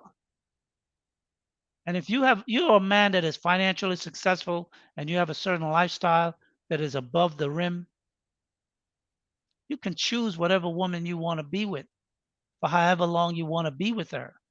Meaning, as long as she's compliant to you, you can deal with her. But the minute she starts getting disrespectful and loudmouth, and what she's not going to do, kick her to the curb. She's replaceable. Because trust me, if they say women are hypergamous, if she find another man that will give her more than you're giving her, she's out of that relationship. If she's not married, she don't have to stay in that relationship. And if she is married, she'll have him on the side. And when you find out, she'll kick you to the curb and take your money and leave with the other guy. And think nothing about it. Your feelings be gone. The children, she'll tell you to your face, you'll never see these kids. My wife told me, I don't give a shit what the judge say. You'll never see these kids. I went to court and won 4 times. I won every case. She didn't give a shit. A judge will lock up a man for not paying his child support, but she won't lock up the woman for not allowing the man to see his kids that he's paying child support to. And in New York State, you don't even get the tax deduction for supporting your own kids. So you kicking out all this money and you don't even get the chance. You can't even write that off unless she give it to you. Unless she give it to you. So in reality, for men, the risk to be a king, I know many men say they know the risk, at least on the surface. But when you become bonded with a woman and you're in a relationship for 10 years, 8 years, 15 years, and you build a whole life together, and then one day she just like yank it all away, and then she start treating you like she don't even know you, you'd be like, what kind of person is this? Men are left spinning, man. They can't figure it out. A woman can cut her emotion off like that. Men don't do that. Men don't have that ability to just cut it. Because if we did, we wouldn't be good providers. We wouldn't be good family men. We wouldn't be good protectors. See, that bond that men have in a relationship is what allows us to be able to fulfill the other parts of the agreement, the protection piece, the providing piece. If men couldn't bond like the way they bond with a woman, they would kick it to the curb and it wouldn't matter. They wouldn't. They could see a woman. Most men could never could watch a woman that they don't even know get hit by a man. even if they don't even know the man or know the woman. Most men seeing a man physically attacking or in a confrontation with a woman, they're going to step in because it's in a man. That's hardwired. So the things that we lay on the line for relationships and wifehood and family, I mean, life is part of it, but you pledge everything. You pledge everything. And now women pledge nothing, zero. And whatever they, I mean, when a woman say, I'll give you conditional femininity if you are this, and that. What is that? Can a man give conditional protection? Mr. Can a man Lee, give, my bad, Lee. I yeah, gotta go ahead, head out and whatnot. I gotta get to go to a meeting in like 40 minutes. not a problem. Thank you for showing up. Appreciate your Yes, sir. support. All Not a right, young problem. brother. Thanks. Have a nice Take day. care. See, men can't give conditional anything. That's why I say either you give it or you don't give it. If you're a prince, you're not giving nothing to nobody. If you're a king, you're making a pledge and a commitment. And you can't give it halfway. Because not only the woman won't expect it halfway, society will hold you to delivering 100% on any commitment you make. And society will hold her harmless from any commitments she does not fulfill or walk away from. And challenge you, what kind of man are you to hold this woman to some agreement that she made? What did you do to make her not keep the agreement? Yeah. All you wanted was maybe your kid not to be playing with so and so. Maybe you just wanted them to go to a different school. Maybe you didn't want your wife to wear a particular outfit on one particular night. Any objection is grounds in her eyes that you possibly are controlling. Therefore, she can unleash the brigade of the woman's fair on your head to bring you into alignment. The woman's fear. Yeah, these are just facts, man. Yes. Nowadays, as a man, you can't request anything. You know, if you request, I mean, look what happened to Cam Newton the other day. Buddy gave his opinion on what he wanted in his own relationship, and he got crucified for it. But a woman could get out here now, and I mean, these are just. I'm not saying anything that's new. You guys know how it goes. A woman could get out here on social media and say, "Hey, I want a man that's this, and this, and it's celebrated." A man gets out there and says, "Hey, I've been working my ass off all day. I pay the bills. I would just like you to, have some fresh for me to eat when I get back." And he's looked at, as an asshole. That's where we're at. No, What, serving you a plate? Are you kidding me? You got two no. hands. Hey, P, we can't do Mr. Lee, no. Huh? Look here. The worst she can tell me is no. That's the worst she can tell me. Right? Oh no, I just meant overall, like in public, like, you know what I'm saying? Like the world, that's how they look at it. I'm not saying your personal relationship. I just mean like as in the world's eyes, like as a man requests anything, I'm he's not, looked at as a jerk or an asshole, who cares? Who Yeah. gives a shit? I'll tell them kiss my ass. You like it or not. I need to know. Before I make this investment into you, I need to know what you're gonna bring. What are you gonna do? What are you willing to do? And I expect the same type of questions from me. And if I don't fit what you're looking for, then we'll go our separate ways. 100%. But if I do, then let's move forward. But there's nothing wrong with you asking. I'm gonna say what I want, and I'm gonna expect what I want. And if Right. you can't do it, then we'll have a conversation. Baby, why can't we do this? Why Mhm. can't you do this? Why can't you cook?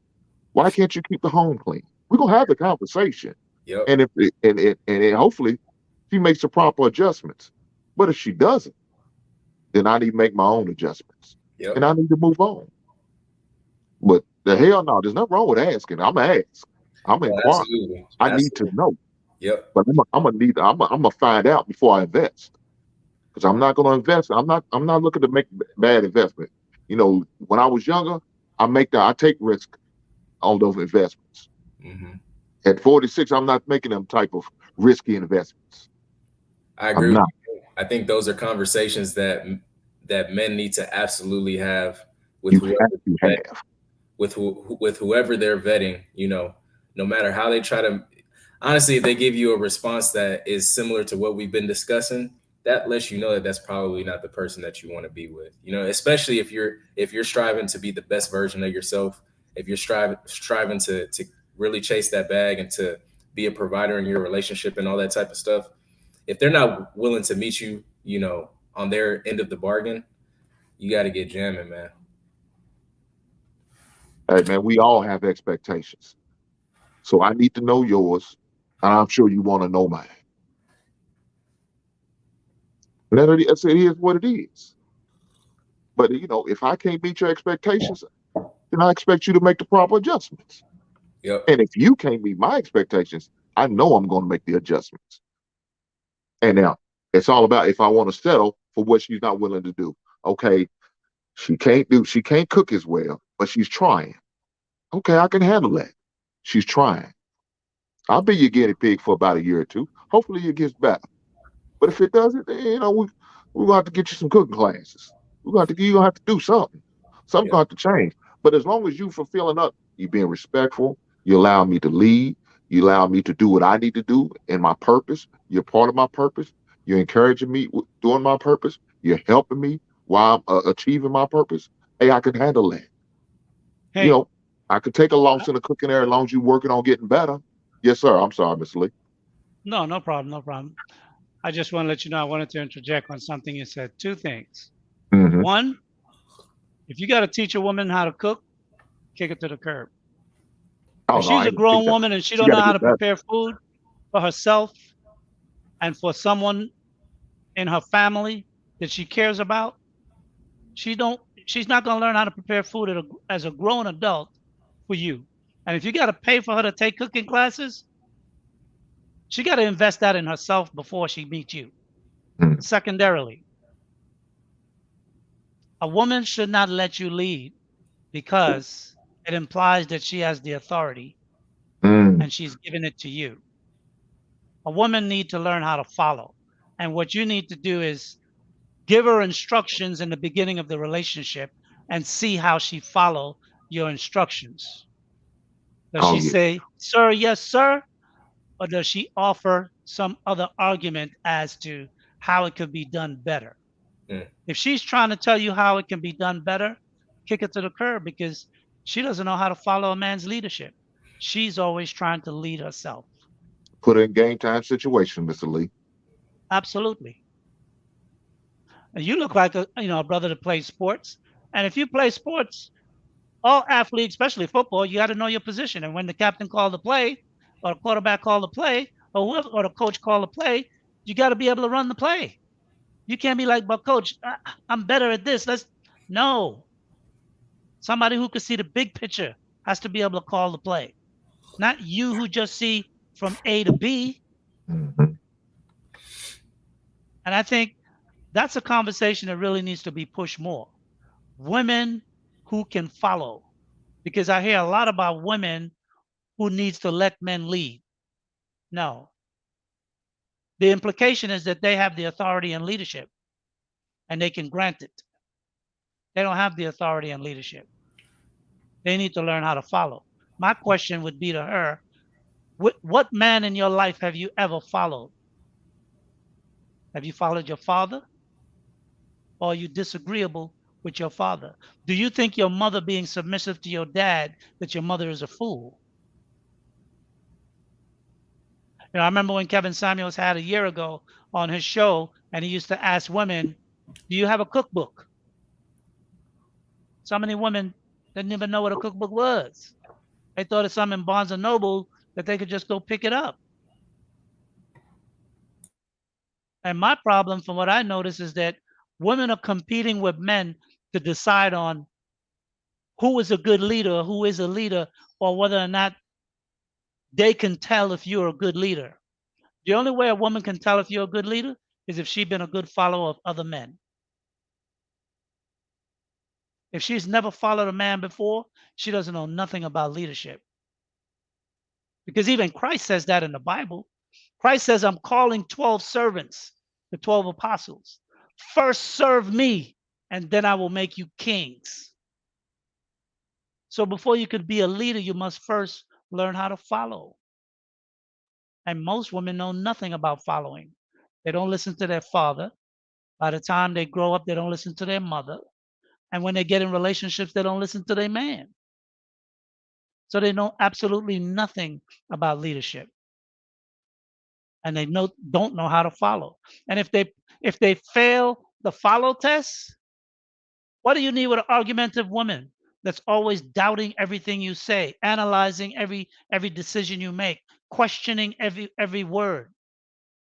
How you gonna get anything done with a woman like that?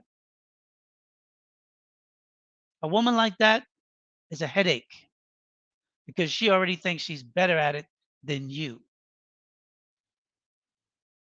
And she's looking for your failures. And when you fail, she will point them out and make them big. And no leader has never failed. Becoming a successful leader means learning from your experience, and you gain experience through mishaps.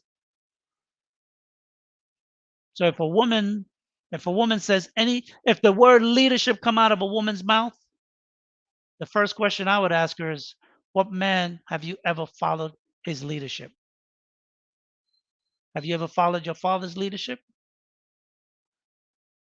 That's where I would start. First with her father and all the men around her in her life. How many committed relationships she's had? And which of those husbands or boyfriends has she followed their leadership? If she tell you that they weren't good leaders, I would say she was not a good follower.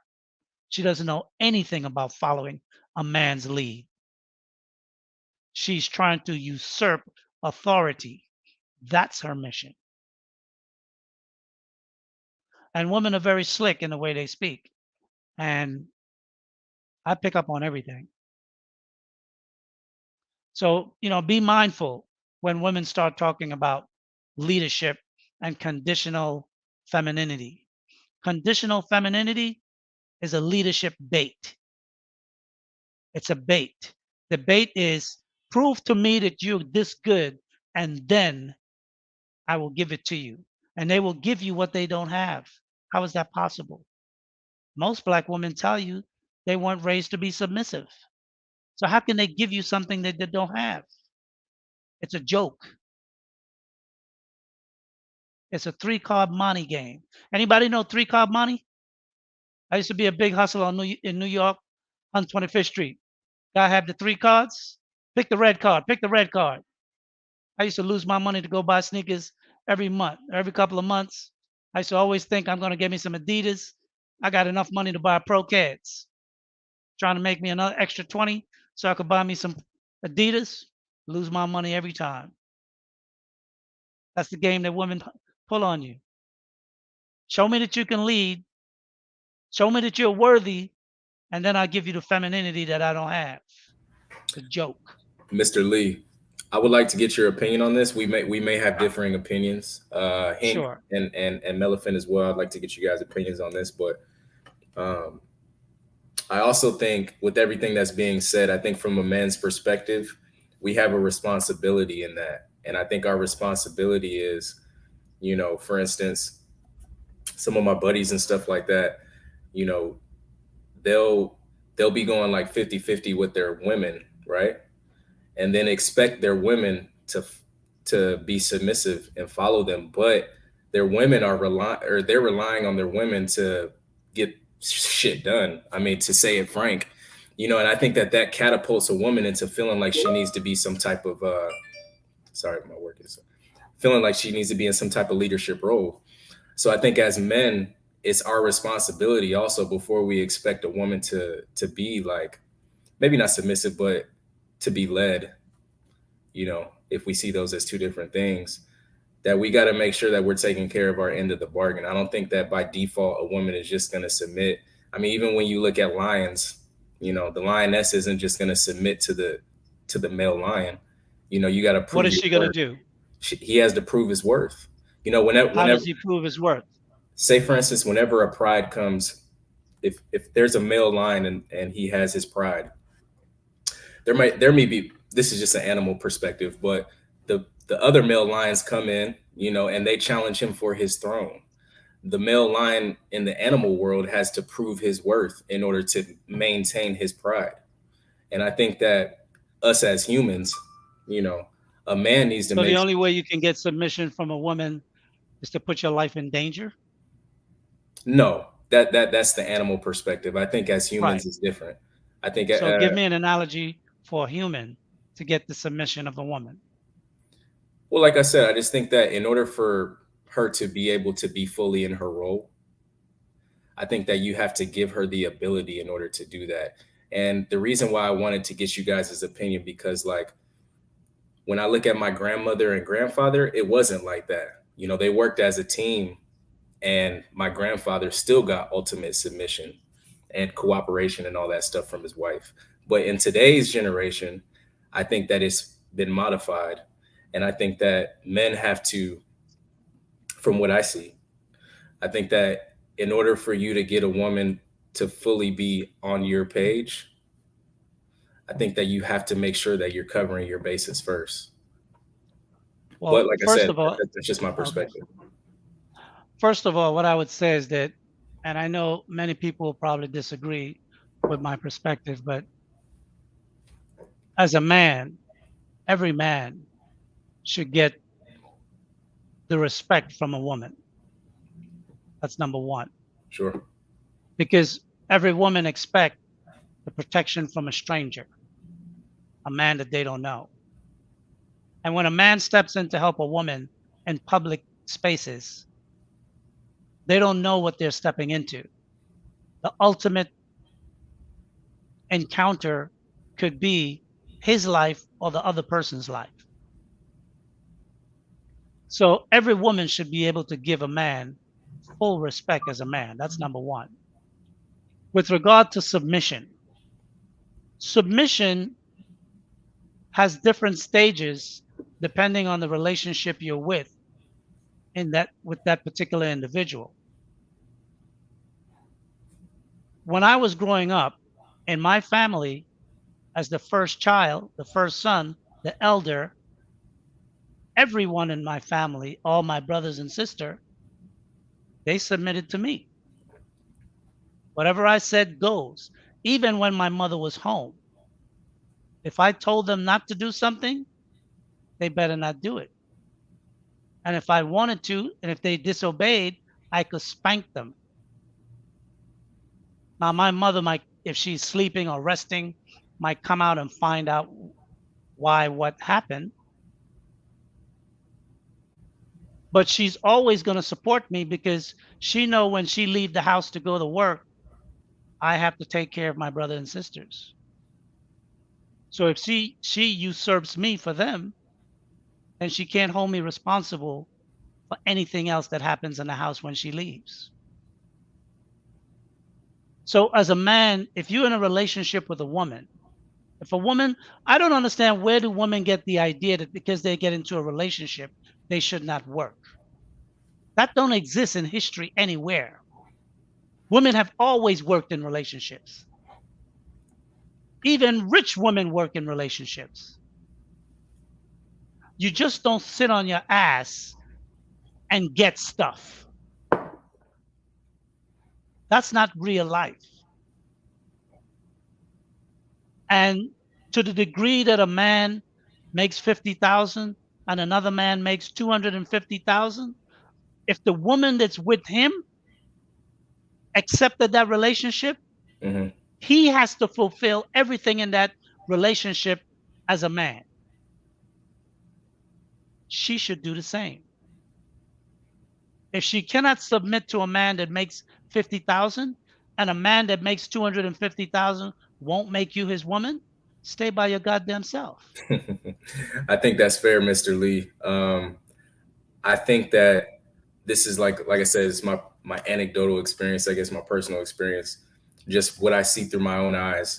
I think that the past generation of our grandparents, they saw things, and I agree with what you're saying. You know, I think that a man should, most men uh, deserve respect innately. You know, not everybody carries themselves with respect. So I'm not saying every single person deserves respect, but True, I would agree with that.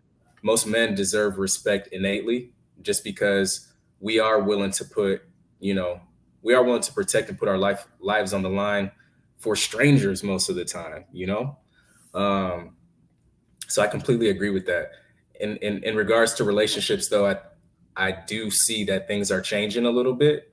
Um, and I don't know if the majority of women see things that way, in regards to relationships where they're going to be willing to submit to somebody when they feel like they're giving an equal amount, they're contributing an equal amount uh, to the relationship.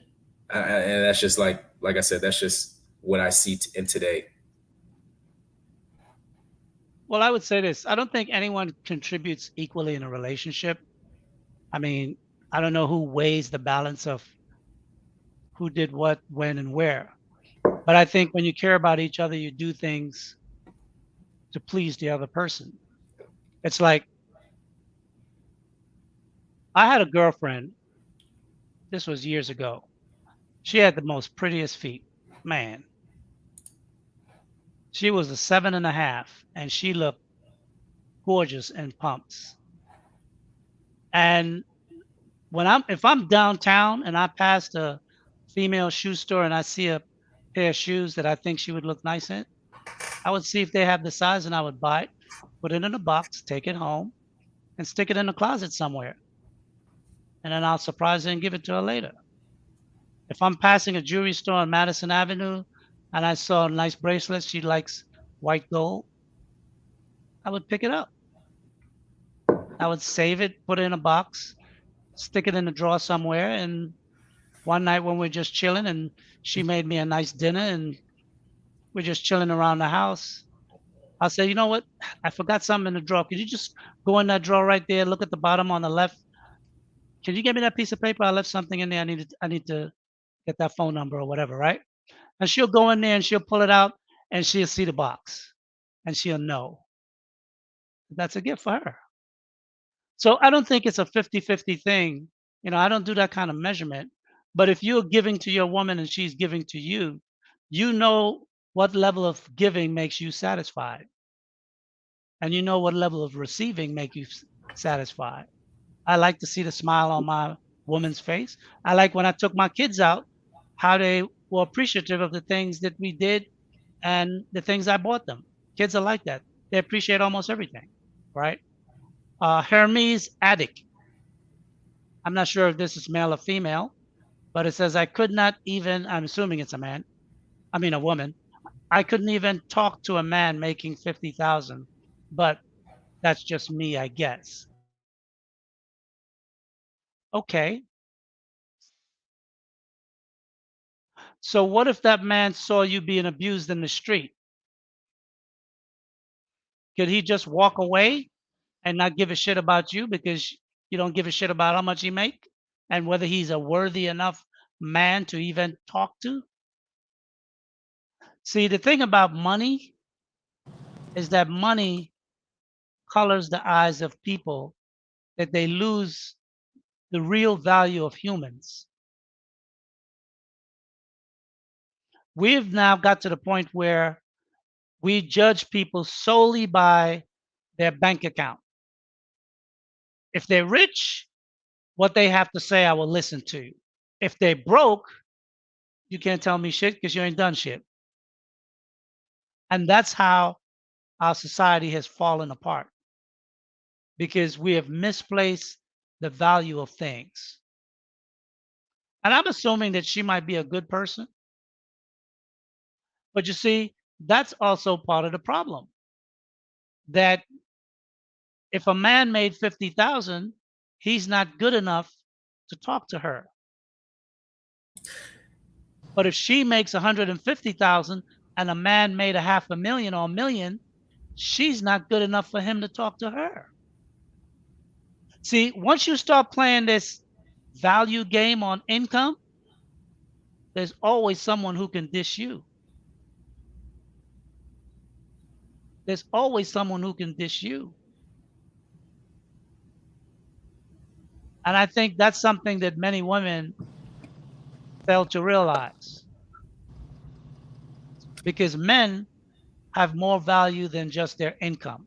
Now, I'm not here to defend some broke, shiftless kind of man that don't work. I was working since I was 13 or 14 years old. I left my mother's house when I was 19, and I've been on my own, and thank the Lord, never been homeless, not a day in my life. So I've been fortunate. But a man's value is more than just the money in his pocket at that moment. The Bible says, for God, it's an easy thing to make a poor man rich. And it's the most difficult thing for a rich man to get into the kingdom of heaven than for him to go through the eye of a needle. I'm sorry, for a camel to go through the eye of a needle, it is an easier thing for a camel to go through the eye of a needle than for a rich man to enter the kingdom of heaven. Because money makes you prideful. Money makes you think other people are less than you.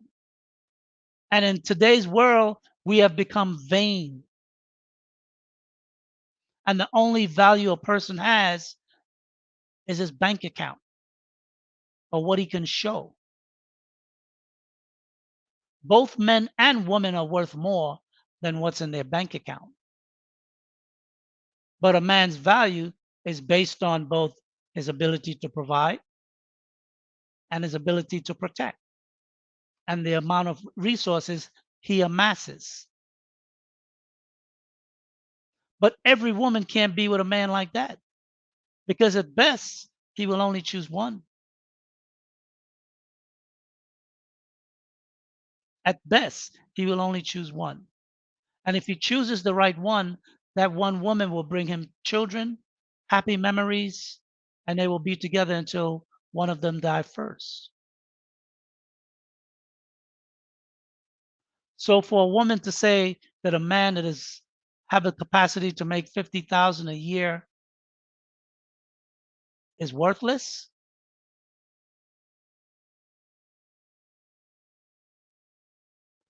you know, I think some men are not motivated to make more money because some men have been disillusioned by women. And when a man is disillusioned by a woman or several women, he only make what he needs. He only make what he needs. Some women can inspire men to become great kings.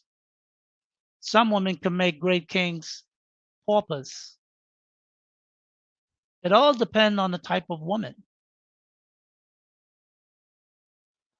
So the woman that wouldn't deal with a man that makes 50 grand, I would say that woman is worthless.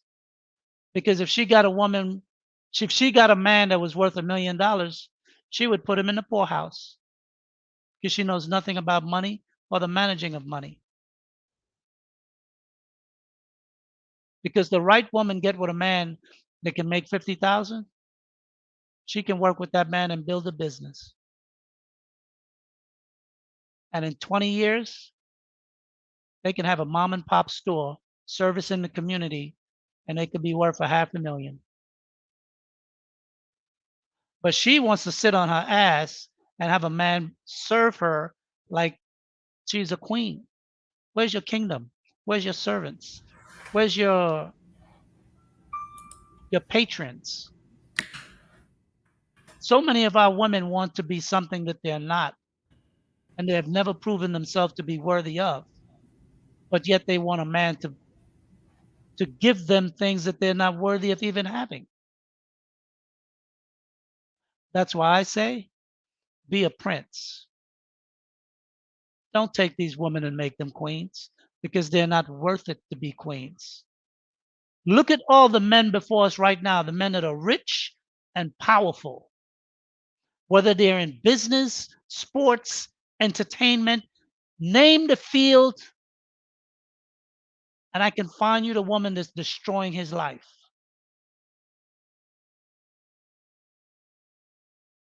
So the woman that won't take a man for 50,000, you know why? Because he can't give her enough. She needs a man with more that she can fleece for more.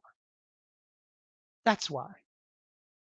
Because a real woman that understands the value of a man could take a man of insignificance, whether it's 50 grand or 100 grand. She could make that man feel so good that that man would want to give her the moon. And when a man wants to give you the moon, he will find ways to improve his life so he can give his wife, before she asks for it, whatever she desires. And that woman will be thankful, would be praiseworthy. But a woman that cannot talk to a man that's worth 50 grand, I would say the man that's worth $500,000 should not even look her way because she's not worthy of you. Jay Prince, what's up, my brother? Long time no see. You're muted. Jay Prince, don't come with that trash mindset, man. Don't do that. All right, we're gonna be right today, right?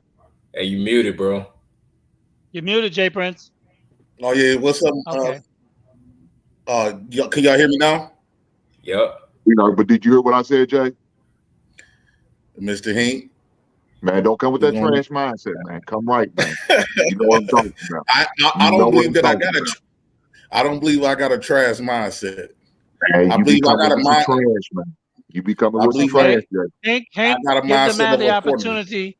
You Give the right, man Mr. the Lee. opportunity to speak. You right, Mr. Lee. All Go right, ahead, Jay. I'm gonna stand down, Jay. Okay, when we talk about this, I think we got to identify that we living in a world of a different man's system. And what I mean by system is that that system contains money, the war on masculinity, and women being equal or above men. I don't think that's the system that we living in, particularly as Black people. I don't think that's natural for us. I don't. I believe that. I was sitting back thinking about this for the past couple of days, and I was like, damn. It seems like it's getting worse for for the Black community, especially Black men, until we build our own system and start our own system. Until we get charged, it be in charge of us. Because right now, let's be all the way honest, we not in charge. And women, from what I have observed, women act like children, right? So when I remember when I was a kid, and the stepdaddy came in, we didn't respect him because he wasn't the real deal. He was a substitute. That's just like if you go to school, you don't respect the substitute teacher that much, so you act the fool. And that's how it is in the Black community. Us Black considered as a substitute. Because at the end of the day, a majority of our women know that they're gonna always have somebody to protect them in many different ways. So when they say that's when they say Black male leadership, they replace the Black male leadership. I think we arguing a dead horse. Well, our women already understood. If I may say, Jay, if I may say, what part of this conversation you're coming on? because the main topic is always a prince, never a king. And basically, what I was addressing is that I was coming in as towards men, the. Oh, go ahead. okay, as men, we should review the landscape of the society as the way it is, forget about trying to change it and change women, and just move in a manner that's best for us, that reduce our risk and exposure. And why I say always a prince, never a king, because kings get fleeced. Kings get taken to the cleaners. They get taken out to the woodshed. Kids, kings wind up raising other men's children. Kings wind up getting emasculated. Kings wind up having their wealth and their legacy stripped from them over time. That was the direction of the show today. We talked about many different things, but with regard to how women are behaving, I'm not of the mindset to change a woman's behavior. Leave her be. Let her be who she gonna be. If you could find the one woman who would come under your tutelage and work on your plan, good for you.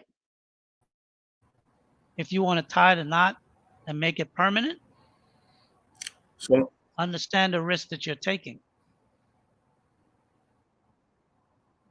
Because can what I you're ask you a doing when you question? get married, one second, what you're doing when you get married, you're sitting on a box of TNT. The fuse goes into her bedroom, and she can decide to light it whenever she wants. 5 years, 10 years, 20 years, 30 years, and blow the whole marriage up whenever she wants. Yes, go ahead, ask me the question. I was just about to ask you. With that being said, do you think it's even worth even being married? And the mindset that we have, far as like, and another part of that question is, okay, the king instinct that we have naturally. The what? Should we subdue that? The instinct of being a king for a lot of us men. Do you think that's even worth even having? Do you think that mindset has been yeah? Well, when I think of the Do you idea think of it's being a even worth king, even having that mindset? okay, hear me out. What I think when I think of the mindset of being a king, I think of a king as being in a marriage with one woman, or at least with a woman. He can have two wives if he so choose. I'm not against that. But I think of a man as being in a marriage with a wife. That's when I will give the man the crown of a king. I'm not saying that a man shouldn't aspire to that or want to be that. What I'm saying is that know the landscape that you're in and take as many steps as possible to minimize your risk exposure. I'm looking at the social contract between men and women, between patriarchy, feminism, womanism, and the legal aspect of the society that we live in. And men, if they commit to a king relationship, a marriage, the woman doesn't have to do anything under the old agreement, but the man is still liable to perform everything under that agreement. A woman can have conditional femininity. She can or cannot cook whenever she chooses not to. She can and cannot clean. She can and cannot respect you. She can or cannot keep your secrets. She cannot be disrespectful in public. And whatever decision she makes, whether it's can or cannot, or meaning does not, it's at her leisure. And to the degree that she makes you a plate of food, you should be thankful. She didn't have to do that, but you have to provide.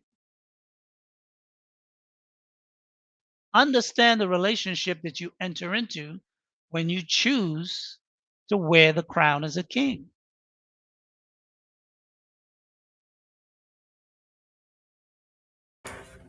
What Mr. do you Lee, get? Yes. sorry, I didn't mean to cut you off. No, that's fine. We're having a dialogue, so you can cut I it got whenever you. you like. I got you. I just wanted to add, at least from my perspective, I think if you're a man planning to have children, you definitely want to consider marriage. I know that there are risks involved with that, obviously, but you know, I think it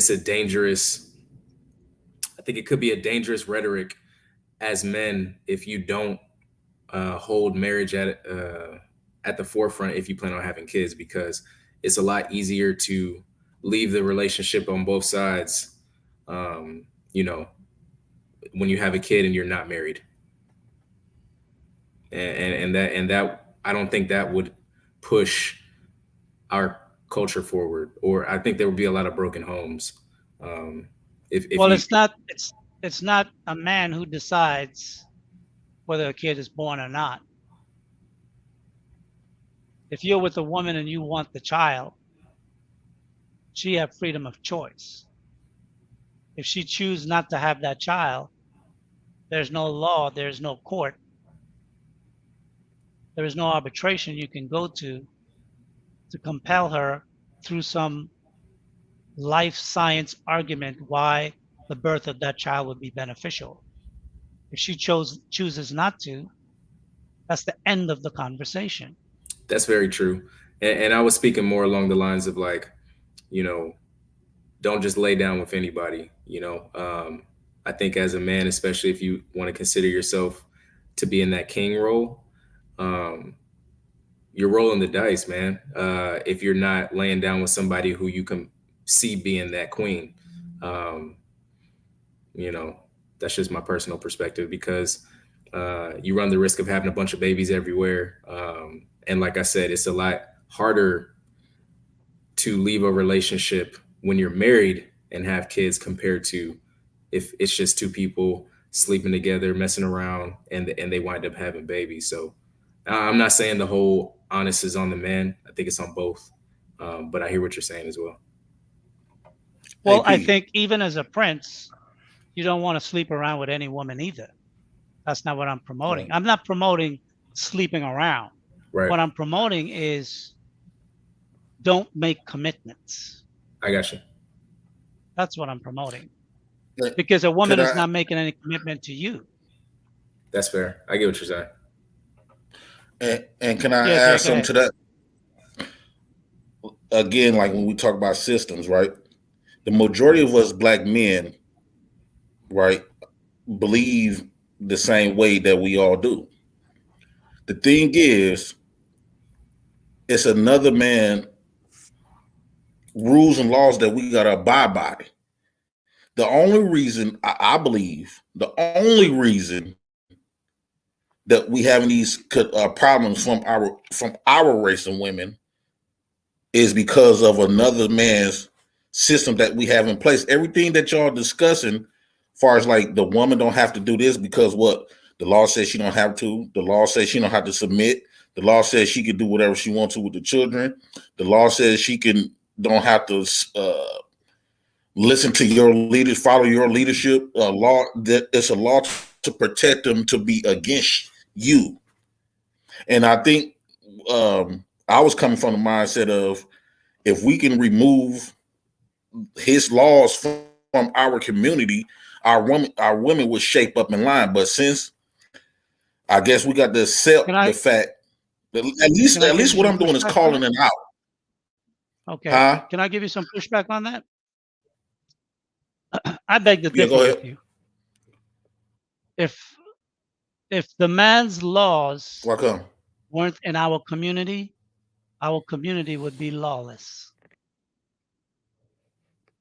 Your children could not walk the street. Women could not walk the street. Men, unless they were strapped up with other men, could not walk the street by themselves. Our people choose to be lawless. The white man laws are not that problematic that if we wanted to be lawful people, we couldn't be lawful people. Stop. That is holding Black people unaccountable for their own behavior and blaming it on another group of people. If Black people wanted to be lawful, abided citizens in America, we could keep the white man's laws and we could keep our laws that we establish for ourselves in our community, but we keep neither. We have no laws for our community, what we call on code, and we keep no laws in the white man's community, or we use them when it's beneficial. I grew up in the hood. Can, I know some dangerous people. They chose to be the men that they became. We grew up together since 3rd grade. I chose to be the man I became. We had the same trials. Stop allowing Black people to be unaccountable for the choices that they make, and stop using the man, the white man, his law, his society as an excuse for us to be lawless. Our men are lawless and our women are lawless. And we profit from it. That's the facts. Yeah, those are can I ask absolutely you one facts. question, Miss? I just Go want for to it, ask you John. Go ahead. one question. Go ahead. Okay, my assumption from Africa, Black men make the laws over there, and from Question. my Question. Stop right assumption, there. Hold on. I don't see Black men just Your going one, around. Just, Jay, 1 second. You said your assumption from Africa that Black people make laws over there. First question. Have you been to Africa? nope. Okay, so you don't know what you're talking about. I've been to Africa. I've been to 5 different countries in Africa.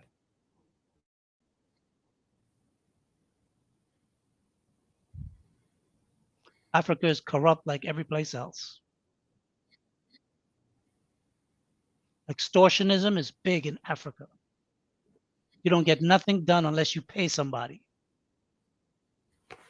And if you want to see a tribal chief, you better bring some food. Not cooked food, grain. Not cooked food.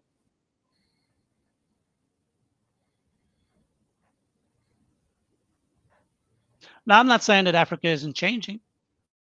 Every place is liable to change. But don't romanticize something that you don't know.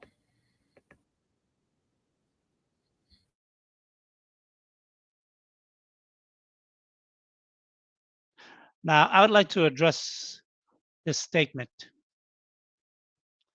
Hermes Attic. When I met my husband in the 90s, he made 35,000. He was young, so that was acceptable. He now makes 15 times that much. That, I guess, adds. So do I and we did it together. Well, I applaud the fact that you did that. So why would you now say 50,000 is not a good number for another woman that might meet that man? That man could be as capable as your husband that you met in the 90s. Yeah, she's basically telling women not to do what she did, but it wound up being Right. a recipe for success. Exactly. See, this is the bullshit that women tend to do. They walked the mile with the good man, got him, they build together, but then another woman who would want to choose that same route with a good man and build with him, they said, no, don't do that. See, this is the bad advice that Kevin talks about so often with older women. That's bad advice and disingenuous. Because she know what it's like to have a good man that's starting out. But yet she would dissuade a young woman today, maybe of her similar age, in her early mid-20s, who meet a man in his mid to late 20s or early 30s that is making 50 grand and is going somewhere.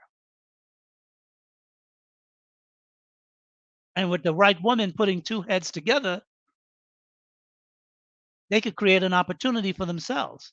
Because sometimes two people working together on the same objective can overcome the obstacles quicker than one person trying to do it on their own.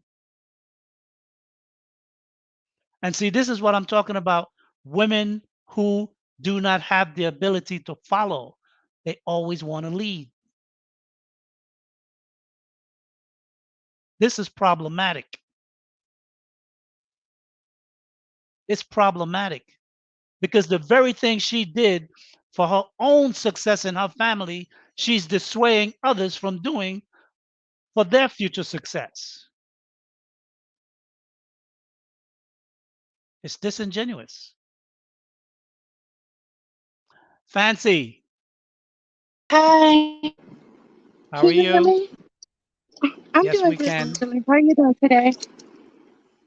Welcome to I Sage want Talk. to The first time I see you. How are you? yeah, What's I'm up, doing Fancy? great. How are you doing? I just have a Doing well. question first before I say anything, if you don't mind, because I'm not Sure. really sure. What is feminism? Do you live in the United States? Yeah, I do. Were you born in the United States? hmm I'm born Okay. in Tennessee. Did you go to the university in the United States? Yep, I went to Northwestern. I'm Okay. just I And you have never been introduced to feminism in all of your life in the United States? but somebody has asked if I was a feminism, if I No, I feminist, said I'm asking if you feministic, I ever guess. been, But I'm not really well, sure what the difference a is or what feminist is the the movement noun. is. So I'm just asking for clarification before I make my statement. Because maybe I Well, am and I don't realize go it. ahead and make your statement, or if it's a statement or a question, and I'll help clarify it. Because when someone Is it like me? yourself asks me what is feminism, and you've been to the university, feminism is prevalent throughout the United States, and it's been so since the 70s. Connection. So if you don't, oh, okay. I don't know if she deliberately or unintentionally dropped off.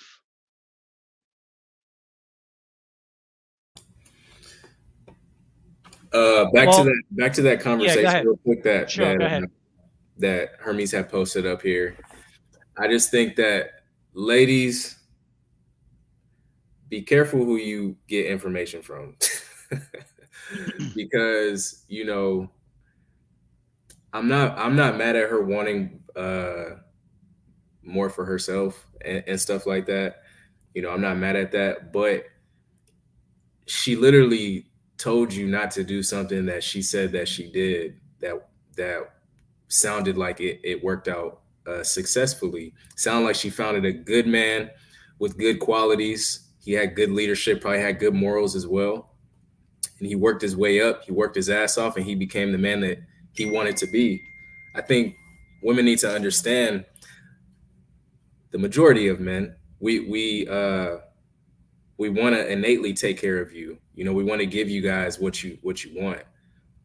So just be careful who you get information from, bro, because I think that you could be getting toxic misinformation. That's all I gotta say. And I got a question. Well, I'm not sure. One second, Jay Prince. I'm not sure if the conversation with her and someone else in the chat started or had something to do with someone who was a baby boomer. I mean, a baby boomer right now would be in his 60s. He'll probably be retiring. And I don't know if someone like that would be looking to build a relationship per se. And if it's two retired people in a relationship, then that's, that's the choice that they make. But I think if we're talking about a young man who is in his mid 20s or mid 30s, in the mid portion of his life and career, he still has a lot of growth within himself and within his economic future. And obviously, if he got with a bad woman, and what I mean by a bad woman, I mean a woman that doesn't take his self-interest at heart, that could lead him into making bad decisions, particularly if he cared more for her than she cared for him, because he will always be making decisions to try to please her that may go against his good judgment. But if he got a woman that, as she stated she may be when she met her husband 30 years ago, then a young man of mid 20s or mid 30s, 30 years later, can become a very successful man and can have a very successful family. So I think sometimes women lack the ability of foresight. They can't look through the years. They can't see 20, 30 years in the future. That's problematic for many women. That's why so many women want a man that's ready built, because they only know what they need now. So they need a man that's ready built. But a ready built man have demands. And if you can't meet his demands when he's ready built, if you waited for him or waited to find one, how many of those ready built men do you think will cross your path in your life? How many of them will give you the time of day? And of those, how many you think will choose you? So Yes. waiting around for ready built men is a high risk. Most of the time, what those men will do, particularly if you're attractive, is spend their time. They will be a prince. Okay, Jay Prince, you had a question or something? Yeah. In 2022, roles of a man and especially roles of a woman. What is the roles of a woman? I have no idea. And the roles of a man. A man, I can tell you the role of a man. A man is to build himself up, to be strong both physically and mentally, to find a career or a trade or a business that he can focus on. He should dedicate himself to become an expert, or with expertise, skills, and ability, and perfect himself to the point where he can maximize the return on his time and build himself up to either the success he imagined or even to unimaginable success. Because many times the success some men reach overshadow what they initially aspired to be. As it pertains to what a woman should be, I'm not going to venture to say what a woman should be, because Cam Newton is a bigger man than me, both in height and economics. And he just asked for two things, and they try to crucify him. Now, I'm not afraid of the backlash. The point is that like I said, I think we're in a transitional time. And I'm not sure how long this transition is going to last. Could be 3 years, could be 5 years, could be a decade, maybe even longer. I don't know. But what I'm saying to men in this transitional time, keep your powder dry. That's a military term. Don't get your gun wet. But it's also a financial term. In volatile markets, stay liquid because opportunities for good purchase become available. You can buy great companies for cheap. When the stock market crash, you might be able to buy Bitcoin at 10,000. When the real estate market crash, you may be able to buy $1 million house for 300 grand. Keep your powder dry. When feminism crash, you may be able to find a good woman to make a wife. Hey, Bide your time. Mr. Lee. Yeah. Hey, I've got a jam, man. Yeah. My bad, JP.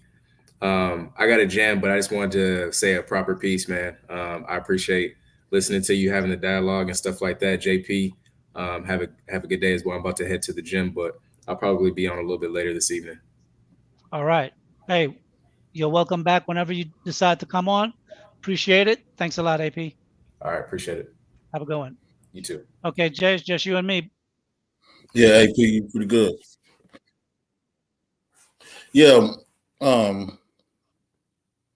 it sounds to me that, you know, what I've been noticing that us black men in general,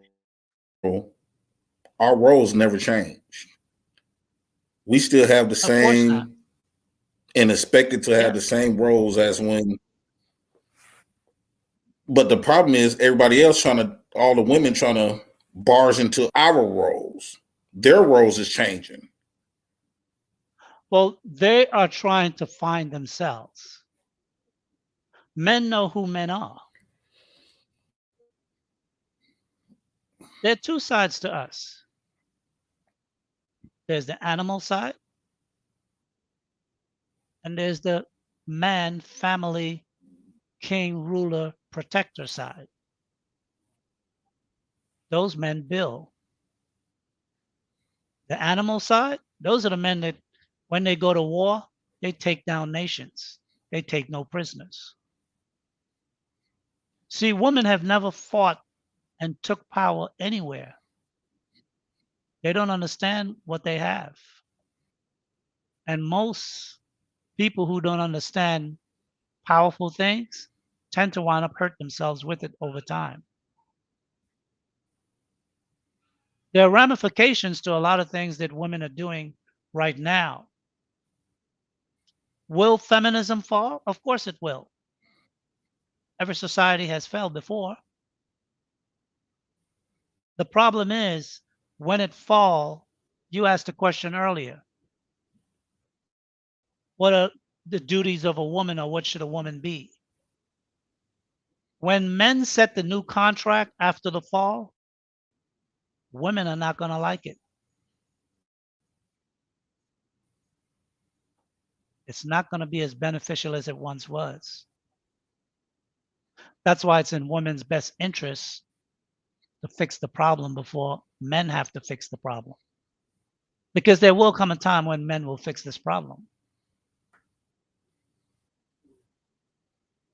But when men fix the problem again, they're going to fix it for themselves this time. Because they will know how far women out of control can go. It will be in recent memory. So I'm not going to venture to say. And with that, Go ahead. Go ahead. You were going to say something?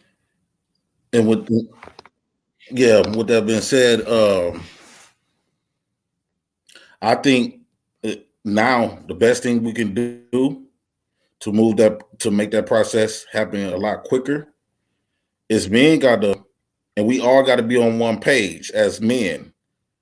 For one, stop all that being thirsty when it comes to women. We got to go go on strike from women.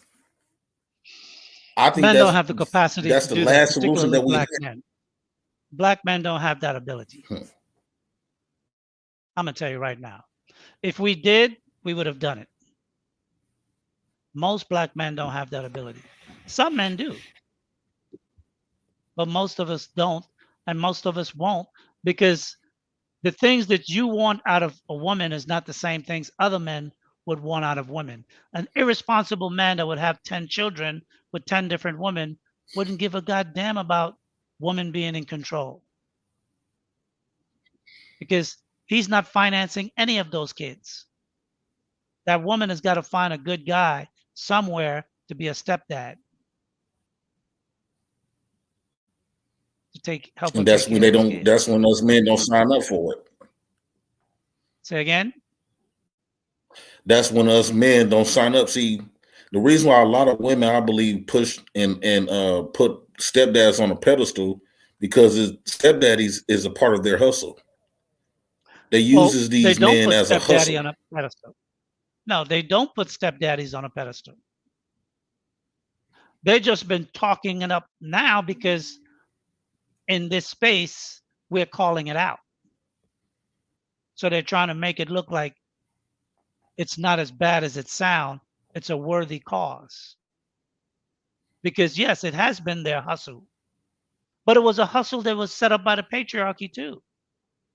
The patriarchy did that not for single mothers, for widowed mothers. That was for women who their husband died at war or disease or something, that were left with children in the community. A man that didn't have a wife would step in and take a woman like that. Not for the single woman going around screwing different guys and having baby with every guy that they decide, and then later on go find another guy to take care of the family. This is a whole new game that's going on right now. This is not something that's been practiced before.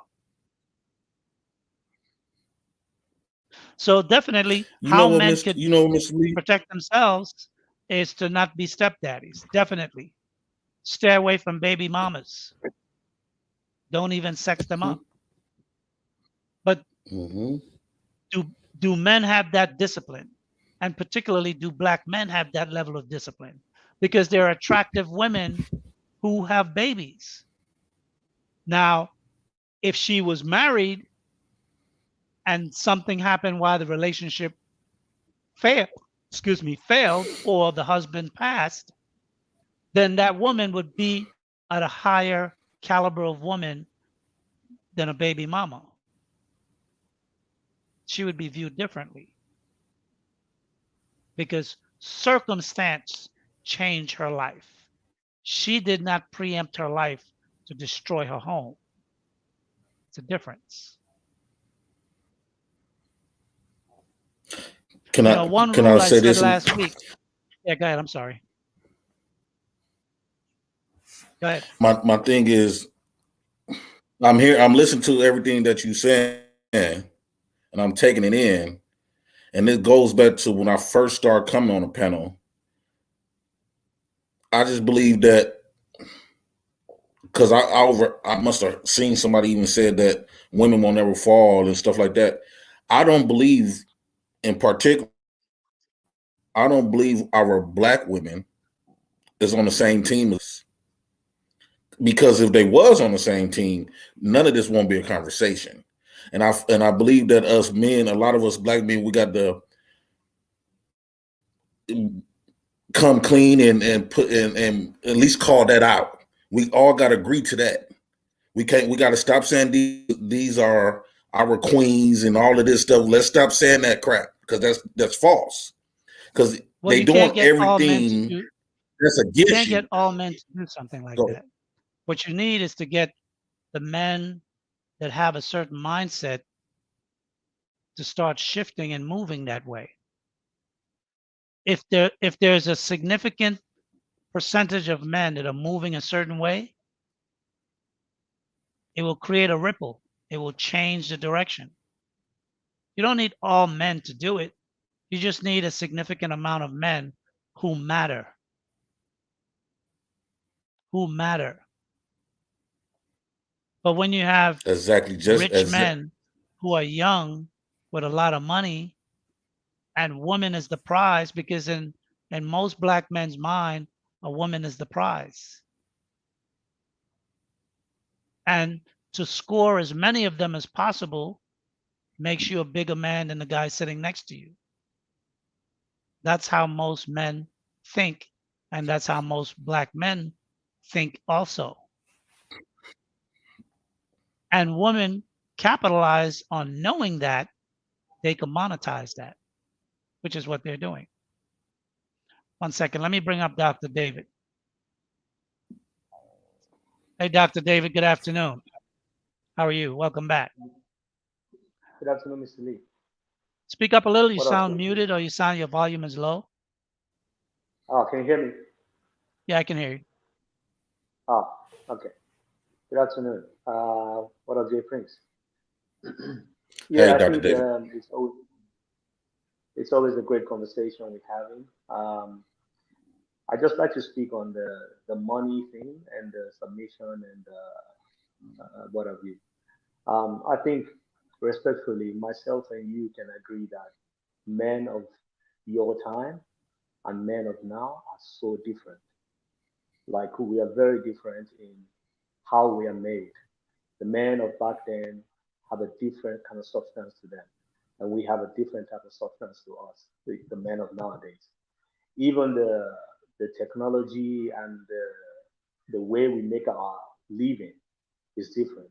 Men don't have to, hunt and do all these things that men of back then used to do. We're doing different things now to make money. And to that, I say also the women are also different. And part of the reason why it's different is because yes, the laws have changed.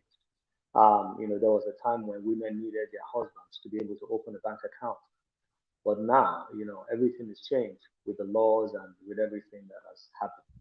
So for me, I always like to look for solutions as opposed to complaining about change, looking at how to move forward. And a lot of the time, conversations on YouTube and things like that is always centered around the fact that, oh, if men make more money, they can do this, they can do that, they can control women, they can, have it the way they want it to be. But then the truth is, most of the men who are up there financially, they all started somewhere. And if those men are now making, 500,000, $1 million per year, and they're still married after so many years, my focus, I think, should be the conversations around how the 70,000 per year, how the 60,000 per year man can stay married and not have to get a divorce because he doesn't have enough money to have control. Because I think oftentimes the conversation is, oh, get the bag up, get the bread up and things like that, which I'm for. Men should definitely try to, be the best of themselves. But however, the fact that you don't make this amount of money does not necessarily mean your marriage or your relationship will not work. And the conversation should be how we can actually still have a functional relationship, still have a functioning marriage, despite the fact that you're a $50,000 kind of man. And for me, the perspective oftentimes is it's great that we have conversations every time on YouTube and things like that. People can tune in and listen, and people can tune in and give their opinion. But oftentimes, people hear what is being said and run away with it and try to implement that in their homes or in their relationship. Meanwhile, forgetting that whoever is speaking is different from you. You can be listening to a guy who's making all this money and has this level of submission because, like you said, there are different levels to it, who has this level of submission, but you are on a $50,000 level and you need to have a different type of structure by which you run things in your home for you to have that kind of cohesion that you expect to have. So for me, I always say that, many guys who are making whatever they're making, we have to understand that marriage is about support. Marriage is marriage is not about just lording it over people. Back then, marriage was about duty and respect. You do your duty, I do my duty. We show respect to each other. We're good. But then now, with the laws changing and everything, marriage is more about supporting each other. So if you're making $50,000 a year and whatever it is, and that woman is sticking by you to make it work, When you come back home from work, I don't see there's anything bad in you helping that woman out, in supporting that woman to do the things that she's doing at home. Because half the time she's also hustling to make money, and you guys are probably bringing in more together. But then you can't just go to work and come back home and just feel like, I'm just going to sit down and do whatever it is that I want to do.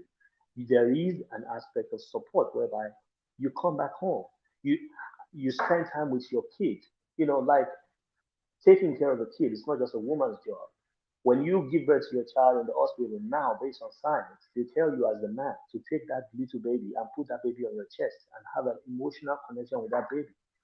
The same way, when that baby is growing up, when you help to change the diaper, when you help to take care of that baby, you are growing a connection with that baby. You are investing into emotional connection with that baby. So you are not just the man who brings the paycheck home.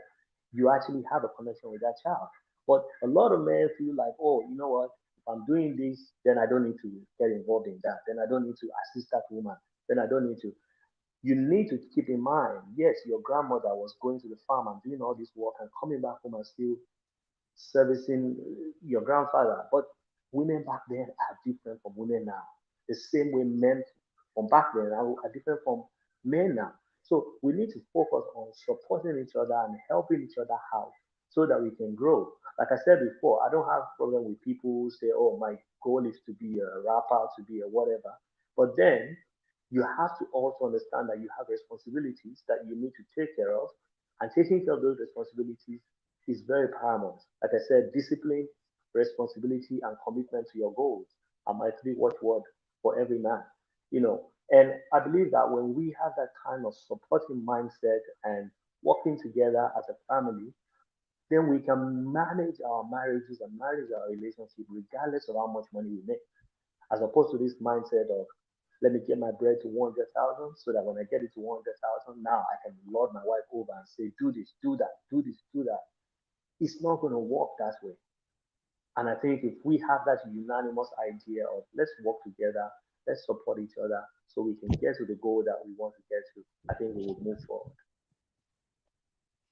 Okay, well said. But I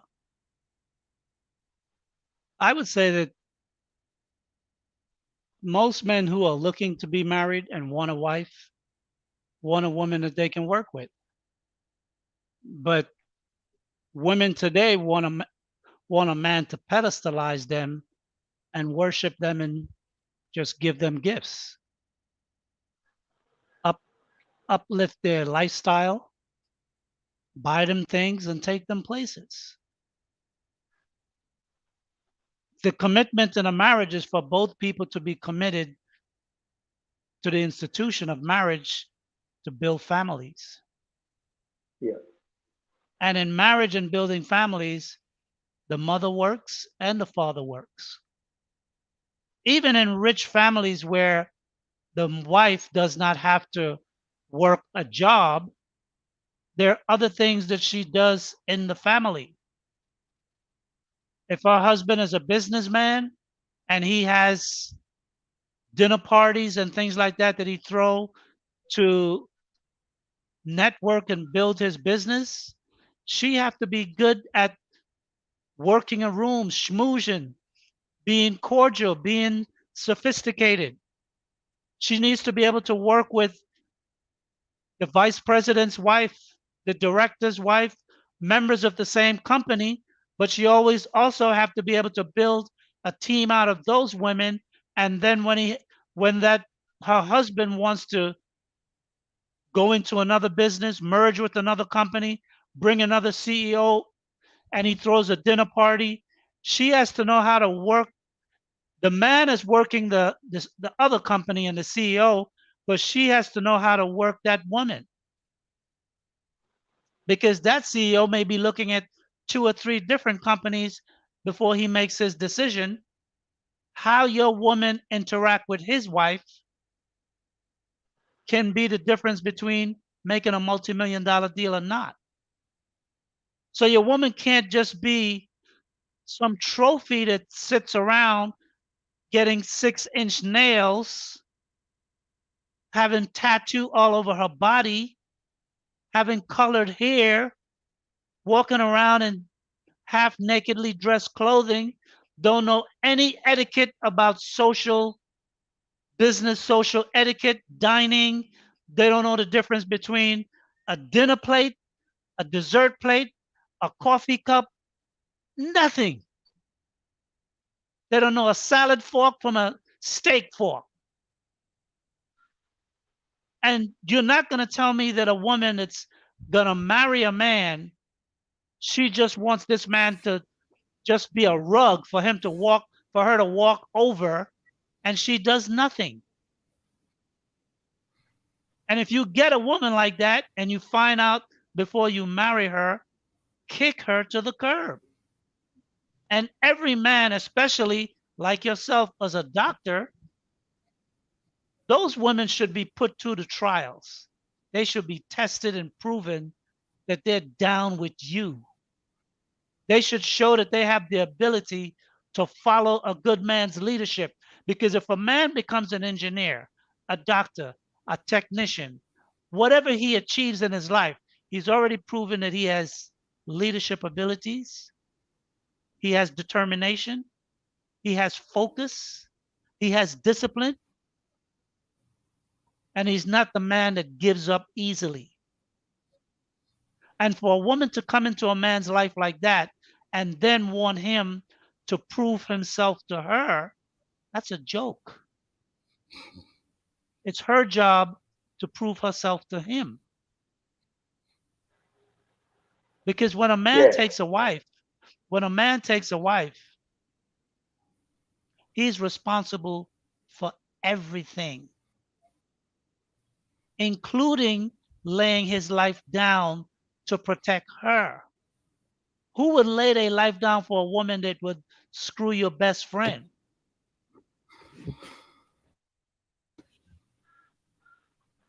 Come on, we have to have standards for ourselves, and we have to hold our woman or the woman we choose to a high standard. And if she don't make the cut, she may have a pretty face, she may have a nice soft voice, she may have a big booty. Prince her. Prince her. Don't king her. And can I add? And I want to say a little bit of this.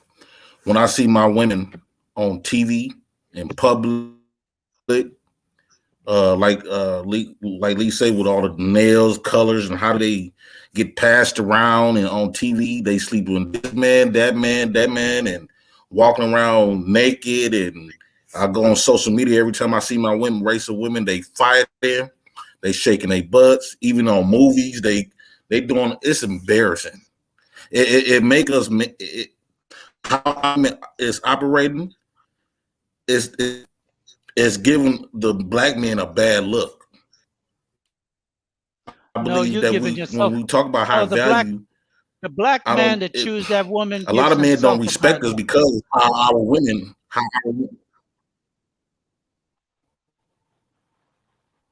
The Did the you reason why I froze? want to a little bit, if we the leaders of the black community, can you can hear me? Yeah, I can hear you. Go yeah, ahead. we can do it.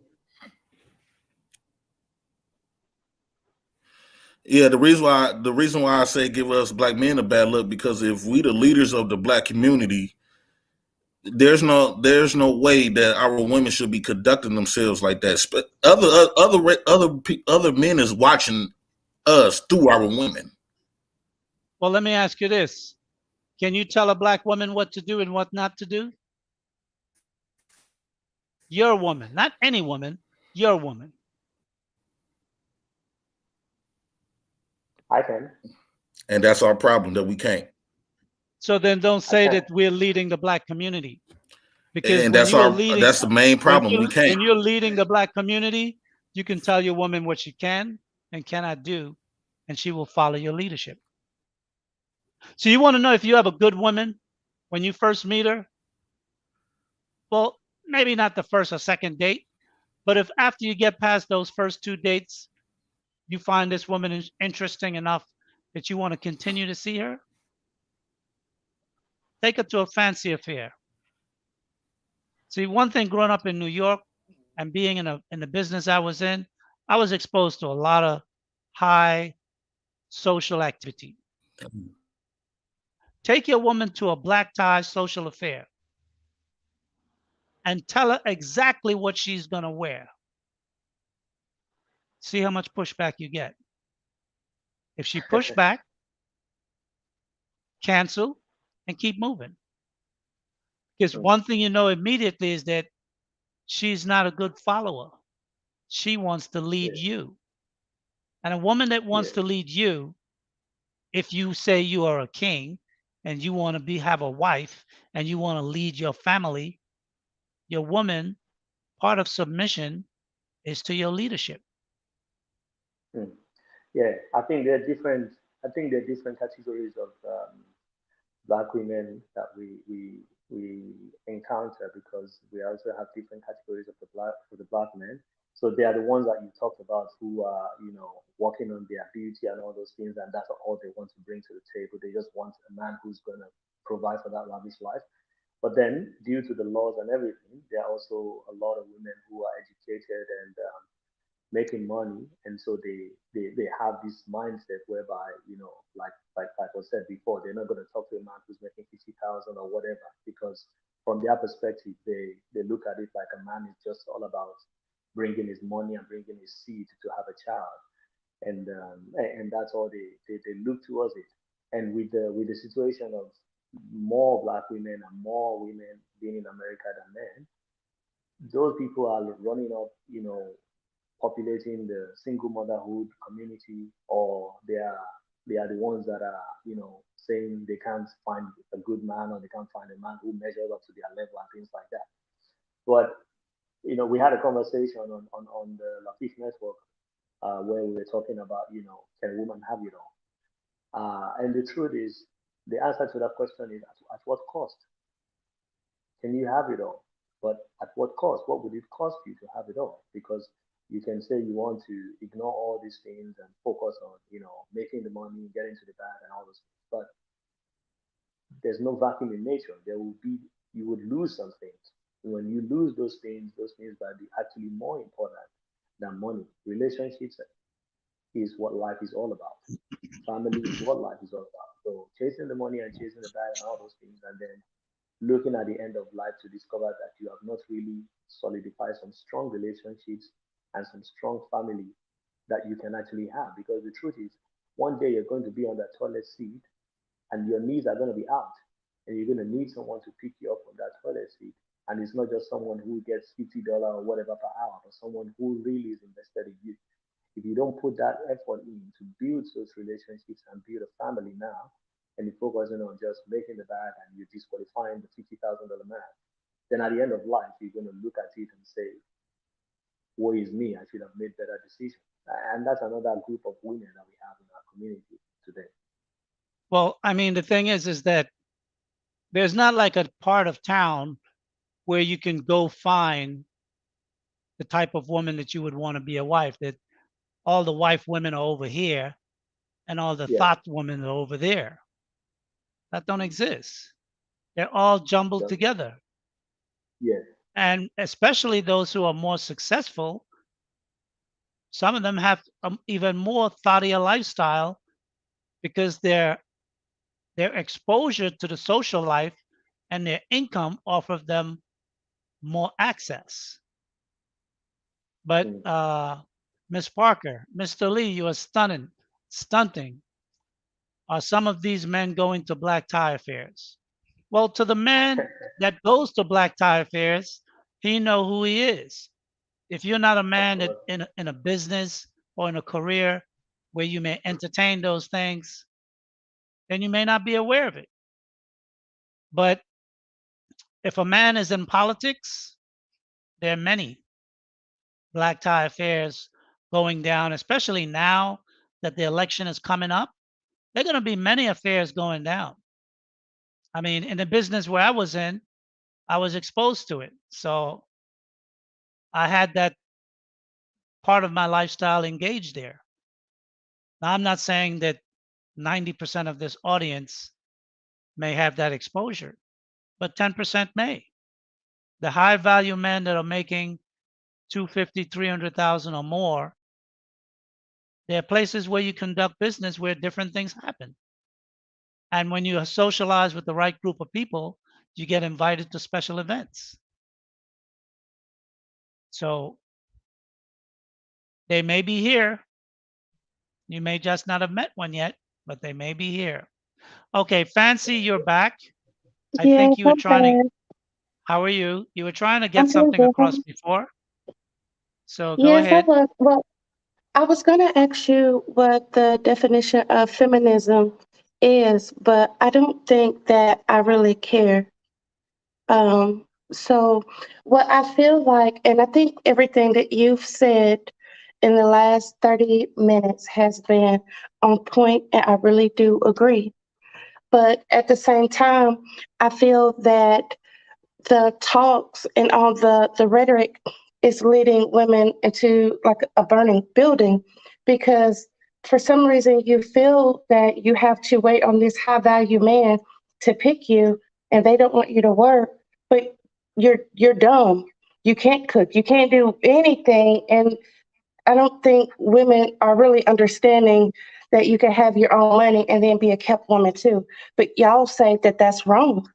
And I completely disagree because if you can't provide for yourself until you're picked, what are you going to do? Be a bum? Not enjoy nice things? I mean, I don't understand the how why we can't compromise. And I think at the end of all of this, women will be the ones looking kind of stupid if you're just waiting on a man to pick you, especially a high value man. They have plenty of options. It's plenty of people who know how to go to dinners. It's plenty of people. You're in a whole different realm, and I Social. don't think women are prepared. And y'all say it's wrong to be that way. Does that make sense? Well, yes and no. I think if a woman is waiting around to be picked, that's foolish. Uh, I think most women know their social sphere in terms of the highest level of men that have approached them or have socialized or gone out with. So they know the caliber of man economically that they may be able to socialize with at some point in time in their life. If a woman have a career where she has become financially secure, if she's making 150,000, 200,000 or more, she's already in a place where she's socializing and having business and networking with men of high degree. If those men are not attracted to her and have made any intimations to take her out,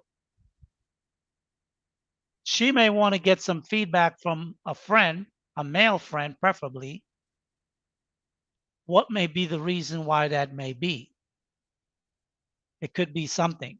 I mean, some men don't, especially successful men, they don't mess around. You don't shit where you eat. That's a male saying. So some men don't do that. But in your circle, you will know people at competing firms, businesses in a similar industry that you may network with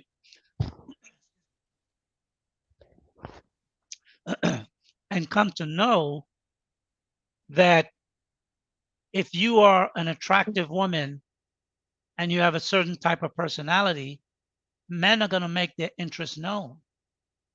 That's Hmm. how men are. And successful men will do it more so because they're successful and they like achieving and getting nice things. And a woman is like the biggest prize for most men. So she wouldn't have to wait around. She would know if she's a woman of value that one of those men in her stratosphere finds her attractive.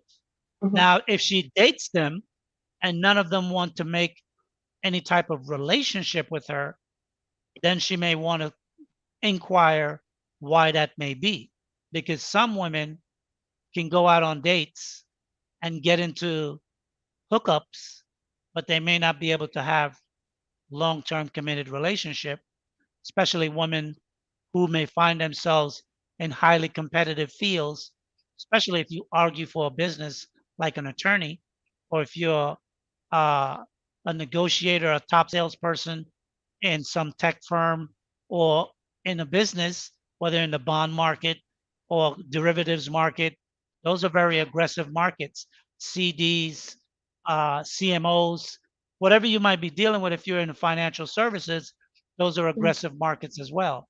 So it really would depend on the woman. Now, if the woman is just an average an average woman going through society, if she disposition herself where she's approachable, men in her stratosphere will approach her, and she has the opportunity to say yay or nay, or talk to the person or not talk to the person. But most women today will look at a man and make a judgment purely on his appearance. And if their parents didn't check off the boxes as far as she saw, she would not give him the time of day.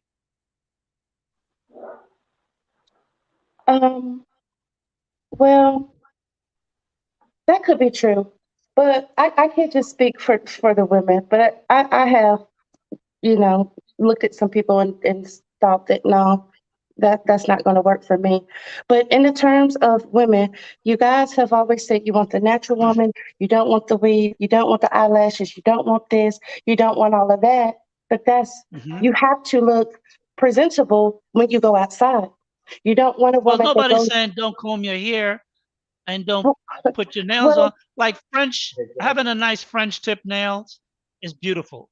But mhm. having a nail that's 3 inches long, what can you do? How do you eat? Well, that's not what you say.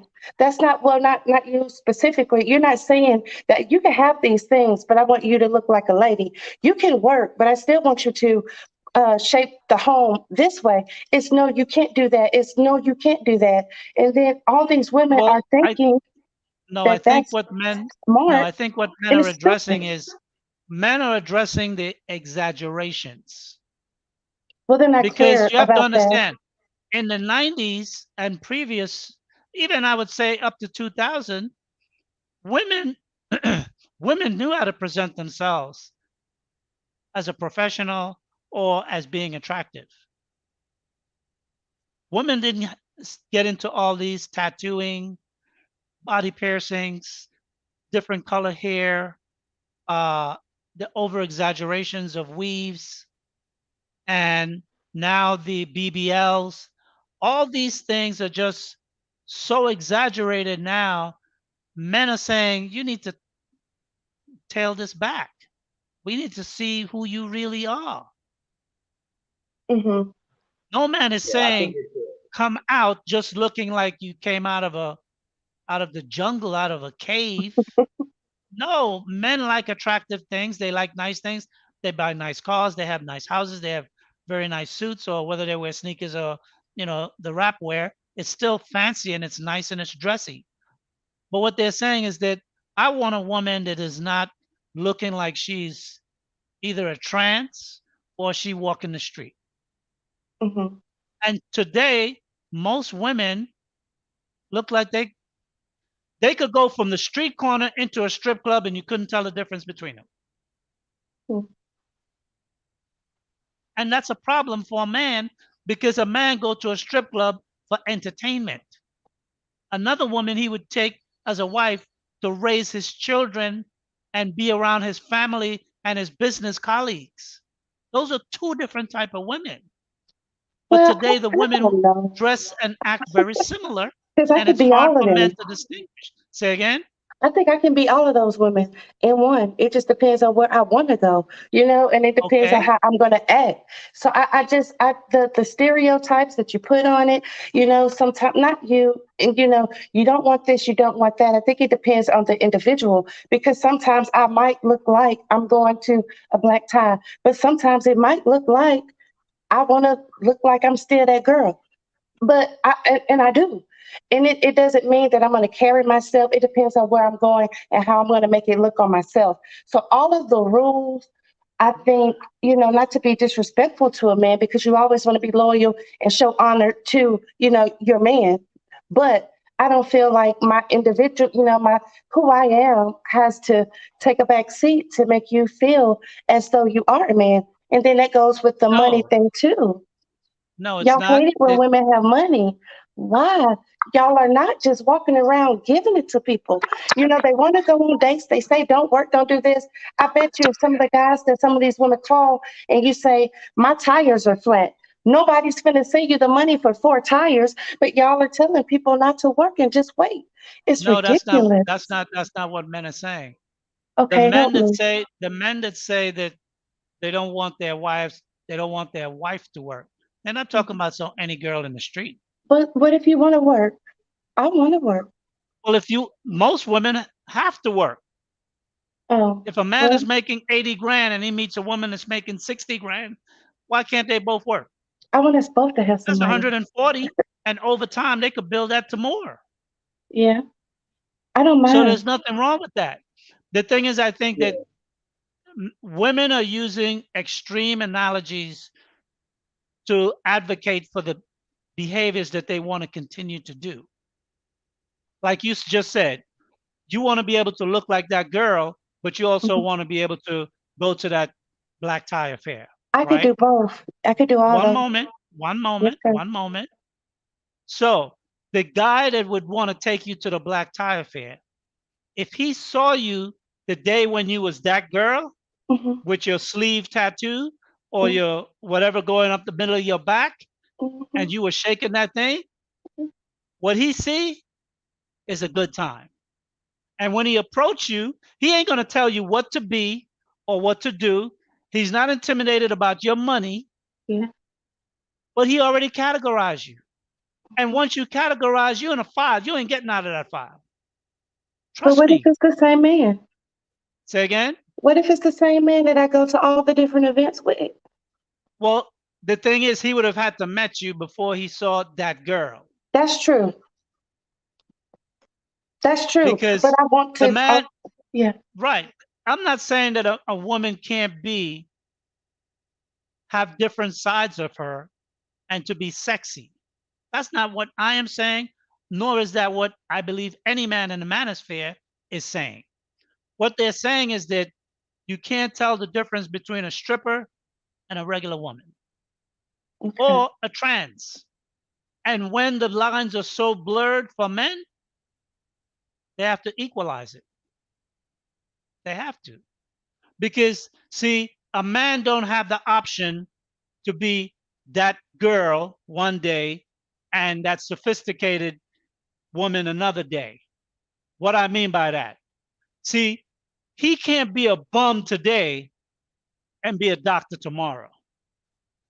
Because if he's a bum today, he already got off the path of his career. That's going to take him down Bumsville. And if you meet him on that day when he's bummy, you already put him in a box that ain't the man for you. Hmm. That's what they're showing. So the thing is, though, women can put on many different airs, and that's a good thing because a woman is fashionable. But men, the hats that men wear, they're stationary. They don't come off. If a man is a pimp, he's always a pimp. He ain't gonna be no daddy. If a man is a good husband, he gonna be a good husband. He ain't gonna be no fuckboy. Hmm. See, men when they come up, they pick their lane. It don't mean that he can't have swag, he can't have game, he can't play, he can't have, rap. That's just personality. But he can't walk all these different lanes in life and expect to be a success. Hmm. Because the day he's being a hood dude and he runs into the guy that was going to invite him to the corporate meeting next week,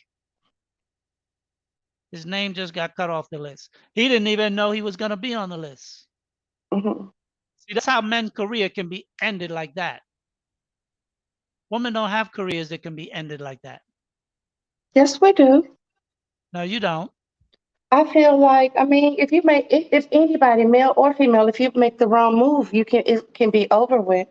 But I guess it could If, go, if a woman makes the wrong move and a man call her on it, what happens? it's over No, to it's me not. because I She mean, put she put that man on blast. She make up a lie, and that man could be in jeopardy as losing his job, even as a vice president of the business. yeah, that's right. And yeah, those see, I don't know many of those kind of women who act It these doesn't take vicious. many. It just They're take here, one. It but I doesn't don't take know. many. It doesn't take many. It only takes one. But the difference is a man cannot tell which one is which.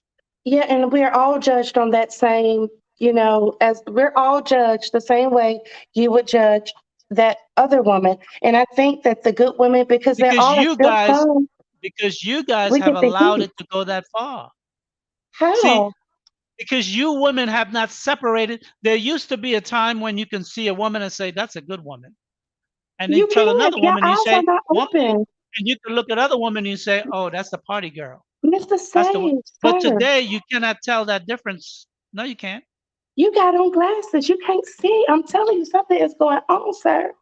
Listen, I don't think that they want to see the good women because it's obvious. You can look at a woman and you can see mannerisms. It's different things that you can tell. This woman may be different, or they don't want to because a lot of them are lying about where they are in life. They are so stuck that they got to have all this money to take care of this woman, and it's all this stuff is so fake. Nobody's living in real life to at least go on a date or two to talk to Okay. somebody to see where So, their head is. I just don't okay. understand. Women So are let me here. ask you. Let me ask you. So Yes, you sir. think all the men in the manosphere are making it up? I think 80%. Yes, sir. Really? Yes, sir. So, okay. So Cam Newton last week asked on an interview what kind of woman he would want for his wife. And he Mhm. said he would want a woman that cooks and cleans. Yeah, that's understandable. Does he have a right to do that? Yes, you should. A woman should want to feed her family. And all black women and white women came for his head. No, well, I don't know why, because that's like So 101. But let me I'm ask you, older. are you aware of that? Yeah. Okay. So did you push back on that? I mean, No, I I'm hold asking, down. did you push back on that? Did you I make haven't had your a voice conversation known about it. to other no, did you make your voice known to other women on some other podcast that those women are wrong for what they're doing? No, because I don't Okay roll then. with those So then you titles. shouldn't complain. You shouldn't complain when a man can distinguish between the 304 and the wife Well, it's because because it's you not. all look the You same. wouldn't know that. You wouldn't know. Just like you know when you go in the bed with a 304, you go into the bed. So you got to walk past the kitchen. You got to walk in the room in the house past the kitchen, and you got to look and see if you can look at somebody's baseboards and see. You know what you getting into. You know. A man knows. Nobody's stupid. They just have the leeway now and they have the authority now to pick and choose because they have all these dumb women sitting just waiting and thinking you wasting your time and not having your stuff together, not learning how to cook, clean, organize, and handle your business, and you waiting on this man who ain't gonna pick you. I mean, it's just crazy. But no, Cam Oh, Newton was they're not waiting. wrong. They're It wasn't. waiting. They're waiting on a bag. They're not waiting on a man to pick And that's them. stupid. They're waiting But on a y'all are telling bag. them that they don't need their own bag. You need your own money. Now, if you meet a man and he has the money for you to sit down, good. But until then, you So got to do what you have to do because other look, Plan B are needed. other women of other nationalities, they work. They're Yeah. doctors. They're lawyers. They're But why y'all teachers. They telling do women that, they don't need to take work? and they have their husbands. Why is it that black women, for whatever reason, they don't believe they can have a job and have their husbands? I think you can. I think you can be a kept woman, and then you can have your husband Well, money. what is a kept woman? Look, a kept woman to me, a man, he's going to be your security, protection. He's going to pay the bills. He's going to make sure that the home is together. But you still have to do your role and be a wife. But that don't mean you can't have your own money. I just don't get it. You need your own money. Well, You got to still be able to. If he fall, hopefully he don't. But you need to have some money so the family can keep moving. I don't well, get it. let me ask you this. What's the most expensive gift you've ever bought a man in your life? Are you married? No, I have been. I married the same person twice. You did what? I married the same person twice and divorced him twice. Why did But you yeah, do I've been that? married Why did you do that? because he wouldn't stop cheating. So when we broke up, or I did this as long as I could. But anyway, he So said that he was going to stop. was he a successful man? Yeah. Okay, then successful men don't cheat. They exercise options. Yeah.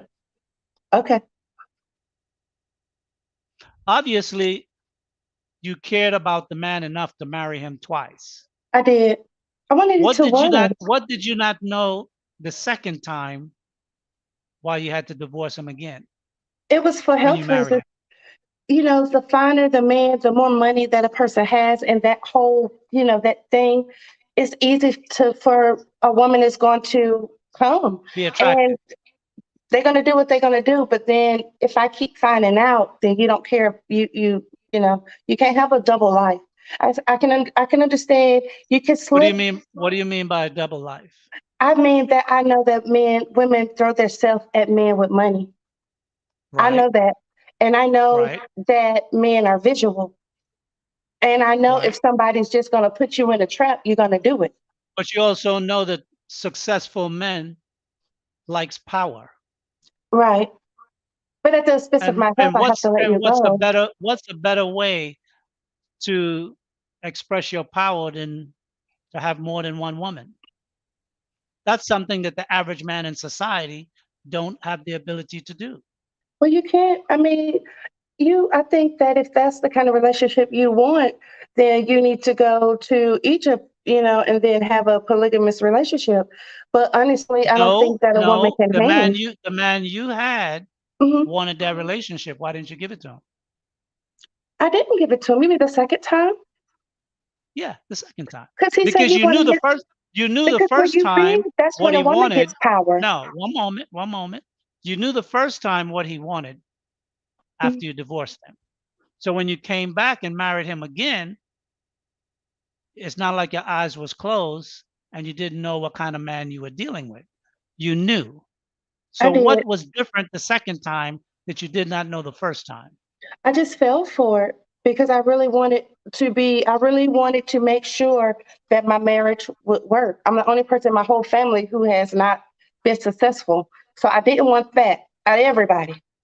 What do you So mean work? What did you mean work? I What do you mean wanted to, you wanted to work? I was one of those people who I would have went to the grave with my husband. Why If didn't this you? is my husband, but he Why just, didn't you? it just didn't work.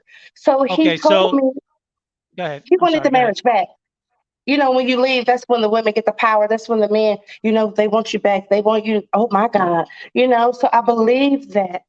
And of course, I'm still thinking this is my But husband, right? you still knew the kind It of man doesn't matter. you But if had. that's your husband, that's when you're going to follow suit. I don't care what you say. When a woman marries a man, you are going to completely submit. So whatever he says, Who that is submit? what it's Who going to submit? go. Who That's going to go. submits? Who submits? The woman does.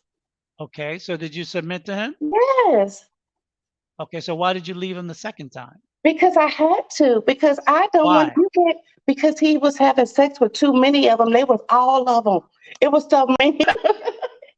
it Were was. they calling the It was house? a lot of them. And he Were they started being calling your house? sloppy. Okay, well, He was if he was sloppy. sloppy, then that's different. He was sloppy That's with different. it. Okay. Did you guys have a conversation about his sloppy behavior? Hmm. What did he say? He apologizes now. Now we're really, really good friends. We're really good friends now. I mean, he apologizes and he said he was sorry. He was just young. He just Well, what age he did you liked marry the Pete. first time? He said he liked Pete. What age did you marry the first time? We got married the first time, I think I was 30. And what age did you get married the second No, time? I take that back. 26, we went to the courthouse. And then 30, it was 30 because I had a really big wedding then. Okay. And how old was he when you were 30? Same age. Our birthday's the same Same month. age. Hmm. So the complaint at 30 was that he was young? Hmm. That's what he said.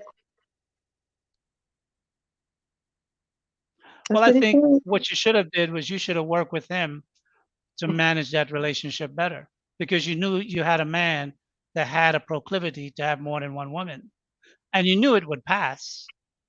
When? At the Has rate it these passed? days, in the field that I'm in, I see women all the time. I do testing. I'm a nurse, so I see it on the other side. So you can do that, but when you're being sloppy, if you're being sloppy and you're not caring about your wife's health, then now we have an issue. It's a thing, condoms are a thing. Did he Condoms did are a he thing. It's ever a way did to he do ever bring everything. did he ever bring something home? No, he didn't do that, but I was scared of that because the type of Okay, women that but y'all say that y'all you don't were want, that's what so then y'all you want. were okay. But what you were doing was you were using the fear of what you know from your professional life to apply it to your personal life that never actually happened. Right. But then just like I am now, like y'all do the single moms and all that kind of stuff, it would be the how am I supposed to move on? See, and that's the thing that I have when you say you don't want the person to have money, you don't education and this and that. No, Now, if I no, didn't, no. I would be stuck in that relationship waiting on him to give me a car, provide for me and all that stuff because he did. He did all of that. Nobody nobody has said that you're not supposed to have But if I money. didn't, What I they couldn't said is leave. that when you marry, you work for your husband and he can provide you a life where you work for him because no man wants his wife going to another business, taking orders from another man, and then when she come home stressed, she's don't have time to focus on him or the kids because one, she's stressed and she's going on and on about how boss.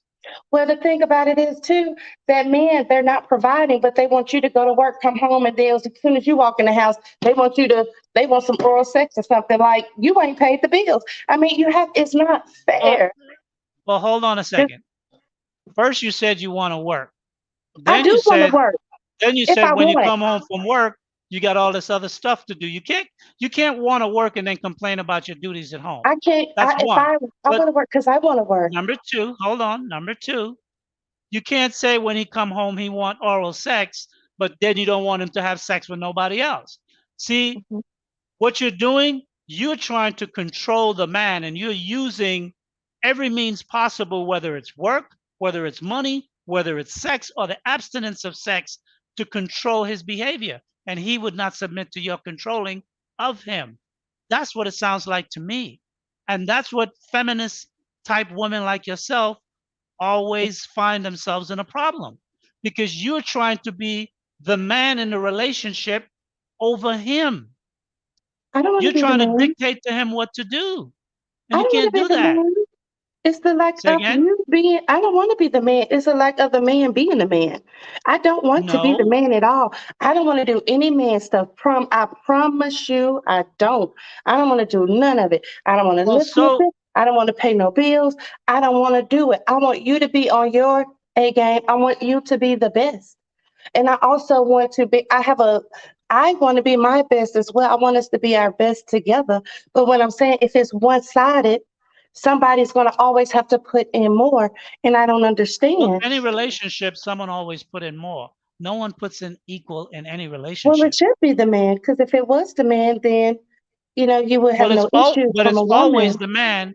That's why he can It's demand not of what he being the man, wants. Mr. Sage. That's what I'm telling you. They be Well, you just said your lying. man was wealthy, he had They money, and these was. women was chasing him. They was. And They then you still didn't want to do. give him you didn't want to give him his due benevolence when he came home, Yeah, and then you because complain about him going out. everybody else now. Listen, I'm telling you, if he wasn't doing all those things, then listen, I would. He just loved women. So because of that, I am glad that I had my own money and I was able to, thrive without that. Now I know. Now I know I don't look for the best looking man because I already know what comes with it. You know what I'm saying? So it's just a lot of different things. But I'm not a Okay, feminist, and I so want you have a man, see one a of the real things one. is that you chose, you made choices that in your youth Yeah. you were not able to cope with. What You choices chose a did I man that make? was, wait a minute, you chose a man that was successful and you Yeah. chose a man that was very good looking. Yeah, it was. And you did not want to deal with the ramifications of having a man like that. I But was as a young. wife, that's bullshit. You I was married him young, at and see, that's 26. what y'all do. No, no, You Mr. married him Sage. at 26. 26 is not a baby. Stop. Well, You were okay, then 26 the that's first fine. time and you Well, were why not? 30 the second time. So stop using those childish excuses that you were young. You was a grown woman. You have the experience of other family members who are married from your own expression. So Hmm. you knew how to pick a man. But and Right. I'm sure someone in your family told you, girl, that man is fine. You're going to have problems with him. Someone told you that and you did not listen. My friends, the ones y'all say not to listen to. Doesn't So if matter. I You was were 26, told. You were told. You yeah, made by the my decision friends, that you but those are wanted. not the one people Doesn't you listen matter. to, remember? You Well, you guys could say have keep asked your your. friends out of your business. Your Well, friends don't want you to be You happy. came in this. You came in this conversation to what? To I prove the came in this manosphere conversation. wrong, or you came in this conversation to find a man that you want for yourself? What do you? What? Why are you here? Why am I here? I'm here talking to you right now because I feel like the women are being led astray because y'all are So saying when you are told me you an that I was advocate? wrong. Are you an advocate for women? I'm an advocate for men and women. I don't just think Well, women you because I can't think be an men have advocate things for too. women because you're a feminist, and I feminists are am. not I am. I advocates for haven't read the women. definition, but you say I am. I'm Sorry. definitely a feminist. Absolutely. I've listened to you and I've heard your arguments, and they have been feminist arguments. I have to look into it. I've never researched it. That's fine, but you live it, so you know what it is. Okay. Well, In I any guess. event, Mhm. what I would say to you is that you know what works for you and you know what doesn't work for you. Yeah. I believe at this stage of your life, you want a man that you can control, but you can't deal with a No. man that you can control because that man needs to make more money than you for you to respect him. You already know that because you've been groomed that way already, and you're not going to break your grooming.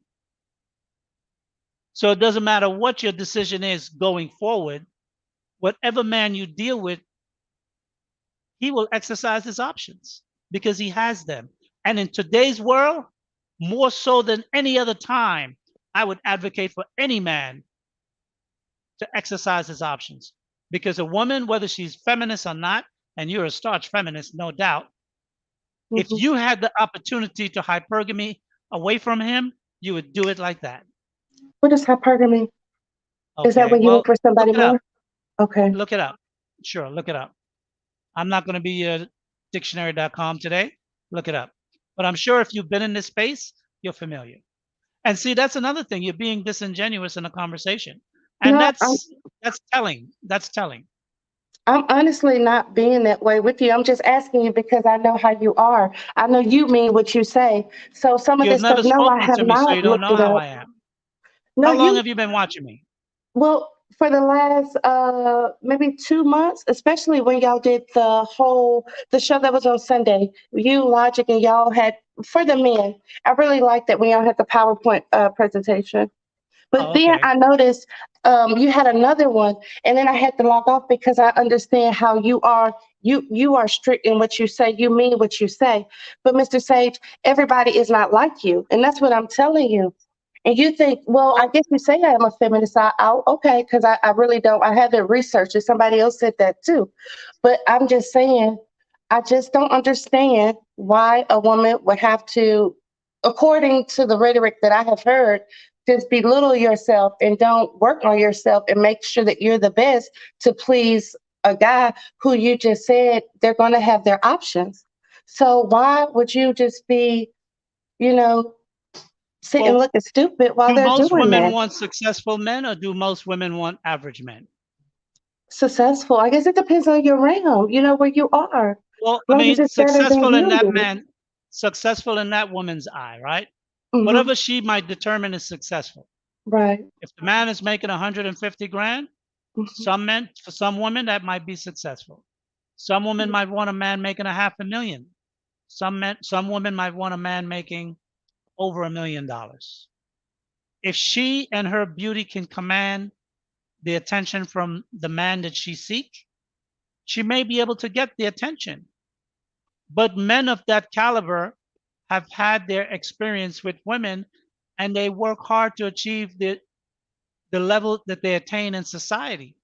So they're not just going to take any woman to come along. Now some men are inexperienced, particularly when they get their wealth at a young age. So they may not know much about women, and they may not have any adult men around them to educate them about women. But men who come to this space, they get the education that the father that they may not have, the uncle Mm-hmm. that they may not have, or the upbringing that they may not have been exposed to. They can Mm-hmm. come in these spaces and get the education. This is for men. Now, Yeah. if you want a man that is groomed from this level of knowledge as to how to lead over a family and women, you need to become a woman that knows how to follow a man's lead. If the man wants you to have no problem with you working, no problem. If he has a problem with you working and he can provide for you over and above your income, then you have to make a decision. Is my job more important than being supportive to my husband? And if it is, then you need to tell him I'm not the woman for you. Don't lie to him, get with him, and make his life hell. Mm-hmm. And that's what most women do because the lifestyle attracts them. So they lie to the man thinking they can get him to capitulate later. And successful businessmen don't capitulate. They wouldn't be successful if they did. I So agree. go tell women that. Okay. It was good talking to you. All right, Mr. Sage. You have Bye. another question?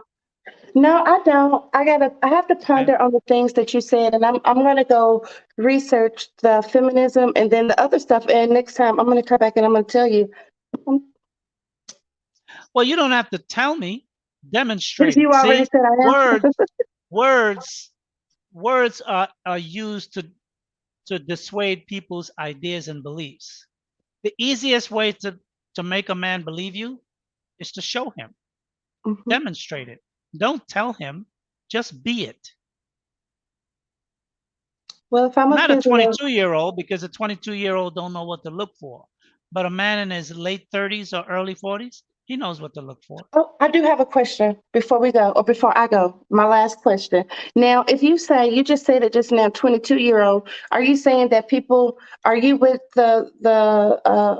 Do you think that women should be married by 22? Absolutely. But you said their minds are not right. So how do they know? I didn't say that. I said a man at 22 years old would not know what to look for. See, a Do you, man grows in maturity and wisdom over a period of time. The period of time it takes the man to acquire the things that you want is the same period of time it takes for you to lose the attraction that a man wants from you. so 15 years. do you think a woman know what she's doing at 22? No, but that's why she need a man that's going to guide her and show her. Because the only experience you're going to get from being in the streets is distrust from men, hurt from men, betrayal from men, disloyalty from men. You're going to get all the negative baggage. And the one guy that you may find that treats you good, you may not really trust him because you may think, I can't read him yet. What is it that I can't see? So you're not going to trust him. So the the age where a woman can be molded by a man, I mean, by by a good man that wants her as a wife, is that early age between 22 and 27. And in that period of time, she should have at least 2 children. And by the time she's 33, a family of 4. With the good And that's man. an adequate. Say again? I said with the good man, right? Well, I would think a woman would want a good man.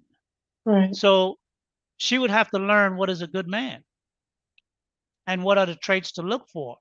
But if she wants a fuck boy, he may put it down right, but he may not deliver on the other things. I think at 22 you don't know.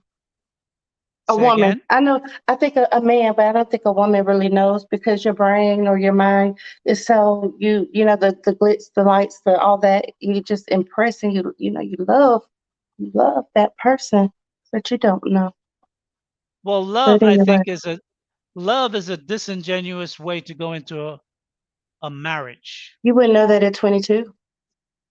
Say That it again? takes. I said at 22 you wouldn't know that it takes more than love because love comes and goes, right? Absolutely. Well, the thing is, if your father chose the man, love would have nothing to do with it. Well, you know everybody don't have. Well, okay, but that's not common these days. I'll just say that. That's not True, that is common.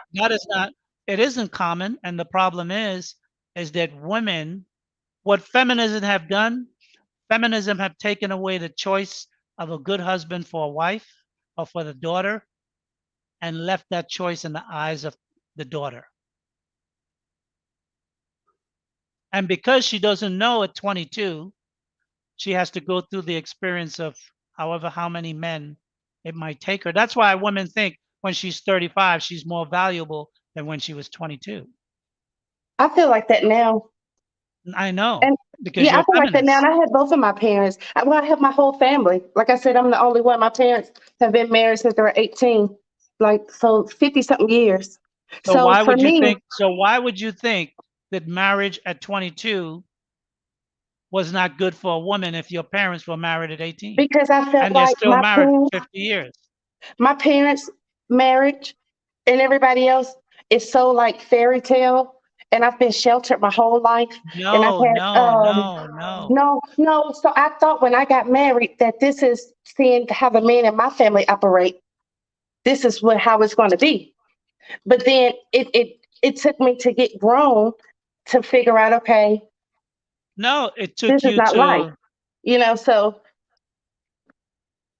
the men of today are not the men that you are your age and the people probably your son is.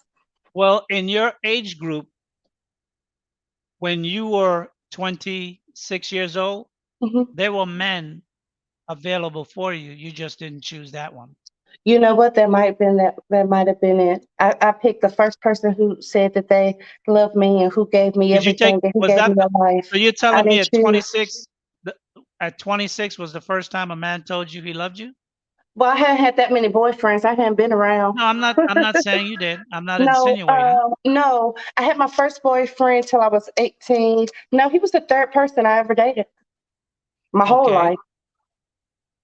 And he was also an accomplished man. Hmm. And he was also a very good-looking man. He was fine. Yeah. Was he more good-looking than your previous boyfriends? Yes. Okay. Yeah. So that's hypergamy. Okay. That's what you did. You branched I out. didn't leave somebody to get with him though. Say again? Did I? I didn't leave. I didn't break up with. I've never left a relationship to get in another relationship. I've never been a cheater, so I've never done Well, that. I'm on the ride to the end. I'm not accusing you of being a cheater, but that's how hypergamy works. Well, then You that's not what I always did. look you always look to go up higher and higher and higher. Well, that's not what I did. That's not what I'm looking for. But you do have to be on my level. But I wasn't leaving anybody to be with somebody. I try to think that every relationship I'm going to be in is going to be we finna ride this thing out until I can't. Yeah. You know, So what level is that you're on? the level that I want somebody to be just as loyal to me as I am to you. So which saying, now I'm not stupid. So with the options thing, I feel like that a man should know their woman's schedule, their whole thing, everything about them, that if that's what you're going to do, then you know how to do it. At least can you have the plan together? It's all about the plan. Men don't plan. You know what I'm saying? A lot of things could be avoided if it was properly planned out right. And I just don't understand. Like, if you care about me that much, you're gonna make sure I never know. Just different things that people can do if you want the union to last forever. Well, So when I had two wives, I never lied, and they both knew each other, and I introduced them to each other. well, that them some good women. You did that where? In the States? Or Of so course. you're Muslim? No, I'm not.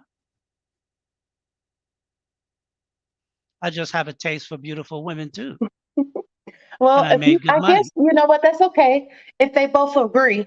So you both agree, then you know how to deal with it accordingly if that's what you're gonna do. So that's better than lying. Well, that's I why appreciate that. I hate lies. that's why my presentation today was be a prince, not a king. Have a Mm. harem. Choose whoever you want. Because today a woman is not loyal. None of them. That's not true. You don't say none because I'm loyal. Say some, sir, respectfully. Okay. Thank you. I'll take that with a grain of salt. Thank It's very you. difficult finding loyal women. And I Yeah. think the fact that you married the same man twice and divorced them twice, I would like to hear what he had to say. I could call him. Well, We get another along show. good. Yeah. Have him tune in on my show, and then one day on the right topic he can join the panel. I'll tell him. I'm gonna send it to him. He'll do it. Yeah, tell him to watch my show. All right. Well, it's been nice talking to you. Okay? Likewise. Bye. Fancy. Why did you choose that name, Fancy? I got that from working. Everybody used to say, "You're so fancy." Yeah, I am fancy. I try to be. I like to Okay. look nice when I go somewhere. Very good. Everything's a little fancy. All Okay. All right. Thank you right. very Nice to much. meet you. All right. Bye. Likewise. Okay, everybody. Today was a long show. Wow. 6:30 on my end. 5 hours plus. I didn't think the show was going to go this long. Thank everyone for tuning in. Uh, everyone that came up on the panel to offer their thoughts, objections, questions, and dialogue. Everyone that participated in the chat. I know I got on some people in the chat, but just want to try to keep the conversation as honest as possible. Sometimes we tend to get into ourselves and we tend to have that conversation with ourselves for so long. So sometimes I would like to push back on those monotonous conversation that we tend to tell ourselves so often. Tune in again. We will be on schedule coming this Sunday. Tune in to Sage Talk on Sunday. Have a good day, guys.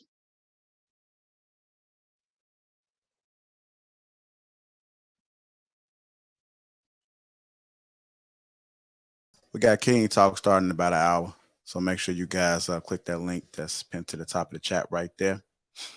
King Talk. Click that link right now at the top of the chat. Okay, Ms. Parker, thank you very much for your contributions. That's a great show, Lee. Thanks a lot. Appreciate it. Yeah.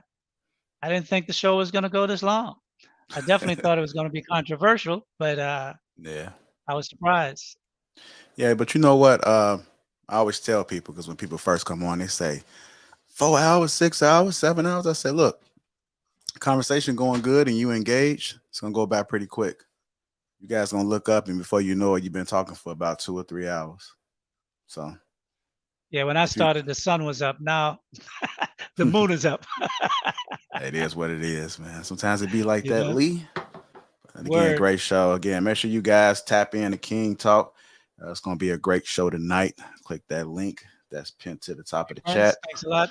Coming up. And Lee will be back to his regular scheduled program on Sunday at 2 o'clock. So make sure you guys tap in. Definitely get a treat in a few days. It seems like, that time fly by quick. So absolutely. All right.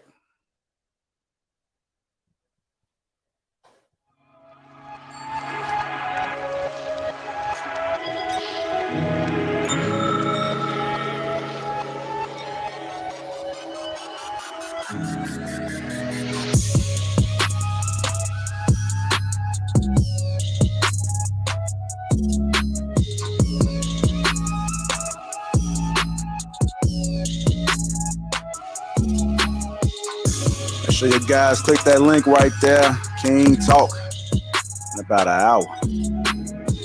Click that link, tune in, hit the like button, subscribe to the channel. Greatest network ever.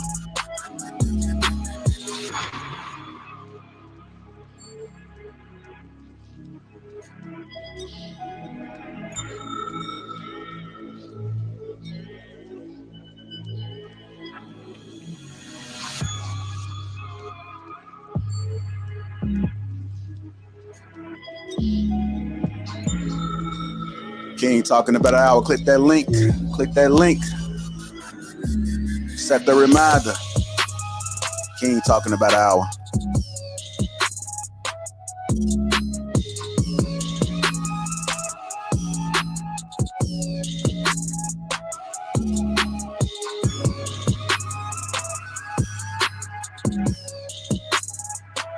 That like button, subscribe to the channel. Again, King Talk is next. Click that link, set a reminder.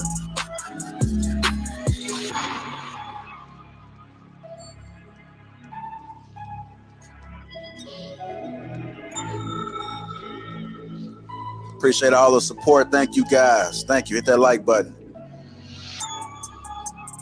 If you're just tuning in, you're late. You missed a great one. Catch it on the replay. King Talk in about an hour. Click that link. Pin to the top of the chat and I just dropped it. Hit that link. Hit that link.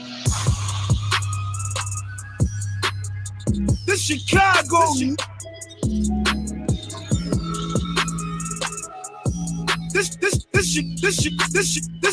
This Chicago.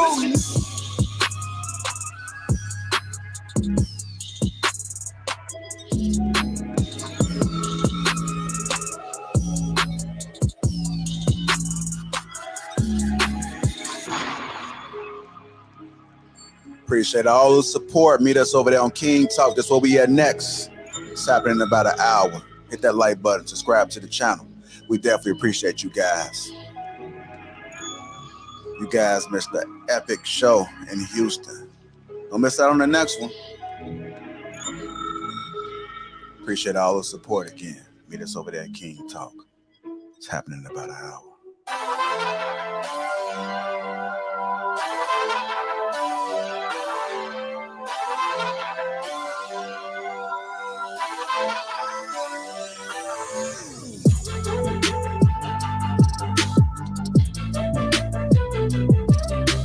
Shout out to the sponsor, Teej Hanley, Philly Teej. That link is in the description. 30% off along with a free gift. Click that link. That's the only way you're able to take advantage of that opportunity. Philly Teej. Shout out to the Lapeef Network, the greatest network ever.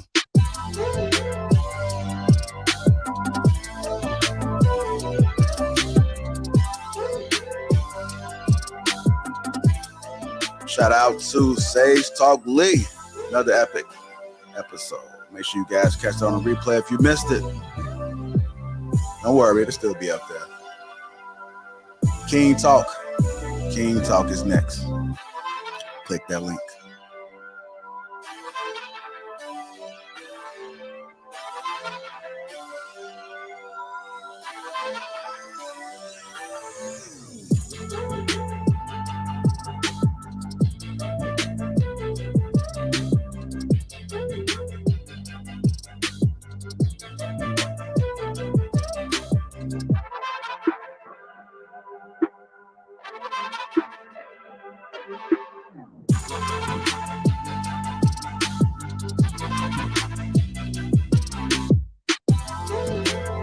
Got one more track for y'all.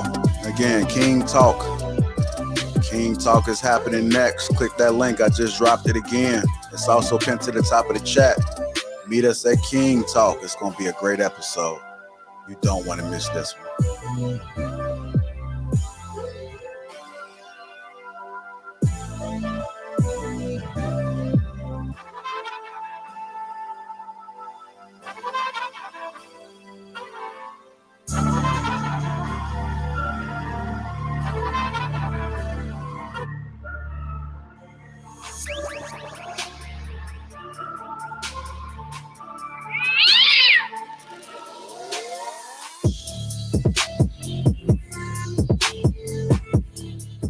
Yeah, we're gonna do a small recap of Houston, man. I'm gonna let Trill hop on it, man. I think we're gonna do the master recap on Thursday. Definitely tune in and we'll talk a little bit about it. See what we can do. Meet us over there at King Talk again. The link is pinned to the top of the chat. We'll drop one more time for y'all. There we go. King Talk is next. Meet us there. Set that reminder. Go over there and get that reminder. That time come quick. You don't want to miss King Talk. Again, we appreciate all the support here at the Lapeef Network. Make sure you guys hit the like button. Also subscribe to the channel.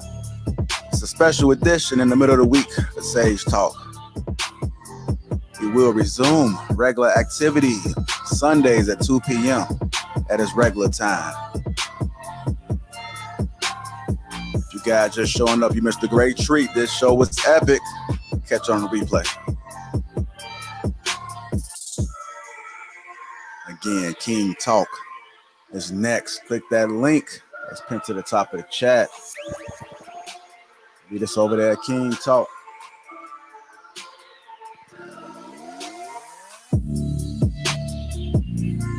Why so many women buying these dogs lately? I'm trying to figure it out. Let's get to the bottom of it. Wonder what's so special about a dog. Who's buying these dogs?